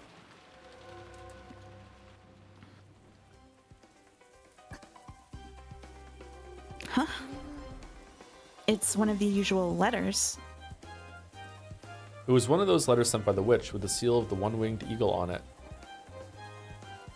It had been wedged under the outside mat in the front of the entrance, as though someone had predicted that Erica would eventually leave for the mansion by this way. It was in the shadows of the large eave, so it had avoided the rain entirely.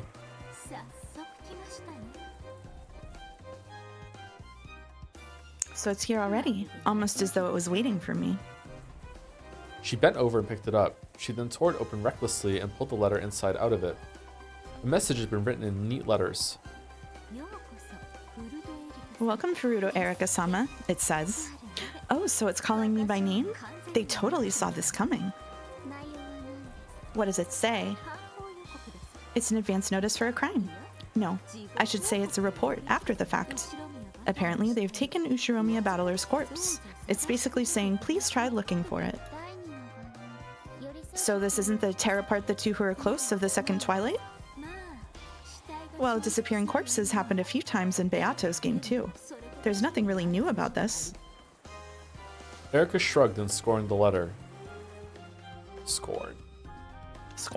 However, this letter was a real attack. All the survivors were sealed in rooms on the second floor, and at the very end, after she had gone around with Kraus and the others to check the locks on doors and windows, Erica had personally confirmed that there was nothing at this spot. So, this was an attack saying someone who shouldn't be here placed the letter, and that this someone was a witch. That was also an attack that the old Beato had often used.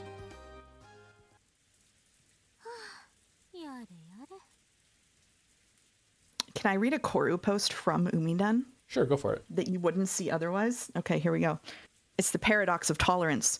No matter how much Umineko fans want to talk about empathy and different interpretations, it's unreasonable to expect that Umineko fans are obligated to tolerate a perspective which claims Umineko itself is self-contradictory.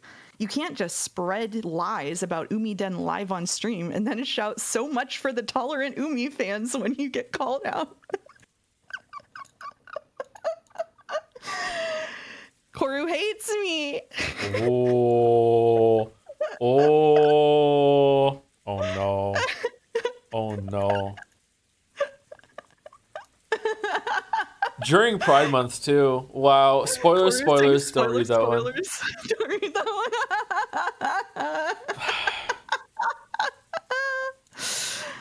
Oh, we're having a good time. All right. Ready to continue? I'm ready. I'm ready. Sheesh.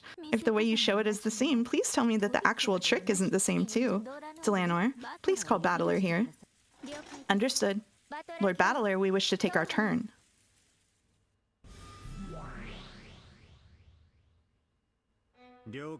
Got it. Let's have it.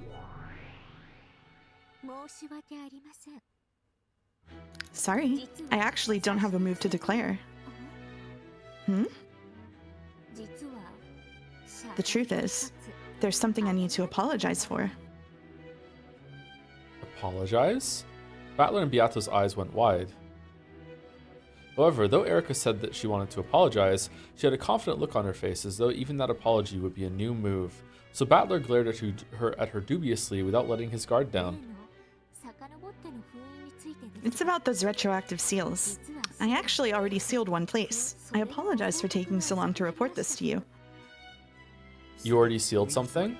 In other words, Samari, you've already used up all 3 rooms worth? Yes, I promised that I'd report on it right away, but I completely forgot until just now. You have my sincere apologies.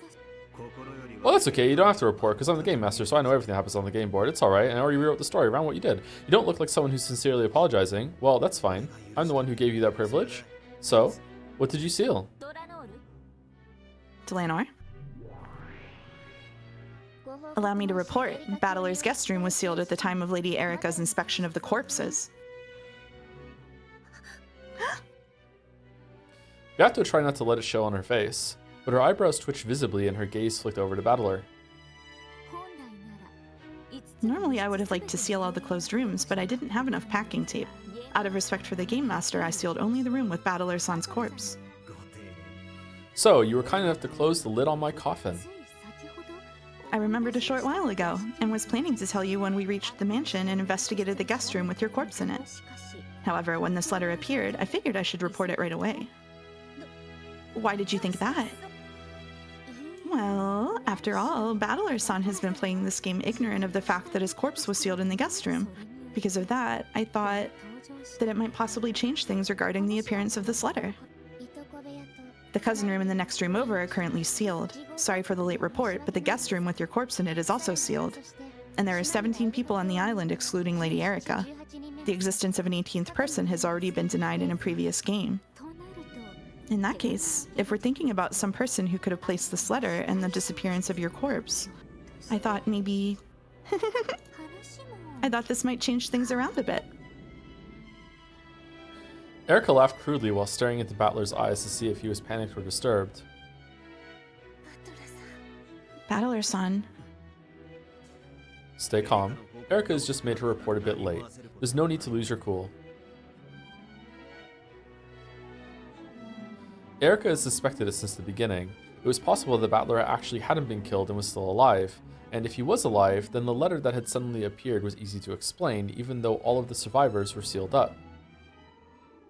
Judging by Beato's faint agitation, maybe Erica's guess had been right on the mark. Battler played dead and somehow got around Erica's examination, and then, while everyone was barricading themselves in the guest house, he snuck out of the guest room. After that, he placed a letter detailing the disappearance of his own corpse in the entrance to the lobby, and hid himself. If that was the truth, then the seals that had been placed on Battler's guest room at the time of Erica's examination were now very significant. In other words, Sumari, if this was the trick they'd use, then Battler would certainly have broken the seals when he left his guest room.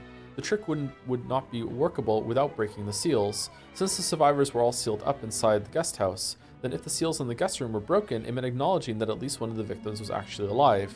If Battler had known about the seals earlier, it was likely that he would have advanced the game in a different way to avoid this. In other words, Sumari, it was very likely that an announcement about the seals would have had a large effect on the rest of Battler's game.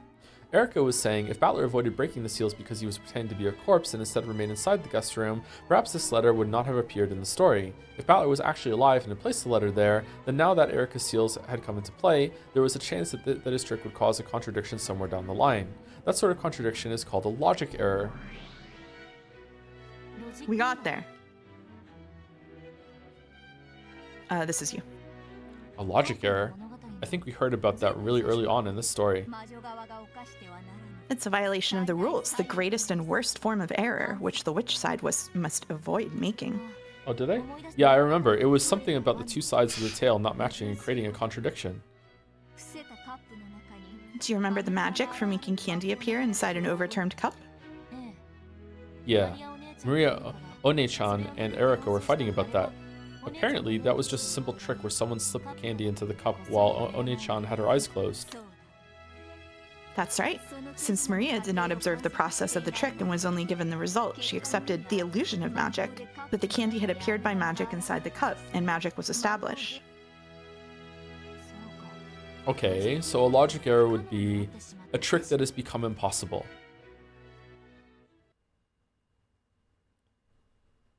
If you think about it, Erica and Maria's fierce red and blue truth battle over this magic was the real opening of this tale's fight.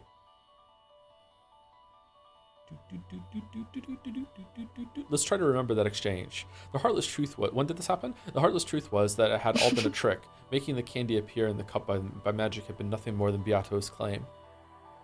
Was the, oh man, it was candy in, oh, it wasn't candy in cups. It was, what was it after the cheese slice thing? What was it after the cheese slice thing? There were 3 cups, and you have to put 6 pieces of candy in cups. 3 coins. It was coins. Is the It was coins is putting like when you have 5 coins to do it, is that you put a coin in a cup and then put that cup inside the other cup? Is that meant to be a hint about Canon and Shannon? Because you can put 2 cups inside of each other and then you have the same amount of coins, like still in the same cup. Could be. Could be. Could be. Flashback to yesterday when I was streaming that Rune Factory puzzle and you were like, what are those bushes? And I was like, the answer to the puzzle.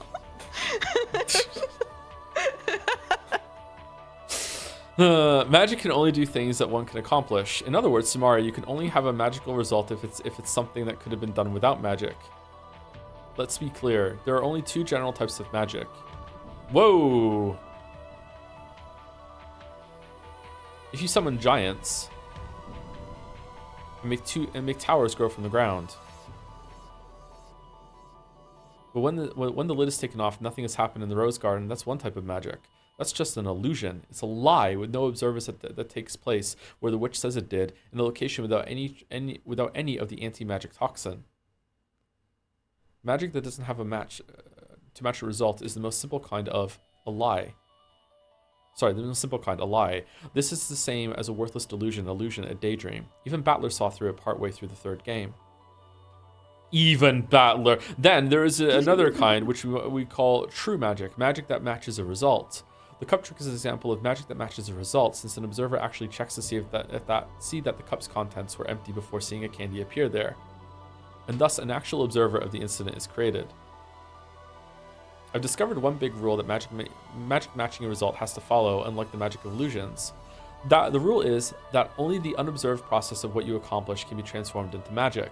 I can speak even more generally and ruthlessly. In short, all forms of magic are tricks. Only things that can be accomplished without magic can have a matching result. Ironically, this also proves that magic doesn't actually exist. But out of respect for the witch's game, let's call it making the game solvable and fair for the human player. So, instead of the candy inside that cup, we now have this mysterious letter that appeared in front of Erica. They have to be tricks. By claiming that the witch set the letter there by magic, Oni-chan is trying to create magic that matches a result. Correct. Since all of the survivors are sealed within the closed room of the guest house, it is possible to embellish the suddenly appearing letter and say, it was a curious bit of magic, for only a witch could have placed it there. But even so, it must be a possible trick in the end. In order to see through the trick with the candy and the cup, Erica had countered with the blue truth, saying that the candy had been snuck in there while her eyes were closed. That was the correct answer, so Maria hadn't had any red that she could use. But what if she had used it? For example, what if Maria had used the red truth then to say, until I lifted the cup up, the closed rim of the overturned cup remained intact?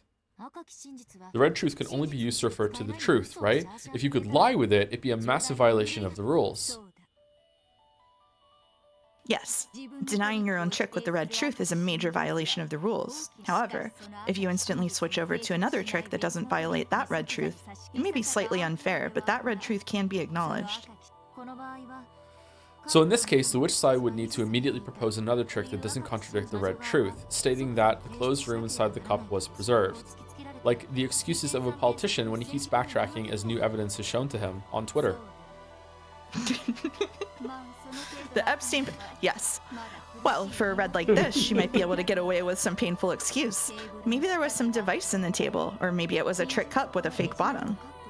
But if those possibilities had been denied beforehand, this would not be valid.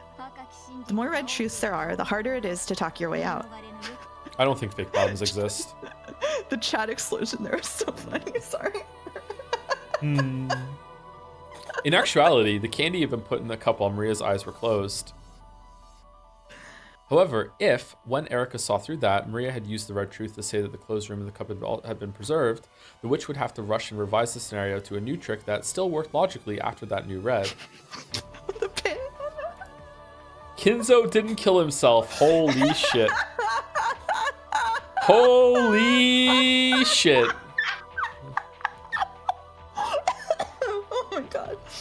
Okay. He even has his own island. Fucking hell. Revising the scenario is an unfair move that would never be allowed in the mystery genre. However, the very act of revising the scenario takes place inside the witch's head, which is an unobservable world. So, if she claimed that she'd been using the trick with the fake bottom cup from the beginning, no one could deny it. So, even if it really was a trick done with Oni-chan's eyes were closed, while Oni-chan's eyes were closed, as long as the witch leaves herself a way out, she can even switch between tricks. Rather than calling this an action available to witches, we should probably say that it's only usable by the game master, the one who creates and writes. But even so, the new truth must not contradict any of the previously stated red truths. If the red truth makes it so that the trick no longer makes logical sense, then there will be a mismatch between the two sides of the story, the illusory result that the game master claims is magic, and the true result that was brought about by a trick. So, when we get a contradiction and it no longer makes logical sense, we call it a logic error, and that would mean the destruction of the witch's game.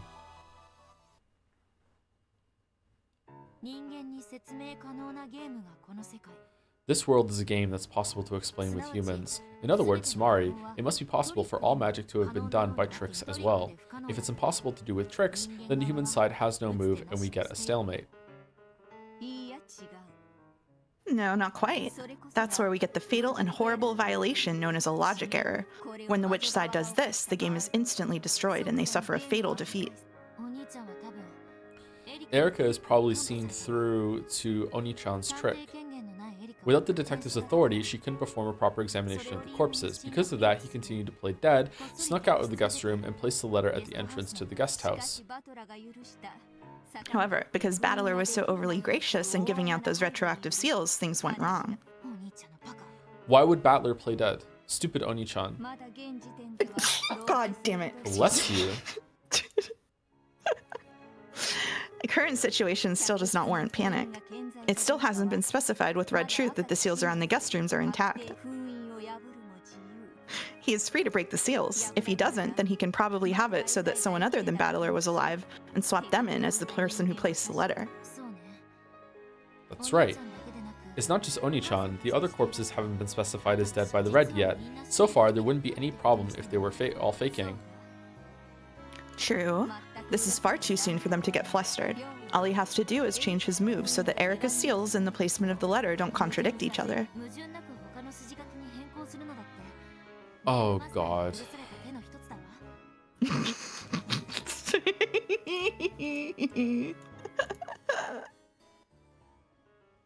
Oh god, this is gonna be fucking terrible. And revising the plot without contradictions is one of the moves available to the game master. However, taking a scenario one has imagined and revising it partway through can sometimes create flaws in the tale. It would be a very regrettable move to make when the first Twilight has only just ended. It would seem that Battler was the one with an enemy piece moved deep behind his lines. This hidden piece will probably cause him pain and discomfort with each step from now on, like a pebble caught in one's shoe. That single pebble might kill Battler.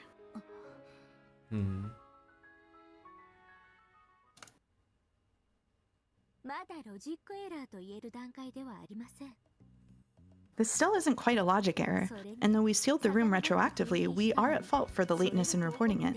So I have no problem with letting Battler-san retroactively rewrite the plot concerning this letter. Sorry, I was looking at the poll. Retroactively rewrite the plot. Again? Huh, I see.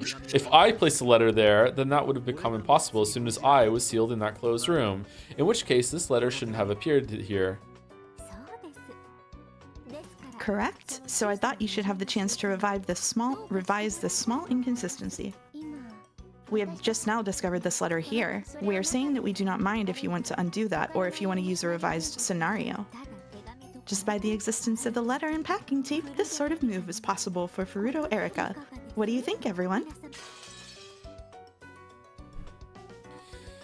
Okay, so my understanding of the story right now is that Battler could say that one of the other ones are faking too, which with my the fucking streamer's bullshit detection authority, Erika's gonna counter with I killed everyone else, so fuck you, it can't be anyone else.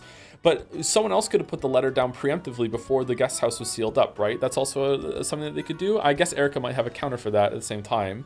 But then if Erika says fuck you, I killed everyone else, and then Battler could say, nah, you thought you did, but what you actually stabbed was just cake that bleeds, because she's not reliable. So therefore, just because she thinks that she killed someone doesn't mean that she actually did. So I think that's a way out that they could do it. But now we're getting into even beyond Danganronpa levels of stupid. So I don't think they do that.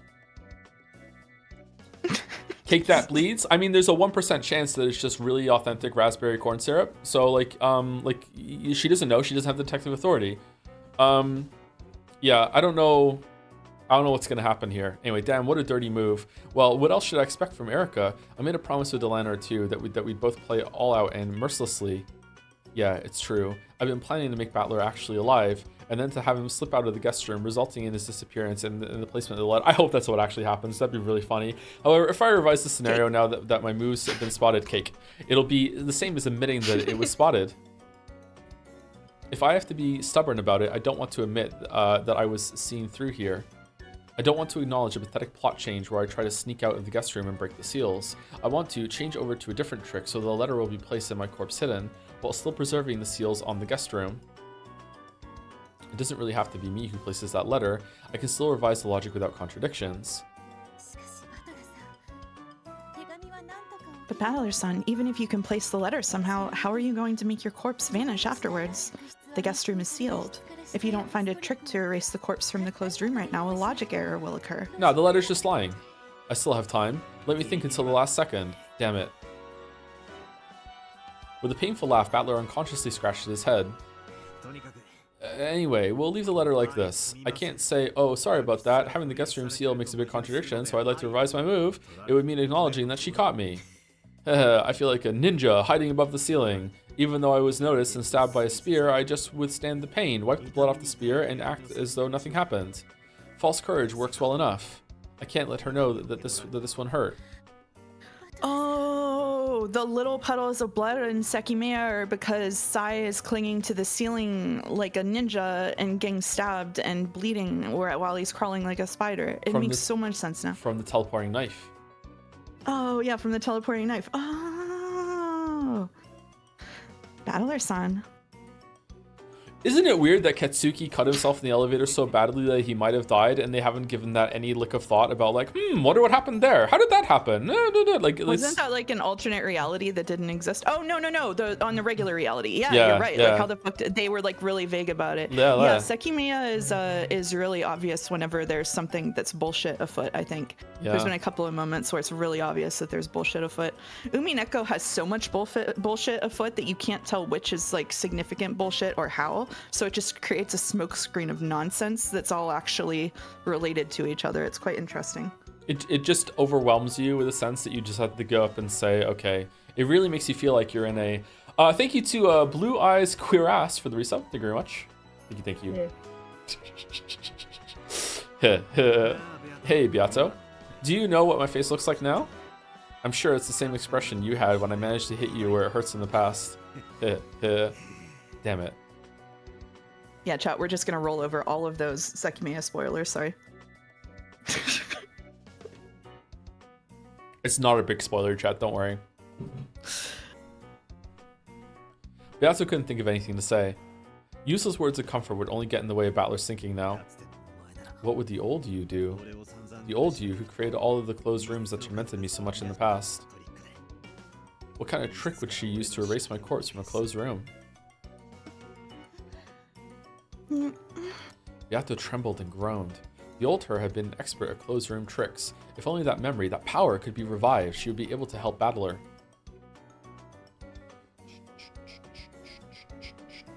There's still time to think. There's still time. Nice going, Erica. That was a dirty move. Oh, smash. How was multiple realities on baseball? No, it's like it was a bad end. It was like a choose your own adventure story, and it was a bad end, and then it just like just snaps you back. It's not that.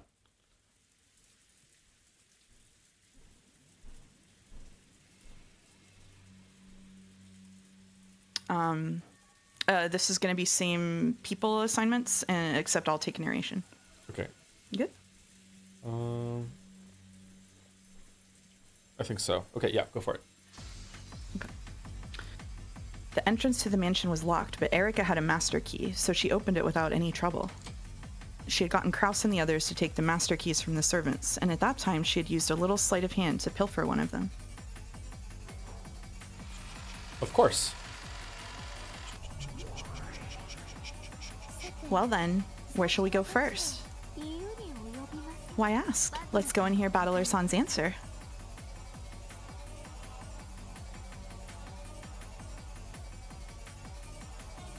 Grinning, Erica cut across the entrance hall and passed in front of the dining hall, deeper, deeper. She headed for the guest room Battler had lain dead in. Battler could put off deciding whether the seals would remain whole or not until the moment right before Erica witnessed them. However, when she did witness them, the game master would have to show what had happened to them. In the witch's game they were in now, the simple act of going to check the seals around the guest room was an attack. Are you ready, Lord Battler? Yeah. Or as you'd say it, come, step forward. Good. Then show us your response. Well now, are the seals broken or are they not? Has the closed room been preserved or hasn't it? The piece Erica held high in the air. I'm so used to the narration. Sorry, go ahead. Was the White Queen, which represented herself. Her target was Battler's camp. She attacked. Rumble. Erica dashed down the hallway with a sickening smile and clung to the guest room door like a spider. Then she closely examined the seal she had placed retroactively. Are you sure? You are sure about this, right, Battler-san?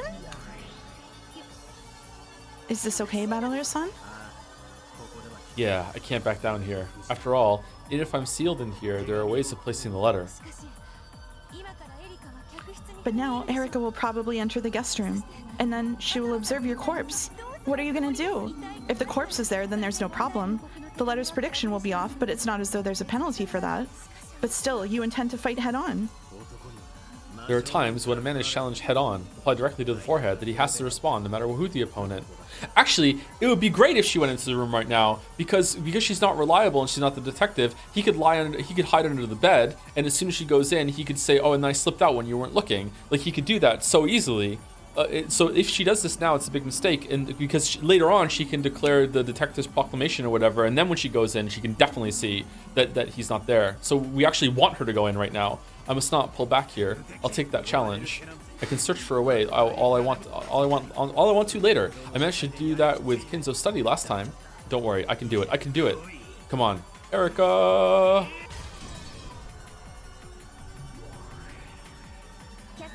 We have confirmed that the seals to the guest room are undamaged. Since the time Lady Erica confirmed Battler's presence, this closed room has been preserved. Good. I'm breaking the seals. Rip. Tear. Erica destroyed the packing tape seal on the door in ecstasy. It looked as though the intellectual Redditor had finally laid her true nature bare. Okay, I'm opening it. Let's have a look at Battler-san's naked scenario. Like a ruffian pushing down a frail girl, Erica mercilessly and greedily threw the door open. Then, finally, the inside of Battler's guest room was observed by Erica. Battler had to show it. Was there a corpse or wasn't there? Come on, Battler! Here's my response. Battler grabbed a black. sorry. Battler grabbed a black piece from the board and raised it high. That piece. Beato had no memories of the time she'd been an expert at this game. And yet, for some reason, she realized that this was a move that could not be taken back. Once this piece was moved, they couldn't move it back. Wah!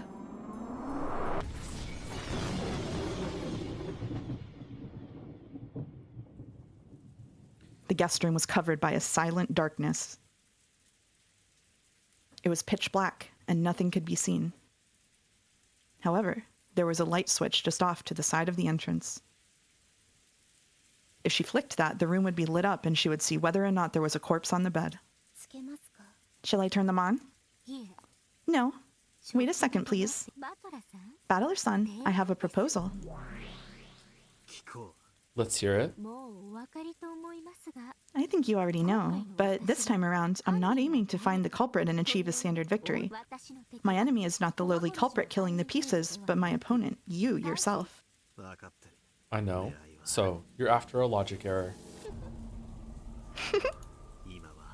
I'm seriously regretting it now. Even though you were just pretending to be miserable, I fell for it completely, and I gave you a ridiculous ability. That was your pride. It will cost you dearly. No, this is the double ruse. He's rusing them back. Ruse them back. Damn it. So, what is your proposal? With a firm voice, Beato urged her to continue. Until just a second ago, she had remained behind Battler's back, a little bit flustered. However, she was steady now. She saw that Battler had let his emotions take control of him and had been lured into making a bad move, and realized it was time for her to stay cool and support him. Erica's proposal couldn't be anything good, and on top of that, Erica was sly. She probably wouldn't make a proposal that would be easily rejected. I will now turn on the light. The top of the bed will be lit up, and it will be decided whether or not Battler has disappeared as the letter predicted. If he's there, great. There's nothing strange at all. The letter's prediction would just be wrong. Of course, the argument would probably switch over to then who put the letter there, but for the time being, the location of the fight would move outside this closed room. And if he's missing? Beato already knew. She knew the move that Battler had made a second ago. Battler had already disappeared from this room.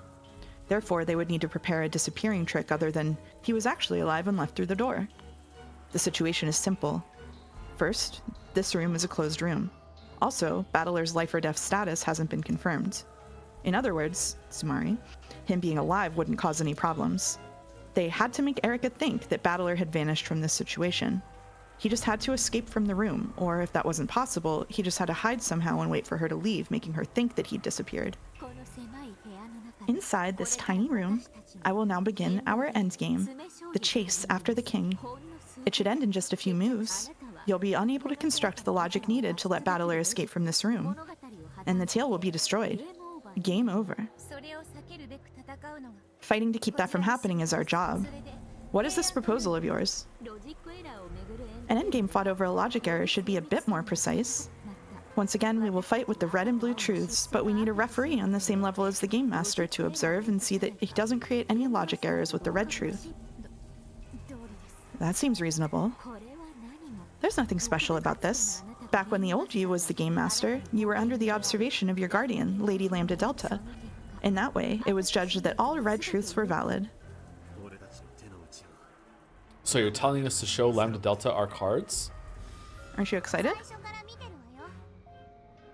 So excited. I've been watching since the beginning. It's okay, don't worry. I'm impartial in my judgments. Can you say that in red? Yep. I swear that I am impartial in my judgments. I was plenty impartial in the last game, wasn't I?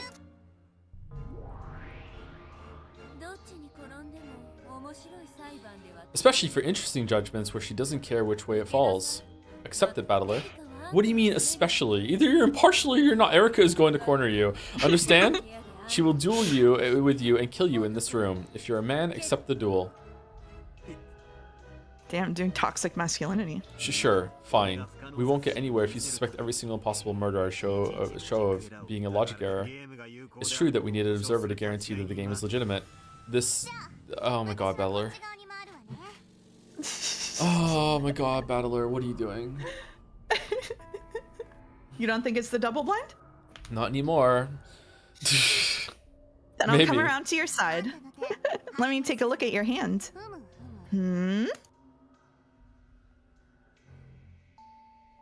Lambda Delta understood what Battler had up his sleeve, and she saw that Erica's first move had indeed gone straight through his heart. Just as Erica had guessed, Battler was alive and had slipped out of the room after Erica had examined his corpse, placed the letter by the guest house, and hid himself somewhere. When the packing tape seals had been retroactively placed on the guest room, he would have had to show that they'd been torn. However, if he'd done that, it would be the same as admitting that he'd been seen through and that he'd lost. Unwilling to admit that, Battler had claimed that the seals had been maintained with false courage, and was now rushing to revise his logic. True, he could still escape for a few more moves. However, Erica was planning to corner and kill him here. Sorry, someone in Umiden just called this the world's most slow-moving car crash.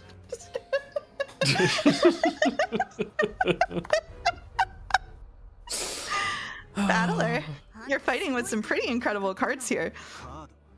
Cards? Does this game of chess look like a card game to you? To me, it looks like you're all playing a game of poker. So by moving to this side and looking at the cards you hold, I understand everything. That's an awful move. It's a complete waste. And Erica has already seen right through you. What would you do? I'm the referee. I can't give you advice. But let me tell you my impressions. No, that's okay. Shut up. It's chilling. You're trying to use this useless move, this baseless bluff, to make Erica back down. She's not gonna back down, that girl. After all, you're the one who should be throwing his chips in and folding now. Thanks for the advice, Battler-san. I agree with her. Let's back down from the fight in this room. We don't have any winning cards. Were you hoping to discard your cards and draw something more useful? I thought you were playing chess. In the world of chess, if you rely on luck, you die. By hoping to draw something useful, she meant relying on luck and betting that even if he couldn't think of a trick now, he might think of a good plan for making a closed dream trick later on. If you enter into the fight without any trick in mind, you get killed. Now is the time to back down. When Erica flipped the switch, he just had to be sleeping there on that bed. That's all he needs. Is Lambda allowed to say that she's impartial when she helped Bernkastel and Erica trick Battler earlier? I guess that's just part of fun for her. I don't know if she could claim that. That's weird. Not criticism, by the way. I'm just thinking out loud. Lambda, I don't know what you're talking about, but you're chatting too much. A referee needs to be impartial. True. Then good luck, Battler. I'm hoping for a precise chess-like battle. You aren't playing poker, are you? Are you ready, Battler-san? Yeah, I am. Turn the lights on whenever you want. For the rest of the fight in this room, the progression of time will be stopped. This way, all the moves for both players will be made at the same time, and the first move made will be treated no differently than the last move.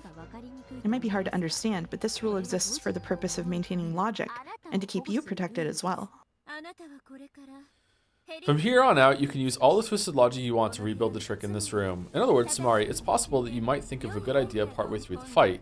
Normally, it's unfair to revise your plot partway through. In order for that to be acceptable, you need a world stopped in time where everything happens at once, and where logic that you think of afterwards can counter your opponent's earlier moves. Of course, Erica can take advantage of this rule as well. If you revise your trick to be a new one, she can deal with that in a different way. This is pretty complicated. Yeah, it's pretty bullshit. It's simple. It's like a corrupt politician's war of twisted logic. You lie shamelessly on Twitter when evidence is shown revealing that lie. You retract those previous lies and shamelessly say that you just remembered it wrong. Then change to a new lie that doesn't have any contradictions. The fight goes between a lie, then evidence exposing it, then another lie, like a fight between two snakes spinning around trying to eat each other's tails. Good. Just think of it as a world in which you're allowed to use twisted logic based off of your opponent's moves as often as you want. I used that myself when sealing this room, so I thought it was only fair to let you do the same. You have no shame, do you? Okay, then let's have both sides begin. Will Erica take the first move? Will she start by checking the bed? By checking to see what he's bet?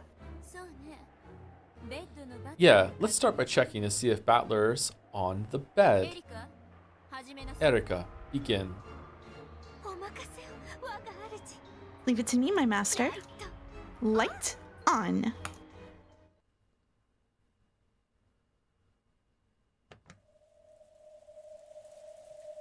With a click, the sound of the light switch rang out and the bulb turned on, lighting up the room.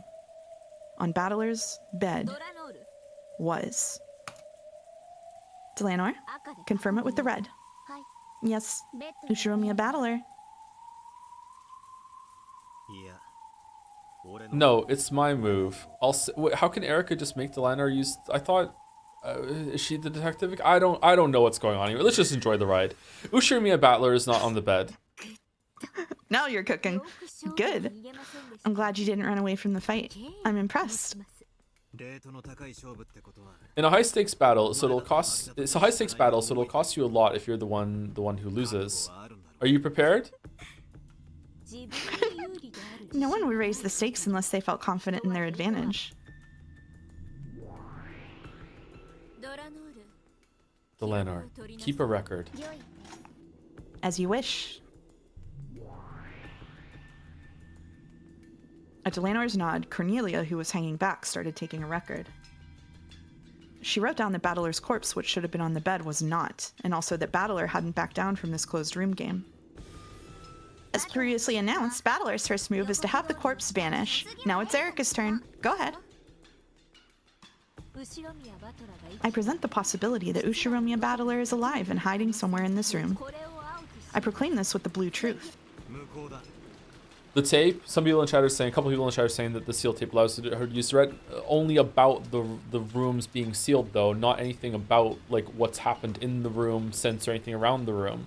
Like if she's allowed to use the red now, she could just speak in red, you know, Battler is still in this room or whatever, that sort of thing. She can literally see, but she's not the detective, so what she sees isn't reliable. That's the whole point. She couldn't even determine if the corpses were real or not earlier. She's not the detective. She hasn't said yet. He is not literally on the bed. He actually could still be on the bed, and she's not seeing. That's why they called Lambda Delta to be reliable, right? Like none of this is reliable. I don't know what's happening right now. I don't know what's happening. That's why Delanor is doing it, right? Yeah, but Erica's not allowed to use Delanor because she's not the detective. It said that earlier. Like she's not allowed to use it. She's also not allowed to say red. She can still have, yeah, she can also have fingers to feel for a pulse, but it's still not 100% reliable. She can't do it. Like a lot of the things that we've seen through people's eyes has been like goat men and shit. Yeah. We just had the chapter where it said even if what she's saying is 99% reliable, there's still 1% chance that it's not true. So it can't be red. We just had that chapter, y'all. Well, she didn't. Yeah, but she was trying to use it, and it seemed like Delanor was about to use it. So I don't know if that was just like a fake out and Battler did it, but like that's what I'm saying. Like it's not a big problem. It's just I feel like she was about to do something she's not allowed to do. They didn't say anything about a cake on the bed. That's true. There could be a Battler shaped cake on the bed. There could be. Yeah, it's true. There's nothing eliminating that. Yeah. Invalid. If you want to use the blue truth, give me a specific location. In the last game, Beato did that in Kinzo's study, and Delanor made Swiss cheese of her, right? Are you trying to take revenge for that? Giggle? Before I start searching, I have one blue truth that I can use without a search. There is a possibility of a hidden door X that is impossible to discover. He's hidden behind that, so it's impossible for me to find him. Noxus third. It is forbidden for hidden passages to exist. Isn't that right? No hidden places that are impossible for Erika-san to find exist inside the guest room. Nox's third, valid. Good. Then let's get started with the search. Erika slowly began to walk around the room. Until the endgame had started, Erika had been energetic, jumping about impatiently like a hungry dog. However, now that it had actually begun, this was a stifling battle of wits where each breath made her tense. Even the quiet sound of the rain was distracting. Now that I've searched the room, let's confirm its layout. The guest room is divided into 2 rooms, the bedroom and the bathroom. Lady Erika has currently searched the entire bedroom section. There is only one exception. I'll leave that one place be for the time being. So, were there any irregularities discovered in the bedroom? There were none. Except for one location, there was no one to be seen in the bedroom. Alright, what's this except for one location business? We'll say it without being annoying. What are we doing, Umineko? What the fuck? There's a reason a face-down card remains face down. I'll turn it over if it's needed, so look forward to it. After thoroughly checking the bedroom, except for one place, Erika headed to the bathroom door. Since he wasn't in the bedroom, it was natural to think that he was in the bathroom. And since the guest room was made up of 2 rooms, if Battler wasn't in the bathroom either, it would mean that he had managed to vanish from the closed room. Except for that single location that Erika had intentionally left unchecked. I'm checking the bathroom. Lady Erika, the sound of water can be heard from inside. Also, there is a faint heat. Oh? Don't tell me he's taking a shower. Is it locked or something? Oh, is this how he proposes? No, it isn't locked. Go ahead and open it. Then, if you'll allow me. Slowly, Erika put her hand on the doorknob on the bathroom door. She tried to push it open, but felt a strange resistance. Of course, it wasn't the resistance of the lock. It felt as though it had an unnatural load on it. Out from the slightly open crack poured the hot air from the shower. However, it was unlocked, so there probably wasn't anyone taking a shower. After letting a dumbfounded expression rise to her face, Erika slammed into the door with her whole body, knocking it open. Oh, is this why it kept going back to the bathtub when he was stuck in the thing? Oh, there's the wire too. Like he was like whatchamacallit? The only way out is for water to get out or whatever. Okay. Yeah? What? As soon as she opened the door, a hot blast poured out on her. Erika froze, unable to understand what had happened. After falling backwards on her butt, she realized that boiling hot shower water was spewing out at her and hard. Oh, what is this? What a crazy prank. Cursing, Erika wrapped the blanket from the bed around herself and tried to enter the bathroom once more. This time she was able to figure out what was going on. It was quite an elaborate prank. A wire fixed the shower nozzle in place so that it pointed at the entrance. The pressure and heat were turned up to the max, so that anyone who went through the door would be met with a wave of hot water. The pressure was very strong, which probably accounted for the weight she had felt when trying to push the door open. She tried to make the nozzle point in another direction, but not only was it fixed in place by the wire, it was also fixed in a place high enough that Erika couldn't reach it with her height. Which provided a perfect distraction for Battler to slip out from under the bed with his Domino's box while she was there and left the room. Mwah! He would have said, but he was too busy chewing the pizza.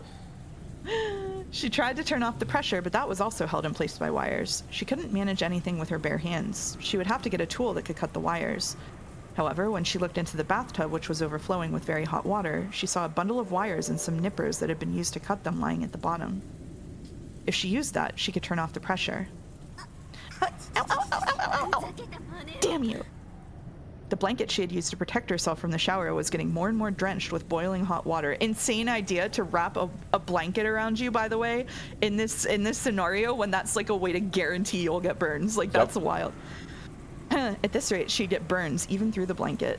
Yeah. Have you ever have you ever had the experience, like Mouse or anyone in chat, of like using like a kitchen towel or something to touch something hot, and you didn't realize that your hands were a little wet or the towel was a little wet? The heat just just goes through it fucking instantly. Oh my god, it hurts. Like it's shocking how much it hurts. Yeah. That's why I always use like rubber oven mitts or whatever like that. The fabric oven mitts I don't trust because of that anymore. Like yeah, like it's insane. If you haven't had that experience, then learn from it and just be careful. Like really check that anything you're touching that's like made of fabric isn't wet when you touch something hot out of the oven or something like that.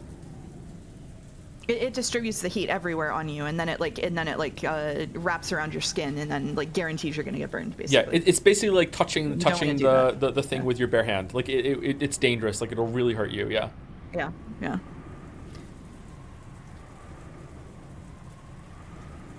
Yeah, it's a good conductor of heat. Yep.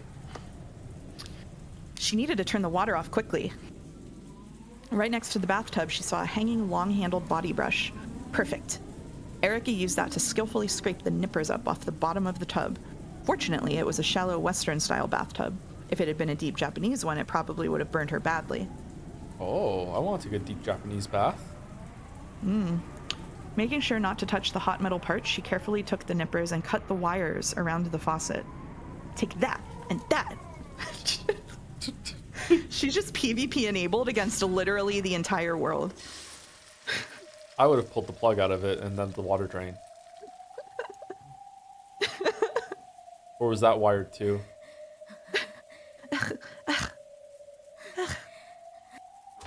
She finally managed to turn the hot water faucet, and the heat from the hot water storm died down. For a while, Erica was forced to cool her almost burnt arms under running water. What a calamity. Would you like a bath? I can wash your face with this brush. I appreciate the sentiment, but no. Oh, that's a shame. Erica had finally regained enough of her composure to be abusive. Good for her. She turned off the faucet completely, and silence returned to the bathroom. After that, all that remained was Erica's heavy breathing. Just that she gets painted as like a mouth-breathing logic freak whose biggest enemy is showers. Oh my. Well, Redditors do hate showers. She turned on the fan to get rid of the hot steam. She had to leave the bathroom until that was finished. It was pleasant, like stepping into an air-conditioned room on a hot summer's day. Still a joke. Oh, was it a pit? I really didn't see it. I'm sorry. Red truth. I didn't see it. Swear to God. Sorry to repeat content. Didn't mean to. Okay. Now that was a ridiculous trap. However, that wasn't here at the time I examined Battler's corpse. Therefore, the appearance of this trap proves that Ushiromiya Battler was alive. Well, I never thought he was dead anyway. The water heater in the next age Japan mansion must be insane to keep the shower going. Well, they have extra fuel with Kinzo's corpse in the furnace to keep it going, so it's fine. Yeah, they're all right. Yo, my thought, even looking past the temperature, I want a shower that has enough water pressure that I have to fight it when it's pointed at a door. Like, are you kidding me? I've had so many like baby showers where it was just like dribbling out of the like. If they could just blast me with that, that would be awesome. Yeah, okay, anyway. The shower head here isn't that great for pressure. Yeah, it would be better. I agree. So he decided to openly show a card that had already been exposed. Let's check the inside of the bathroom. Was Battler seen? No. No one was seen in the bathroom. Good. Now we've confirmed that, except for one location, Battler does not exist anywhere inside the guest room. Give that a rest. Just where is this one exception? A coffin. Ushiromiya Battler's coffin, that is. Ashes to ashes, the dead to their coffins. You plan to trap me in this room, right? Okay, let's have it. A silence that was complete except for the rain was suddenly filled with the smell of gunpowder. Though it was extremely quiet, the room was filled with tension as though you'd be sliced in half if you were relaxed for an instant. A cloud of gold butterflies gathered on the room's round table and turned into a witch's chessboard. It was finally time for her attack. Dalmic just owned you in chat, by the way. Did we? Mouse wants to be 4 feet tall and to have a shower that blasts her. Understood. She wants to be the itsy bitsy spider. You know what? Absolutely. Blue truth. You did not vanish from this room. You just hid yourself to make it seem as though you disappeared from a closed room. The place you're hiding is the one exception that I haven't investigated yet. As Erica lightly raised her right hand, a single gold butterfly appeared from the darkness behind her, flitted between the index finger and middle finger of Erica's raised hand, and became a white piece. Can I tell you something? Can I tell you the metagaming of assigning chapter readings? Sure. I purposely took narration this chapter so that you could crash out while I was reading the narration. Oh, you knew. Okay. I knew. Well predicted. Well predicted. Thank you. Then she lifted it high into the air. This is the one exception, the walk-in closet next to the entrance. Bang! Like a falling white lightning bolt, the white piece hit the board, landing by a weak spot in Battler's formation. Yes, it is here. With a crash, the door of the closet, which was just off to the side of the guest room's entrance, was impaled by a spear that represented the blue truth. Delanor had spun around and thrown it. The door was completely pierced, and the spear stuck in so deeply that if a human had been hiding in it, it would have pierced their chest as well. Its still quivering handle was a testament to the force with which it had been thrown. Okay, I don't understand. This is so easy now then. When she went into the bathroom, they didn't check the closet. They've made it easier. I was gonna say that it's unreliable, they didn't search the room properly, and he could just crawl out. But now they specifically say they didn't check the closet. When she was in the bathroom, fucking around with the shower, he just opened the closet and left. Like, what's the issue?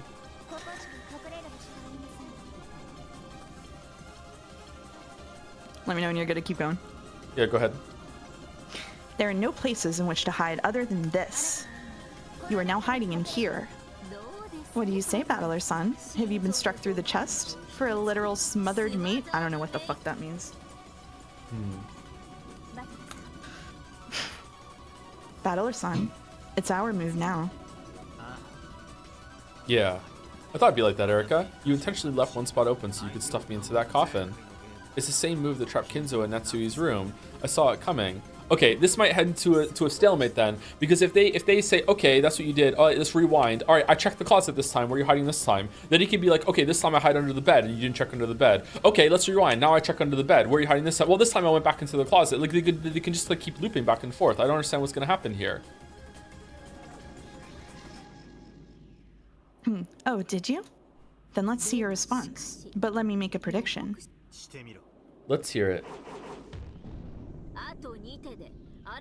I'll checkmate you 2 moves from now. That's my prediction. Then I'll make the same prediction. You will checkmate me 2 moves from now.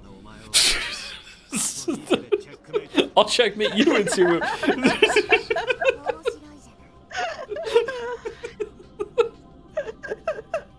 Sounds interesting. These predictions contradict each other. Who will be the liar, I wonder? Contradiction, spot the liar. Good game. The air burst and sparked. The silence would hurt one's skin. Then go. It is your turn. It's useless. Your lowly coffin won't be able to trap Battler-san. Here's my response. Slowly, Battler moved his hand over the chessboard. A gold butterfly that had appeared from the darkness rested on Battler's finger and became a black piece. That black piece was the king, which represented Battler. Why does he even have to show what his response is? Can't he just sit there and be like, okay, I've thought of a way, and then Ronave will show up, oh, valid, and then that's it, and then it's like, okay, I found a way out. Fuck you. I'm sorry. I don't understand what's going on right now. It's like the blue truth, red truth that he and Beata used to do, except with more bullshit between it. So she put up a blue truth, and now they're waiting for him to do a red truth in return. I guess the issue is that he agreed to it even from in the first place. Battler's hiding in the closet.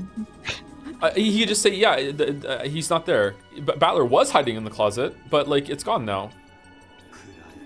Take this.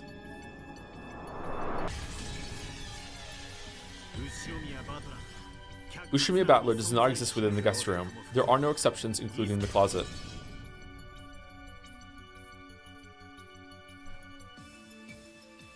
Like a black bolt of lightning this time, Battler slammed his piece down on the white piece of Erica's that had cut deep behind his lines, crushing hers. It scattered like a golden spray and melted beautifully into the darkness as a faint cloud of gold sparks drifted about.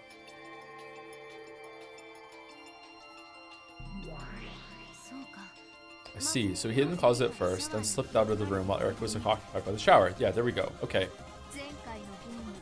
It's the same technique he used to let Kinzo escape from the study in the last game, distract the observation of the observer, and disappear into the darkness. Okay, so I don't see how this can be counterable without bullshit. I hope that there is without bullshit, because I'll be like, oh, damn. But let's see what happens. Good. Of course. Yes, of course. I'd already foreseen that move. Next was Erica's turn.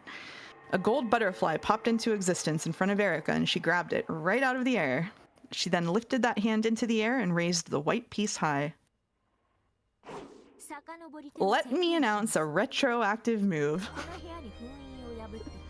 This occurs back in the very beginning, right after I broke the seals and entered this room.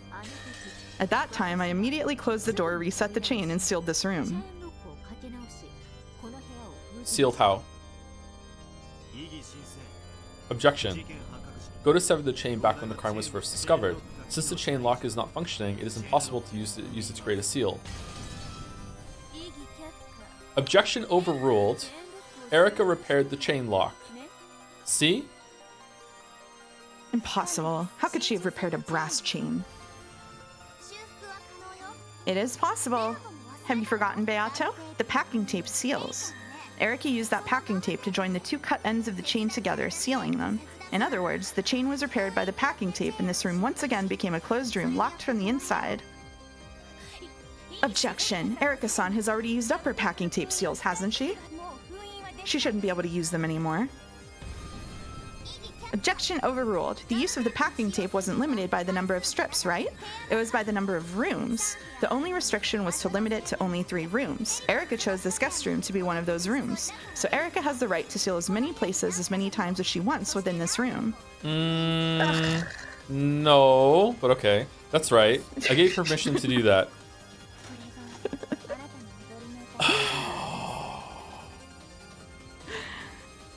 This is the cost of your pride. Sympathy is the evil liquor that the proud are most fond of. Do you want time? Nope, just keep going. The sooner we get this over, the better. So, with this retroactive move, I proclaim that the chain lock has been repaired by the packing tape seal and has regained its original functionality. And thanks to that, I locked the room upon entering it and made this guest room a closed room from the inside once more. The white piece Erica held aloft, represented by the seal caused by the chain lock. This move would draw out Battler's king and drag it to the guillotine. Sorry, guillotine. Die, Battler. The piece for the chain lock was slammed down right at Battler's king's throat. Repeat it. The lock created by the chain is currently intact.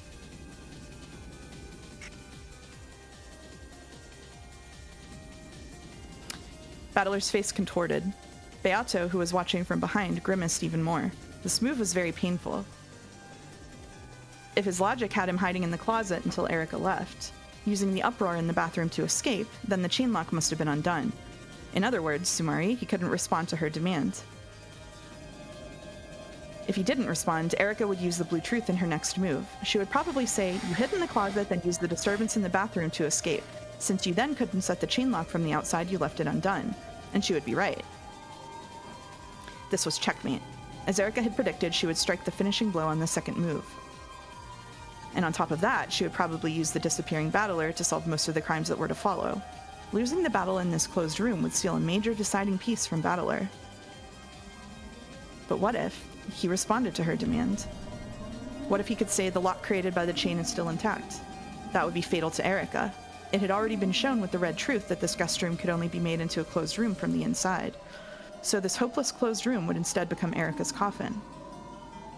With a riddle of that magnitude, Erica probably wouldn't solve the mystery of Battler's disappearance before the end. Each unsolved riddle gives an advantage to the witch side. Battler wanted to respond to this demand, if at all possible. However, if he responded, if he answered by saying that the chain was still set, he would have to abandon the logic saying that he had escaped while Erica wasn't looking. Once he escaped, he wouldn't be able to set the chain lock again. It would make a riddle to corner Erica, but he would have to construct a different escape method. Sorry, Umi chat, does anyone else hear Joe repeatedly making the Minecraft taking damage sound effect while Mouse is narrating, or is my stream bugged? It would make a riddle to corner Erica, but he would have to construct a different escape method. Even a move such as him leaving the closet during the scene in the bathroom and hiding in another place, say under the bed, wouldn't work because he had proclaimed that Battler does not exist within the guest room. If he could construct logic that allowed him to escape from here while preserving the chain lock's position, then Erica would be the one facing a fatal blow.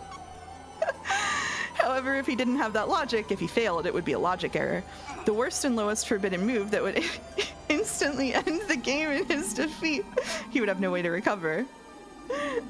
For Battler, deciding how to respond to this demand was a very advanced and difficult decision. Simply by knowing what things in Umineko will make Joe crash out, this voice assignment was possible for Mouse. What do you think, everyone? Either way, Erica would probably corner him.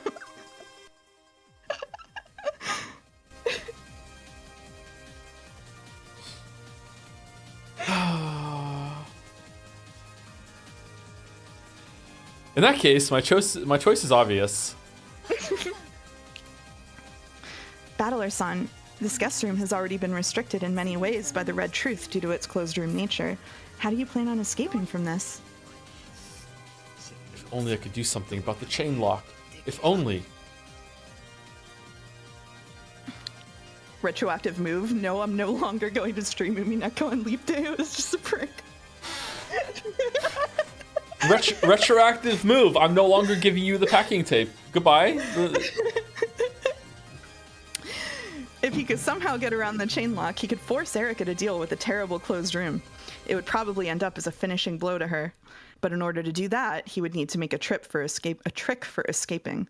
The closed room that existed before Erica came back, which was now the closed room sealed by the chain that Erica set right after entering the room. And on top of that, he had to make sure that the chain that could only be set from the inside remained in place. If he could do that, if he could find a way, then it would end here. But I still can't think of that trick.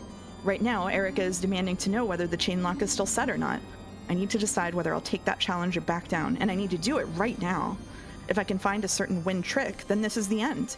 But if I don't have that trick, I should just acknowledge that I slipped out of the closet, undid the chain, and escaped, backing out of the fight. If I say the chain was set without a trick up my sleeve, then it's impossible for me to escape. In other words, Sumari, it's a logic error. Even if we lose the fight in this room, there'll still be chances left to us. We still only started the second date, haven't we? We have plenty of time to reconstruct an impossible murder. No, that's no good. If I acknowledge that I've escaped from this room now, it's the same as acknowledging that I'm the culprit. If I back down from the fight in this room, it's the same as accepting my defeat in this game. Battler's point was a valid one. Since all of the other humans were still locked in the guest house, then if Battler alone was alive and free to move, Erica would probably base her explanation for all of the following impossible crimes on the blue truth that Battler was the perpetrator. If they wanted to forcefully turn that around, they would have to rewrite their tricks and logic so that someone other than Battler would be set up as the perpetrator. If they fixed up one flaw, it would give rise to new flaws, which might eventually pile up and kill Joe. Even running away would mean tightening the noose around his own throat. The first truth, that Battler is the culprit, has already been hit upon. And yet, I have to struggle desperately to get out of this. I need to. I'm on the edge. I've definitely been cornered in a dangerous spot. However, if I can just change my position, everything might turn around at once. If I can just make this chain my weapon, I can kill Erica. Wait, are you actually going to respond to her demand? Is there any way to escape without undoing the chain lock? There isn't. If you respond, you'll lose instantly from the logic error at the end. It's clear which choice we ought to make. Yeah, it's clear. No matter what move we choose, it'll turn for the worse, just as Erica wants. If it's horrible either way, I'd like to choose the move that has the biggest reward if we win. You're gonna call, even though you have no logic for escaping and no trump cards? You think you can accept her demand and win? I like that she sees it as poker instead of chess. Yeah, it's kind of fun. Yeah, Yep. everyone sees it in a different way. My cards might be useless. However, with just one more card, they might become a straight, a flush, or even a royal flush. I don't know how to play poker. If hell waits for me after both options, I'll take the one that'll finish her off if I win. That's an insane move. Sometimes madmen leap into the path of death, and so miracles occur. It's impossible. How could you escape this closed room without removing the chain? There's only one difference between heroes and madmen. It's whether they win or lose. I'll be looking forward to your big victory. If I can finish things with this move, then, as I predicted, I can kill Erica on my second move. I still can't think of a trick for escaping this closed room. However, there has to be something. There has to. Once I think of that, I can make a magic illusion of me changing into a butterfly and slipping out of the crack in the door like smoke. If I have even a drop of that mad magician's blood in my veins, please let that honor. Just give me a fragment of a miracle right now.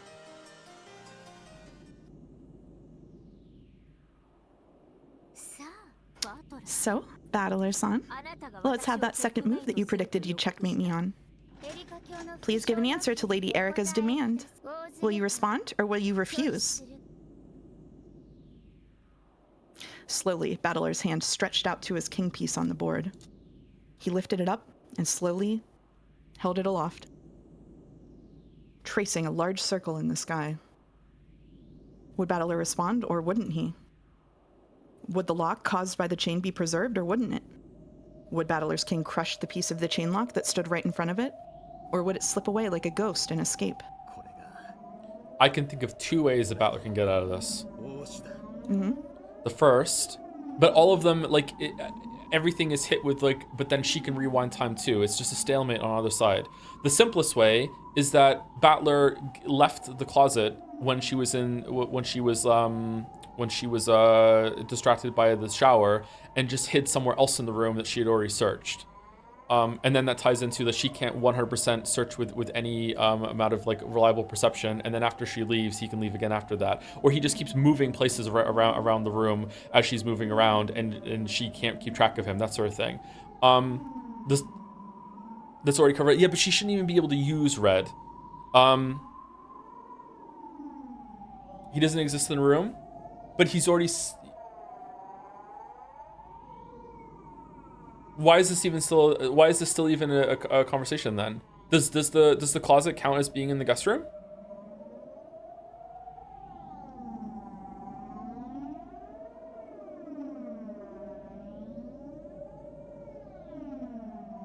It does? He actually fucked himself?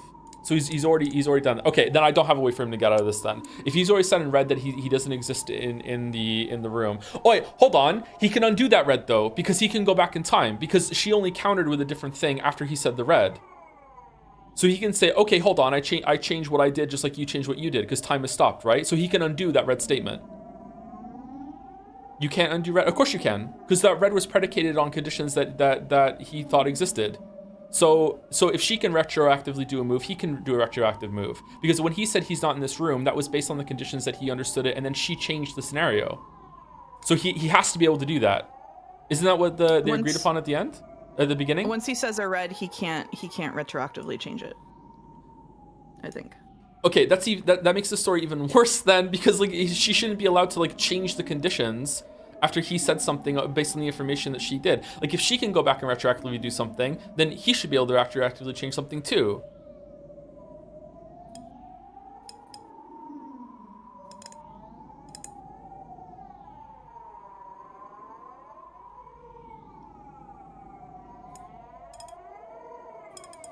The chatter saying they're playing like assholes is correct.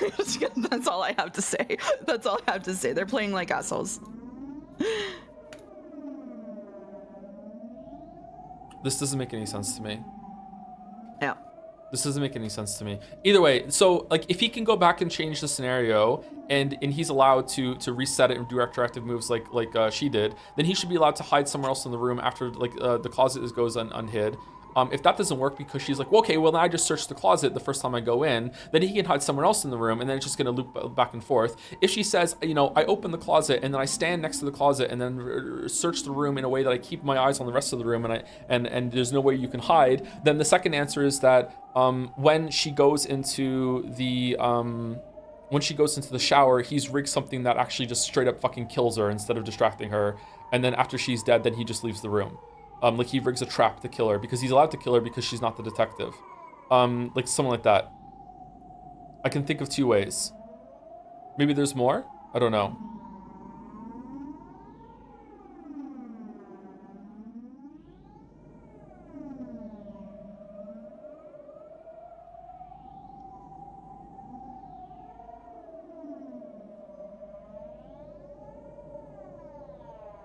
I don't like this. This is terrible to me. Sorry. This is my response. As predicted on the second turn of mine, you're through. Here it comes. Furudo, Erika. You've actually been dead the whole time.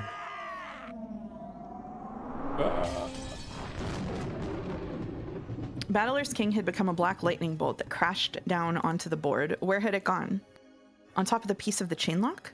Or past that piece? I will repeat it. The lock caused by the chain is intact. Battler's King had left the chain lock piece in its place and had slipped past it. Yeah, it sure would be cool if you could say that the chain lock was still set, wouldn't it? Don't you think that'd be cool?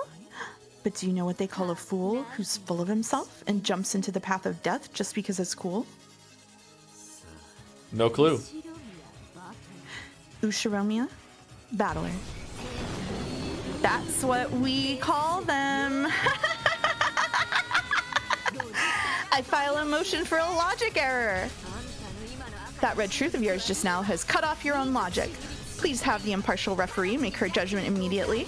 Great Lady Lambda Delta! Motion received. Lambda Delta. Does this make logical sense? Your inspection, please. Motion received. Battler, show me. Let me see your cards. Battler-san. It is a royal flush, right? If you've got nothing, you won't get out of this with just a sorry, okay? Yeah, I have no intention of apologizing. If it's a logic error, the game board will be blown away. Oh, the chinchillas are excited. You've inherited this game board from Beato. It's the one thing you have left of that precious Beato. So you must not allow for a logic error. A logic error only becomes established when the witch admits to it. As long as they can keep thinking of new logic to escape with, they will not die. Cannot die. However, that would be like living in an endless living hell of the mind. Even if you manage to crawl around forever after falling onto the darkness of thought, you'll just be eternally trapped in a hell where you constantly think of ways to escape that closed room while refusing to accept your logic error. Are you sure? Are you sure? This is nearly as bad as the depths of oblivion, got it? It's like the difference between falling from the roof of a 10-story building and falling from the roof of a 100-story building. Lambda. Battler has already finished making his move. Players can't take back a move once it's made. Act as an impartial judge, carry out our motion, and see whether or not Battler's escape from the closed room is logical and whether there has been a logic error or not. Be slow, accurate, and meticulous like an archaeologist. And be as fast as the guy at an ice cream shop when he forcefully and skillfully scoops out that sweet, fragrant vanilla soy sauce ice cream. Ew. Yes, I know that. Battler, let me see it. Battler-san. Beato, do you think I'll lose? I don't want to think about that. After fighting with the old me many times, you finally reached the miracle that I so wanted you to find. So I'd like to believe that you'll win through a miracle once again. This woman called Beatrice, the whole time, she fought on the same border between reason and madness. She fought with a mixture of sadness, anger, and several other emotions for me that can't be described with words. And in the very last game, at the very last moment, she managed to seize victory. That might have been the purpose of the card Beato had been gripping as she fell. Beato passed away without realizing that she had won. In the final game, the true victor was Beato. The Beato entrusted me with this game board, so I'll win. Sorry, that Beato entrusted me with this game board, so I'll win. So I need at least you to believe in me. Beatrice. If I believe and a miracle occurs... Please. I do believe in you. Battler-san. Ah! This is pissing me off. Please just check it already, Lady Lambda Delta. There's no valid logic. There doesn't exist any way to get out of this closed room. You were overeager, Battler-san. If you could win with this, that'd be cool. If you just vanished even though the chain is still set, that'd make you so awesome, so cool, so mysterious. Hold me. Ah! Like hell you can. Like hell you can do it. If you could do that, you really would be a witch. If you could vanish your way out of this closed room like a puff of smoke, I'd have to acknowledge it. It'd be the work of a witch. Quiet, Lady Erica. Lady Lambda Delta is conducting her inspection.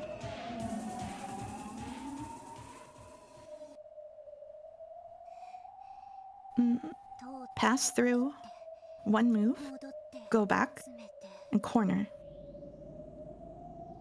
With sweat gathering on her forehead, Lambda Delta inspected the movements of the pieces from Battler's side. She was as accurate and meticulous as an archaeologist, just as Bernkastel had told her to be.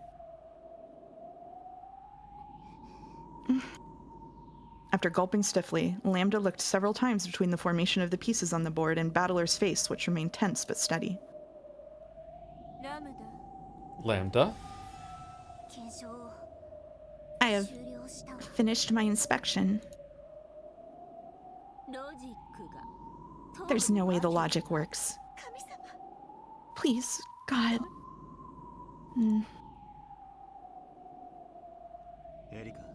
Erica. What? I'm so sorry. Which way am I supposed to take that? It was fun. Now, this is the end. I told you! Which way am I supposed to take that? Silence.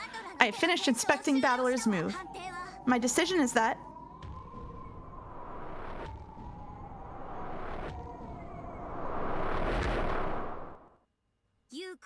it's valid. Valid? Valid? You're lying!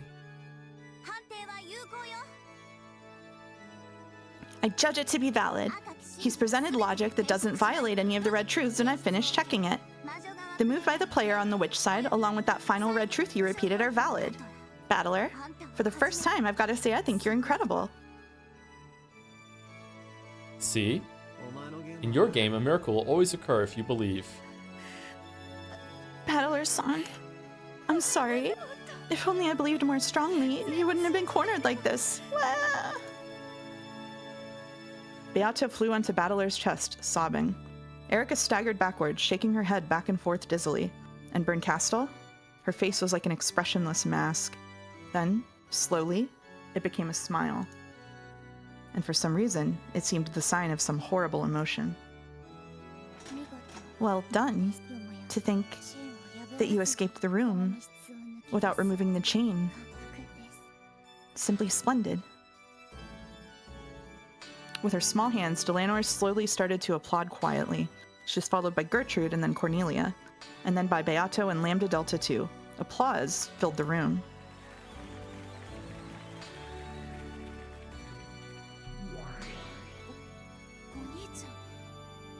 Oni-chan. Oni-chan. Oni-chan. How did you... I see. Yes, a move that cannot be seen by one whose thoughts are trapped within the closed room. Impossible. Impossible. As Lambda Delta watched Erica, who was breathing hard, shocked and dizzy with a despair she couldn't accept. She had to take her hat off to the swiftness of Battler's heart and intellect, and to the power of this miracle. Incredible, Ushiromiya Battler. It's my complete loss for thinking that your power and Beato's would cancel each other out and bring an eternal draw. And Byrne, who thought everything would move according to her plan, even though she already knew your true strength, has also suffered a complete loss. Byrne is the witch who waits for miracles. You are the witch who summons miracles. You are not Burn's piece. Just now, without a doubt, you have surpassed Burn. You really did, in this one moment, think up a trick by which to escape from this closed room. As Erica had predicted, Battler had been hiding in the closet. Then, during the disturbance in the bathroom, he had snuck out of the door. Erica had guessed this much. That's why they retroactively set the chain lock and sealed it to prevent Battler from doing this very thing.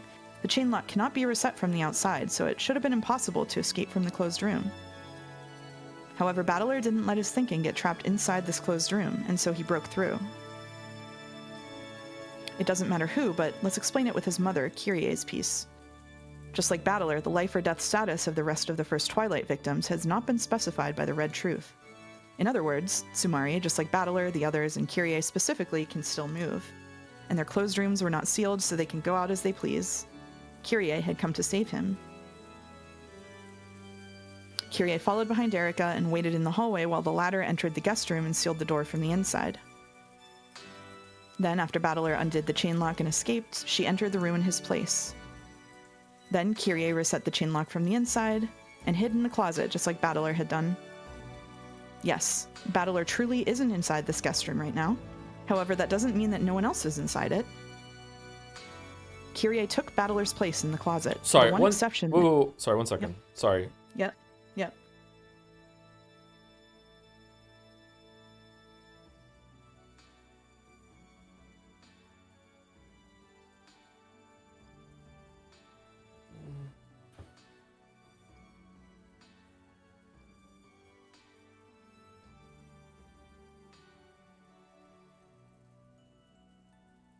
Okay, so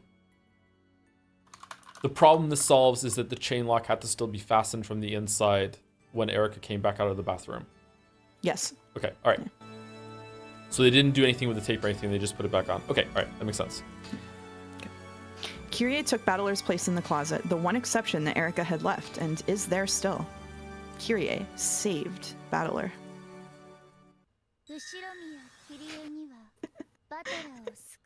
Ushiromiya Kyrie cannot save Battler. Huh?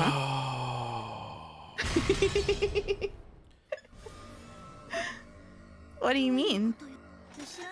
Ushiromiya Kyrie cannot save Battler. Why not? There's no red saying that Kyrie can't save Battler. Wait a second, how are you using the Red Truth?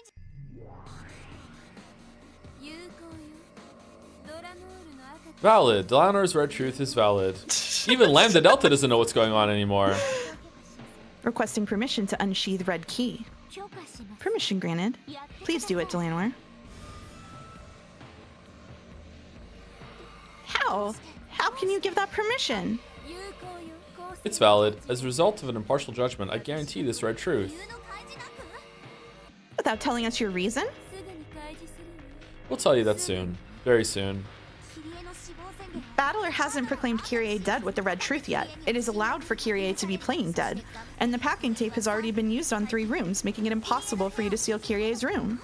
So how can you use the Red Truth to say Kyrie can't save Battler? That Red Truth has no basis. We'll tell you its basis soon, but more importantly, Lambda, go fuck your... The logic with Kyrie has ceased to function. You should probably find another piece to switch places with Battler, don't you think? Yes. There are still pieces that can save Battler. Reconstruct the logic. All we need is someone who can switch places with Battler. It doesn't have to be Kyrie. Then let's switch it to Natsuhi. Ushiromiya Natsuhi switched places with Battler. Delanor, do it. As you wish.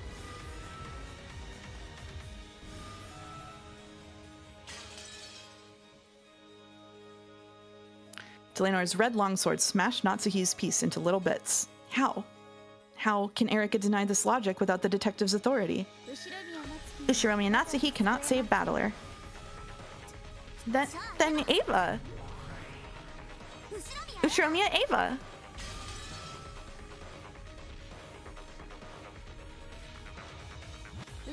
Ushiromiya Ava cannot save Battler. Then Rosa! Maria! Useless. Rosa and Maria cannot save him either. death, death, death, so on and so forth. Blanor things. Didn't Lambda Delta know everything that went on the board? Didn't they say that at some point? Or she just has the capability of seeing through it or something like that? I don't know. I can't remember. I don't care anymore, actually. Let's just keep reading. I'm sorry. It's okay. It's not your fault.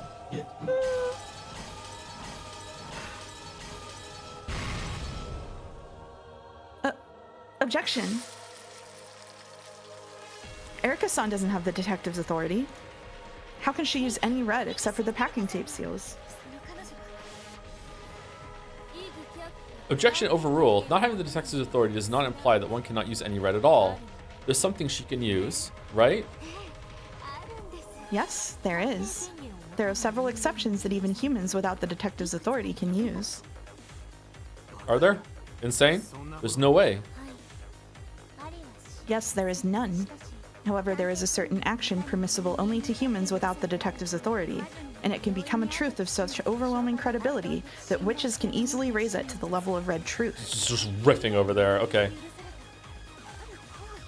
A certain action permissible only to humans who aren't the detective? You don't mean, Erica, you. I've got it. Yes, if I'm right, this red truth is valid. I don't understand. Was there some power that could only be used without the detective's authority? There is. There's just one. Finally, you get the answer to the question you asked me. So you finally noticed. That's right. That's the only reason I abandoned the detective's authority this time around. You told me I could make the detective proclamation whenever I wanted, right? Well, unfortunately, I am no longer capable of making that proclamation. Which Nox rule was it? Nox's 7th. It is forbidden for the detective to be the culprit. You mean... what? Finally, Beato realized everything. Yes, the detective's authority bestows several powers that are useful for reasoning, but it eliminates one single privilege. That is Nox's 7th. It is forbidden for the detective to be the culprit. In this game, it is impossible for humans without the detective's authority to examine corpses perfectly. So there have been several tricks where the dead have all been faking and walking around where they please. You probably thought you could use that logic to create several impossible crimes after this. When I said that I wouldn't make the detective proclamation, somewhere on the inside you must have said, I've won. You're pretty sly yourself. You gave me the packing tape seals, seemingly out of mercy, but that was because you planned to have all of the first Twilight victims survive, band together, and carry out the crimes. So you gave me only 3 rooms worth, which wouldn't cover all 6 people. No matter which rooms I sealed, at least one of your underlings could move freely. You must have been plotting to use that to corner me. But too bad. Your naivety really pisses me off. Stupid man. I admit it. I admit that I fell for your monkey show, and that in my pride I tried to show you some mercy. That's right. Even without the detective's authority, there is no way for humans to do it. A way to make sure that a corpse examination cannot fail. Is the human lying in front of you alive or dead? You can answer that question by examining the corpse. With just a quick glance, your chances of being right are 50-50 either way. Various bits of knowledge and experience can be used to obtain a more precise result. However, no matter how much you do that, while you can reach up to 99%, you can never reach 100% accuracy. That's what most people would think. However, there is one way. One way to conduct a perfect examination. And that is to kill them. Erica. Without the detective's authority, I can't tell whether the victims are dead or faking. So I needed a way to be sure. And if possible, it would be preferable if they were removed from the game board so that they couldn't make a mess of things later on. So I dashed through the chaos-filled mansion, visited all the crime scenes, and I re-killed all of them. What on earth?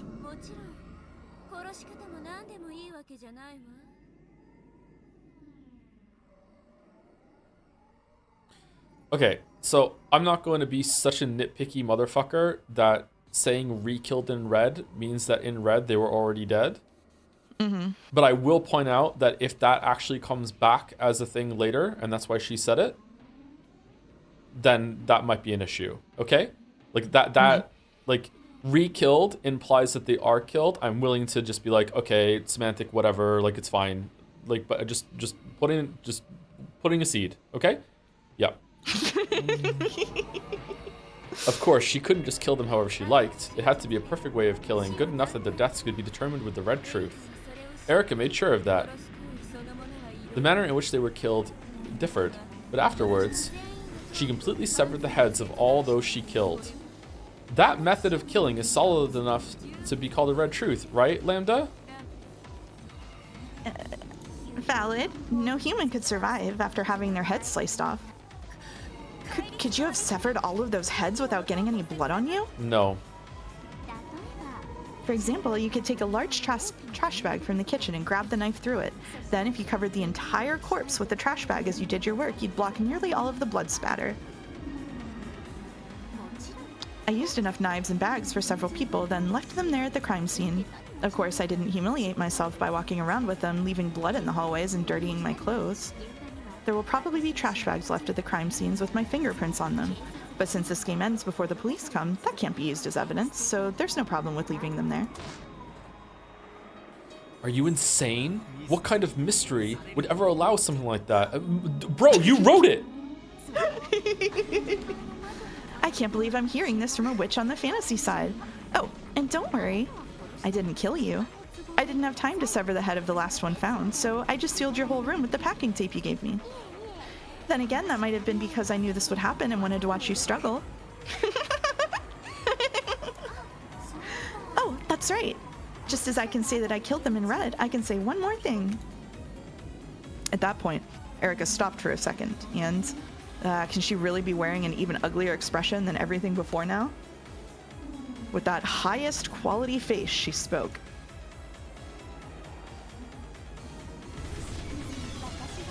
All 5 people I killed were very much alive until the moment I killed them. Everyone faithfully played dead as best as they could until the moment just before I killed them, okay? Maria-san was quite the little trooper. After all, even though her mother had already been killed in the same room, she kept on playing dead without even noticing.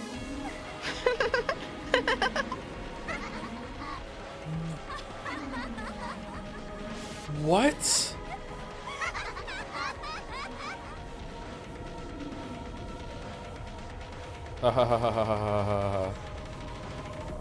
Oops, sorry. I skipped over your line. They're demons. Sorry. That's okay. They're demons. Up until now, many witches and demons have appeared in this tale, but for the first time, here are true demons.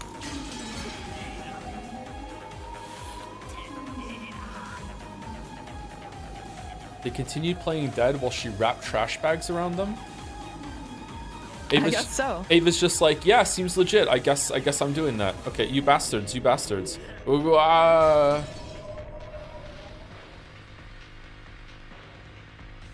This time, Beato understood the entire plot of this tale. This tale was just a story of... Oh, sorry, I'm reading your shit. You can have narration if you want. I just took it as a courtesy. No, it's okay. Go for it. Go for it. Okay. This tale was just the story of a prank. Surely someone had thought of playing a slightly harsh trick on this inconsiderate guest who loved to show off her intelligence and act the part of a great detective. And several people had agreed to go along with it. Then the ones who would play the victims would go into their assigned rooms, set the chain in the lock from the inside, and play dead to create a fake closed room murder. If you think about it that way, the rooms chosen for the corpses seem to make more sense. It was only natural for Natsuhi to die in her own room. If you're going to play dead, it's only natural that you'd want to lie down on your own bed. Ava's vanity is strong, so she must have asked to die in the VIP room. Kyrie was in Krause's study. That was probably well air-conditioned and comfortable. Rosa and Maria were in the parlor. A soft sofa should have been a great place to play dead. Maria had done her best and had impressively acted the part of lying dead alongside the wall. Battler was in a guest room. The temperature here was also nice. The bed must also have been fairly pleasant. Yes, the victims for this first Twilight had all died in comfortable rooms. In the past games, the corpses had often been found exposed in the courtyard or under the Rose Garden Arbor. As bullshit as this episode is, I was really mad that as a mystery fan I didn't notice that detail, by the way. In the cold gardening shed or in the boiler room, this time there were no victims in any such inhospitable environments. This is probably the truth. This is the story of a prank with no one dead from the beginning. And then, this demon turned it into a real murder case. You do have the right to speak ill of Lady Erica. However, right now, you also have the obligation of showing a new logic that doesn't lead to any contradictions. Ashes to ashes, dust to dust, corpses to corpses. Hey, Battler-san, let's continue the game.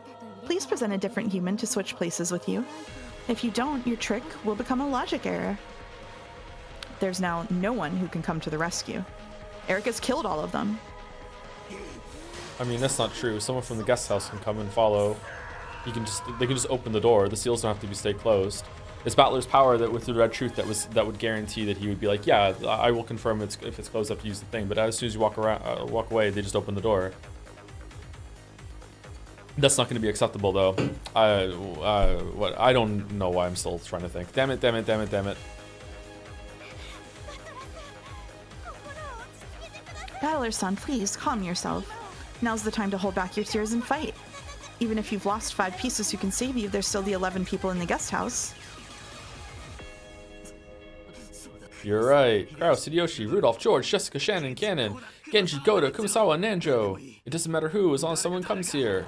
Somebody help! But it's no use. Please look at this. Gertrude, Cornelia.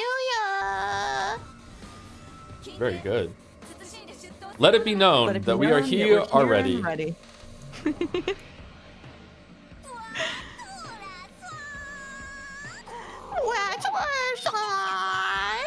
Please look at this.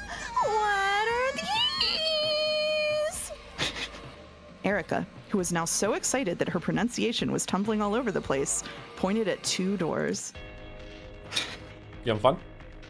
Yep. It was the hallway on the 2nd floor of the guest house. They were in front of the cousin room and then the next room over. Look, here! There's something attached to the door. What is it? Hey, what is it, Gertrude?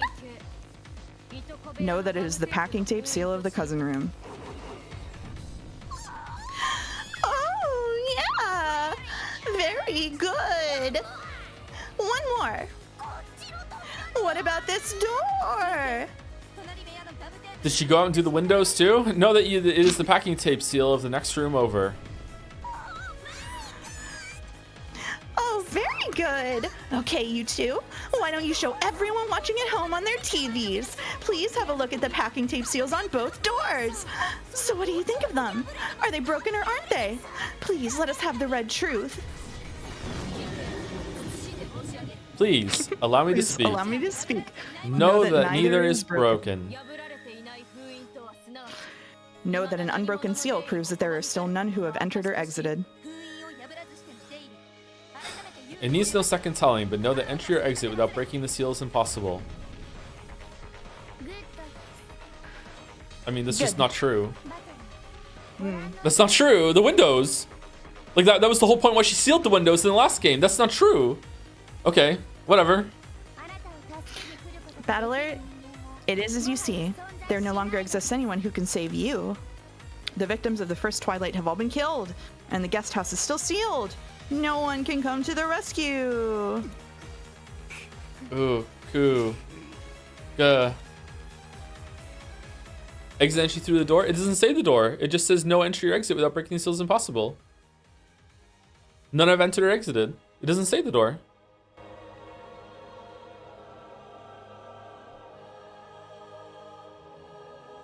Glorp. Erica had guessed that this moment might come so long ago, and that was why she had made the strategic move of suddenly sealing those 2 rooms. This answered the doubts Cornelia had felt at the time. Wondering why the human side player wouldn't want as many free humans as possible was a natural, simple reaction to that move. However, if you sealed up all humans, there would be no room for magic to intervene. Why is magic magic? Because the people who see it say it's magic. Then, is it possible for magic to exist in a place with no people? Does the lack of anti-magic toxin mean that there's no problem? Wrong. Magic in a place that isn't being witnessed is no different from a delusion, a daydream. Magic that matches a result must be carried out by human hands. If all humans are sealed off, then magic cannot be created. This was Erica's strategy for this game, and her beautiful checkmate. Well now, who's gonna come save you? Please tell me the identity of the real person who switched places with you, remained in the guest room in your place, and set the chain lock from the inside. If they even exist. Hello, Gatsby. Okay, Battler, your logic has been interrupted. Who could have come to save you? You are now in the middle of a logic error. Wait, I'm still thinking. Battler, you have two options and one duty. The first option is to build a new thread of logic to reconstruct your closed room trick. The second is to come clean and admit to your logic error, and you're obligated to choose one of these options. It is merciful. There's no restriction on the amount of time you have to make that choice. Giggle, that's right, your time is endless, eternal. I'm sure there's still some way, some twisted logic that can get you out of this. Anyway, I'm sure there's still some way. I'm thinking about it. What about you, Beato? Let me know if you find anything. I'm sure the old Beato could have managed something. She built up several closed rooms like this. Beato felt awful. Why was she Beato and yet not? Surely the old her would have thought up a trick under these restrictions. If only she could do that, she could guide Battler to victory, but she couldn't do it as her current self. Giggle. Yeah, I'm sure you'll think of a good trick. Eventually, surely, probably, maybe. Pretty sure it's impossible, though. Giggle, giggle, giggle, giggle. So then, Battler, let's go back to the guest room. From now on, that will be your world.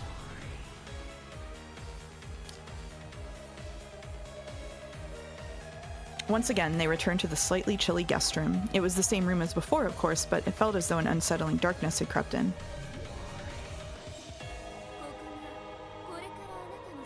Here's the room you'll spend your days in from now on. You just need to escape from this room by any means you want. However, there are conditions. As I believe you know, these were all things you forced on yourself. First, this room is a closed room created from the inside. The seals on the windows are intact, so there can be no escape through there. Of course, there is no way to escape by leaving through the bathroom. I'll make it simple. There is no exit to escape from except for this door. However, the chain lock on this door is set. You can unset and reset it all you want, but you can only do so from the inside. Furthermore, you're free to go out through the door, but you cannot leave or escape while the chain lock is unset. You have to show that you can escape from this room with the chain lock still connected. But he couldn't possibly. He couldn't possibly do it? He just made this closed room himself. We arranged for just one exit other than the door. That one's in the bathroom. My merciful master has given you a last way out if you fail to think of any trick to escape. Please listen up. Berncastel guided Battler to the bathroom. It was just a normal bathroom. The setup that had surprised Erica to buy time was no longer working. However, the bundle of wire and the nippers that had been used to prepare that trap still lay in the empty bathtub. Are you saying that I can use these to escape? Yes, please feel free. It's a present. However, no matter what you use, you can't lock the room from the outside. And you can't fool the seals either, okay? These tools aren't here to help you pull some trick with a chain lock. They're here to let you escape from this room in a more direct way. How am I supposed to use these? Not bad, Bern. I see that your mind's as grotesque as ever. There's an exit that leads directly outside from this bathroom. Can you find it? You don't mean... Did you figure it out, Beato? Please, tell me. That's... impossible. Please, where is it? Tell me. We can't let the game end like this. There. Huh? Where? Under the bathtub? Can't you see it? There's a round hole that leads straight out of this room. It's a bit small, though. You people.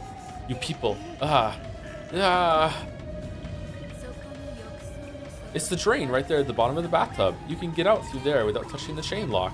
But your body is a bit too big to get through this exit. That's why I decided to lend you those tools there. You can escape through the drain? How? She couldn't mean using those nippers for 100 years to widen that hole, right? Battler and Beato had already realized. They figured out this demonic way out, the way out that the demons were proposing.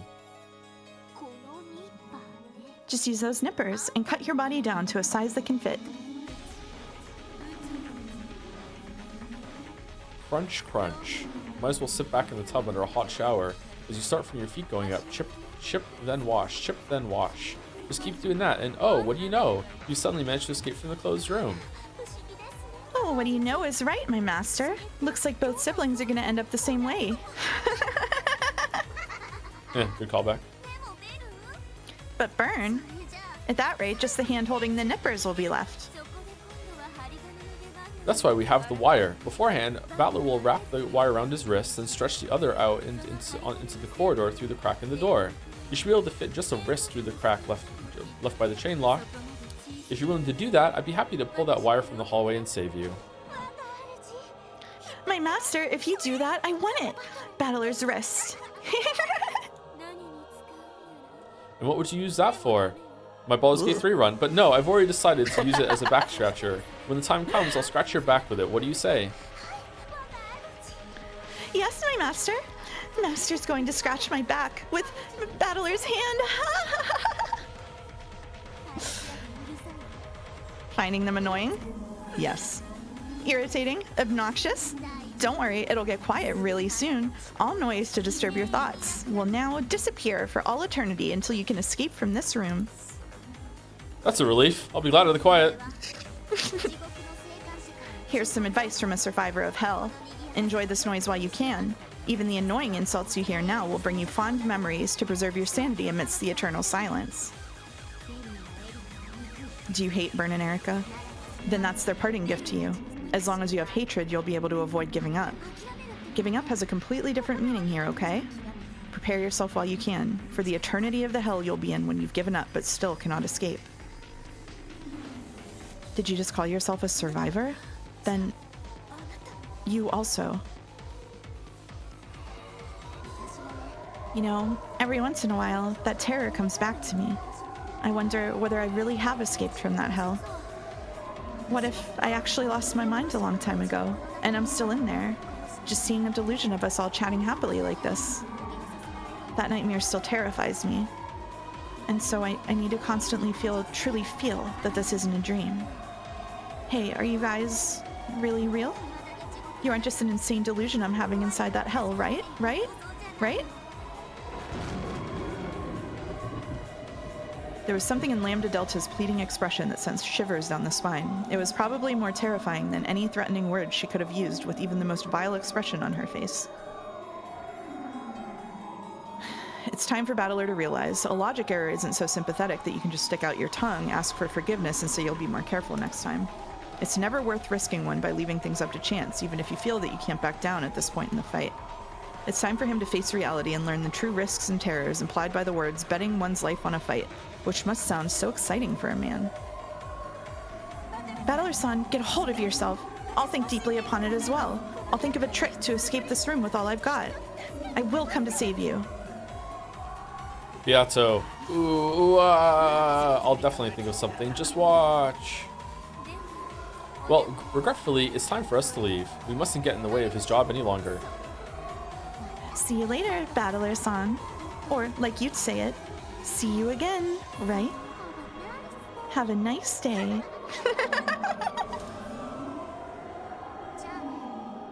Later, Battler. Good luck.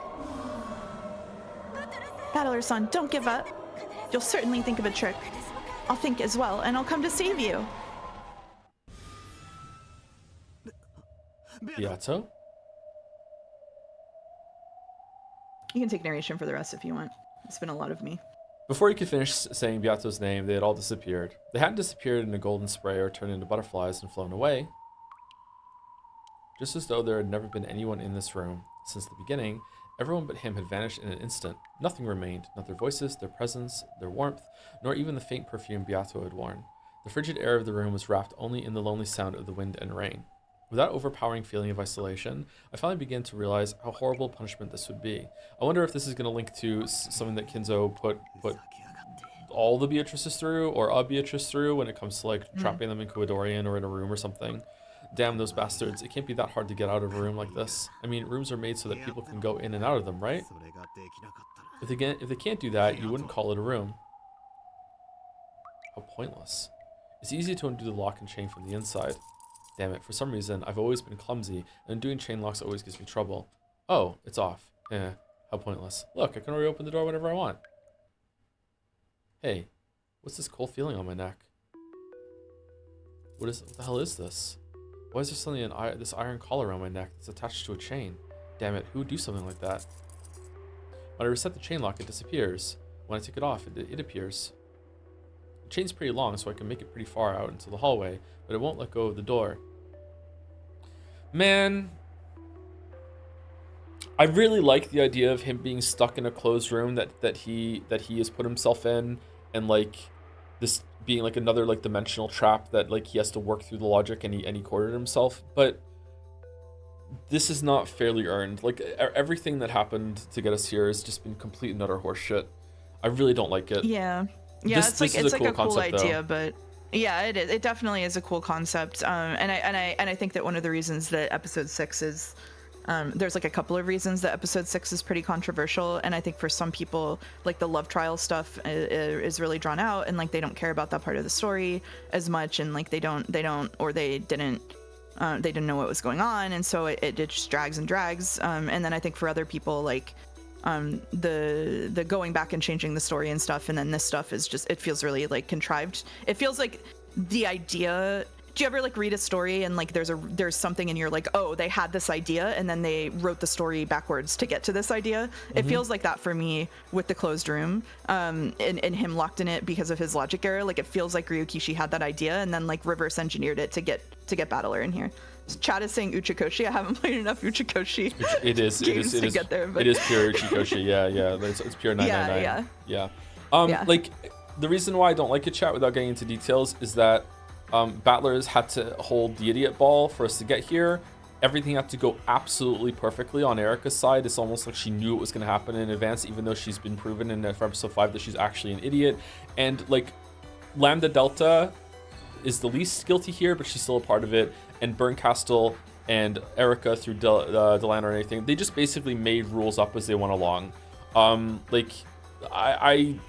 It would take me a long time to go through this and have to like make a proper formal argument of showing all the ways that they're breaking even Nox's rules. But like, just almost everything that happened in that sequence was really bad and really unfair, and is like trying to make you like almost make you like intentionally piss you off and make you hate them and feel for Battler. But like I said in episode 5, like the mystery's dead, man. They're just making up shit. And if my reaction is meant to be, this isn't fair, you're making up shit, and to be angry, then okay, that's fine. But it's not a mystery anymore. And it almost feels like that's right. There is no real mystery here. Like it's even explaining what happened in this one. It explains what Battler did. There is no mystery, in episode 6. Just like, man, like. I feel like in episode 1 through 4, maybe I'm misremembering, but I feel like in episode 1 through 4, Battler didn't have to be this much of a moron for the plot to happen.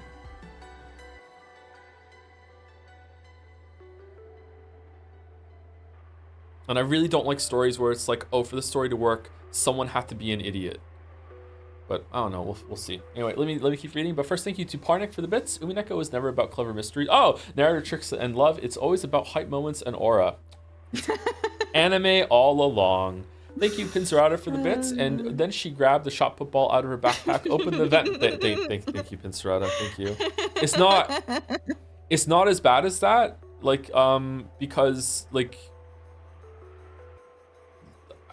it laid the groundwork for her being unreliable. The problem with what happened with Erica just killing there's 3 problems with Erica killing the people. Number 1, the fact that she can kill them and declare it in red is just out of nowhere, not established. The second problem is that Battler didn't know that she had done it when he's the game master and should know everything that's going on the board.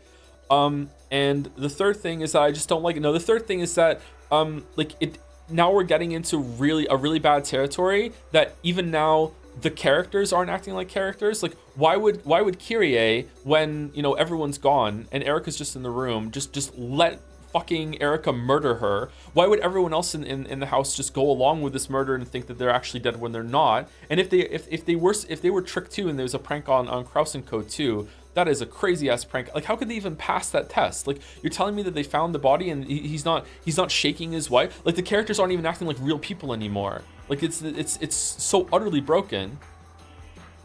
I mean, yeah, I mean, I think that we hear over and over, not only that Lambda, Delta, and Burn are being unfair, but also that characters treat Erica always talks about them like characters instead of people, right? And so all of the things, all of the stories that they're constructing without actually seeing any of this happen are treating them like characters. And we also know that, like, Featherine, which, you know, it is funny to think of Featherine as Ryukishi's insert, but Featherine, who is ostensibly like the meta author of all of this, is also just called like a pretentious asshole, like, frequently, who doesn't like her readers, right? And so I think that we have a lot of like basis in the story for thinking that this is bullshit, but the question is whether I think that there's like a perception gap that's like, okay, are you the reader who is like, oh, it's funny, they're doing a bit where like all of this is unreliable and like they're exploring like the limits of the mystery genre and sort of like pushing it into maybe fantastical thinking is better or more interesting,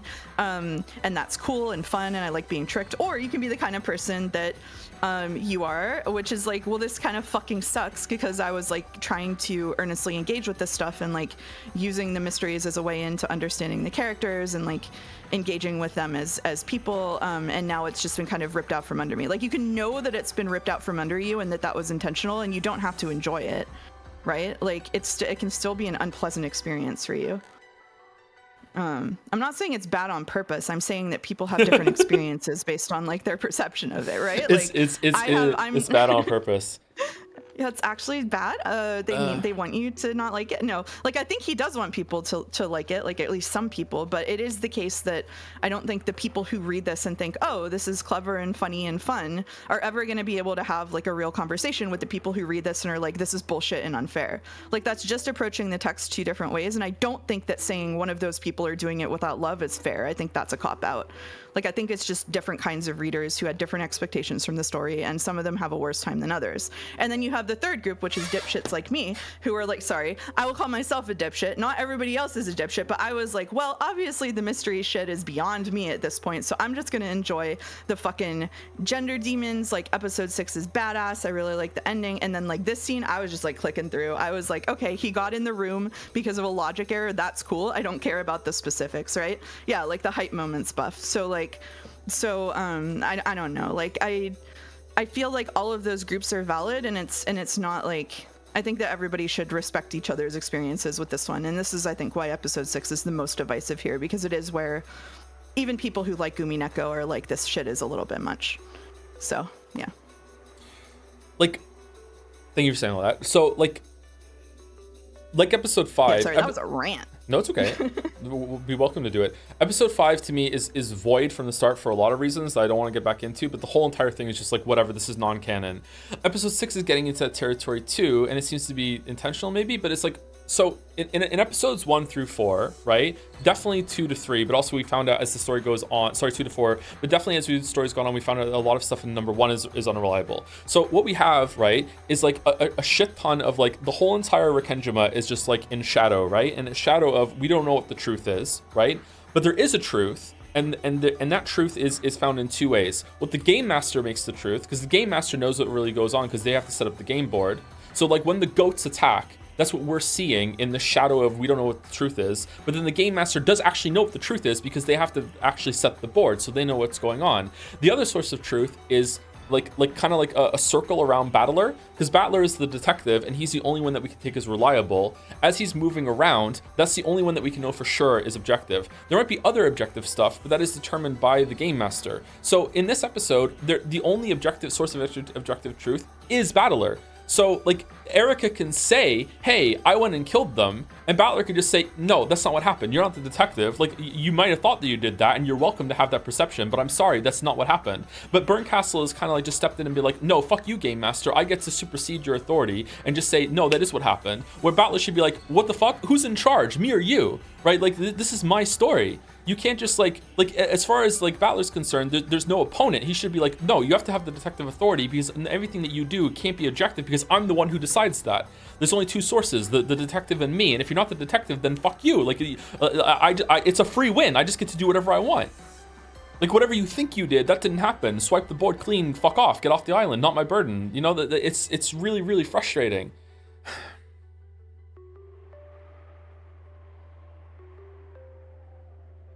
Yeah, I think that there is just an uncrossable gulf here between people who perceive the story one way and people who perceive the other way. And people will say it's reading without love, but I think they're wrong about it. I just think people are wrong to say that. I don't think that's the difference here. Agree to disagree? Okay, well, the last thing I'll say in response to that is that this episode has already acknowledged that by saying that Erica can't even investigate a corpse. It's like it's already like put that in as a rule, and then it just countered it, and it's really frustrating. But anyway, let's keep going. Saying people can never understand each other is less loving. Actually, fuck off. Go ahead. Sorry. Then if I close the door, fuck off. Stand on the outside and stick my hand through the crack, maybe I can figure out how to set the chain.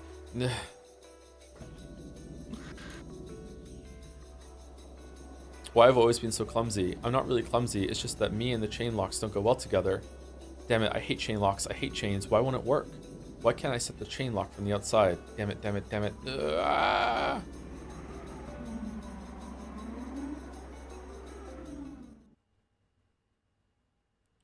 She can't confirm the corpse of corpses unless she creates the corpse themselves. How can she confirm that she created the corpses? She doesn't know. She's not reliable. Sorry. We're going. Go. Battler-san. Hang in there. Uh-oh. Can't get out. Good. Time for tea. Beato called out to Battler repeatedly, shaking his shoulders hard, but by now Battler's eyes were blank. The words didn't reach him. Berncastle and Erica had already left. The game was officially suspended until Battler could think of a new trick, but it was doubtful that it would be resumed even after 1,000 years or more. Okay, I'm headed off too. So long, you two. There's no need to say so long. We'll think of a trick right away and the game will resume. We won't take up your time. So stay here a little longer, please. We've heard those same words from many witches in the past, and I've heard of hardly any who have actually managed to resume their games. As far as I know, the only two are me and Byrne. Why would a person who knows about that hell throw another person into it? Just because you're bored. Is that all? Sorry, the end of this episode is me talking to myself if you want to take Lambda Delta. Yeah, that's all. It's to escape from boredom. Because when we get bored, we remember that hell. And you know, by throwing someone else down into that hell, we realize that, oh, we're the ones on the throwing side. And that means we aren't in that hell ourselves. Oh my god. Oh man. If we don't keep doing that, then yeah, holy shit, huh? If we don't keep doing that, then the fear of that hell will overwhelm us. If you two manage to get out of it, then he certainly will. I will save him. I can say it with certainty. With certainty? You swear with certainty before me. Lambda Delta, the Witch of Certainty? Yes, with certainty. Because there are 2 episodes left.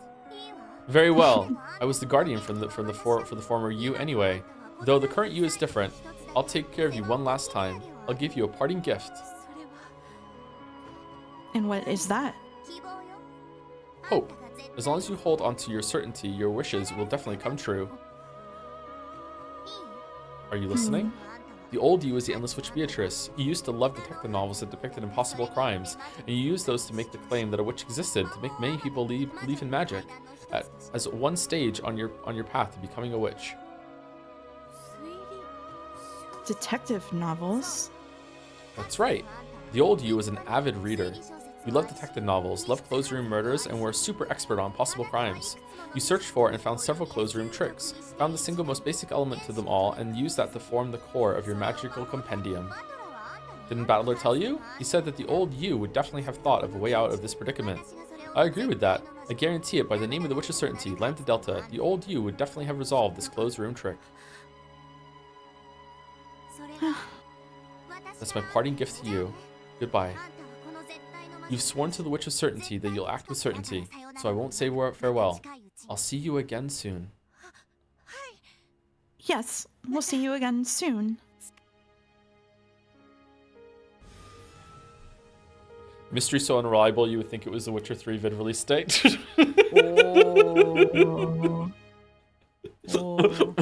Well done, Tom. Oh, that's funny. Left it out to vanish into thin air. Then, in the smoking... I'm narration, right?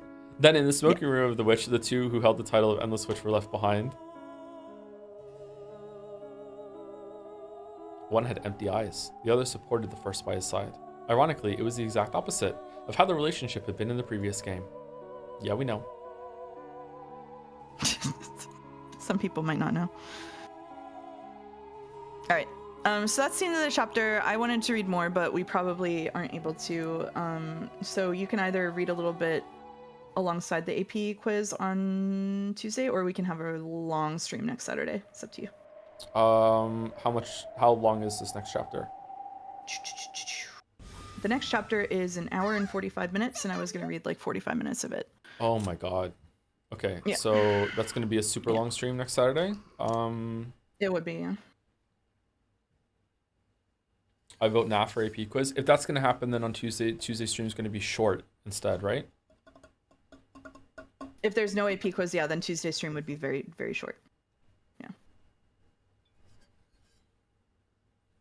2 hours of Umineko, 4 hours of Liza P DLC.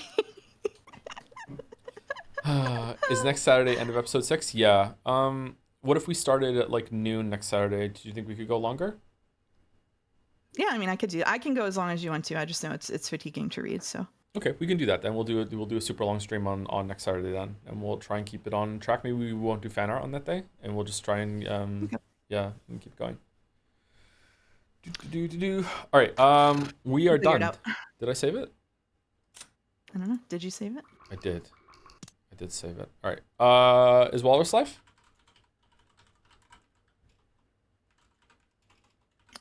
Koru says, I think it's a real shame we didn't do these scenes on a Tuesday, so we have an extra day to argue on Reddit about it. Sorry, Koru. Sorry, Koru. That's the real victim here. Redditors. Thank you, RR Dino, for the bits. As the number one Battler fan of all time who has only been watching the VODs, I declare that Battler is the stupidest motherfucker of all time and is only smart when bullshitting things. He's a brand new fanfiction writer trying to write a funny story for his girlfriend, and Erica is a hardcore literary critic that points out every single mistake and plot hole and rewrites the story. Wait, hang on a second. Thanks, RR Dino. Thank you, the Knower999 for the bits as well. Funny thing is, characters not acting like characters becomes even bigger of an issue at the end of episode 6. Is this spoilers? Like, some people do shit that made no logical sense within the game board logic. This puppeteering is really not my cup of tea. Yeah, it will be much clearer after you finish the episode. Uh-oh. Spoiler in the bit message. Poisoning the well. Nah, it's fine. It's fine. Don't worry about it. That's pretty minor nudge. Yeah. Thank you again to everyone who subscribed and gave bits today, especially Lone Archon for 50 gift subs and 40 yesterday. Holy shit. Thank you so much. And that's it. I'm starving. My stomach is audibly grumbling right now. I'm not sure if it's picking up on the mic, but I'm going to... Oh god, no, it's not for me. I'm going to go eat and have a shower probably. And yeah, I'll see you in 4 hours for Liza P DLC. I don't know. Is he kidding? I don't know. We'll find out. I don't know if I'm kidding. Anyway, see you later. Have a good rest of your weekend. Bye, chat. See you tomorrow for Xbox.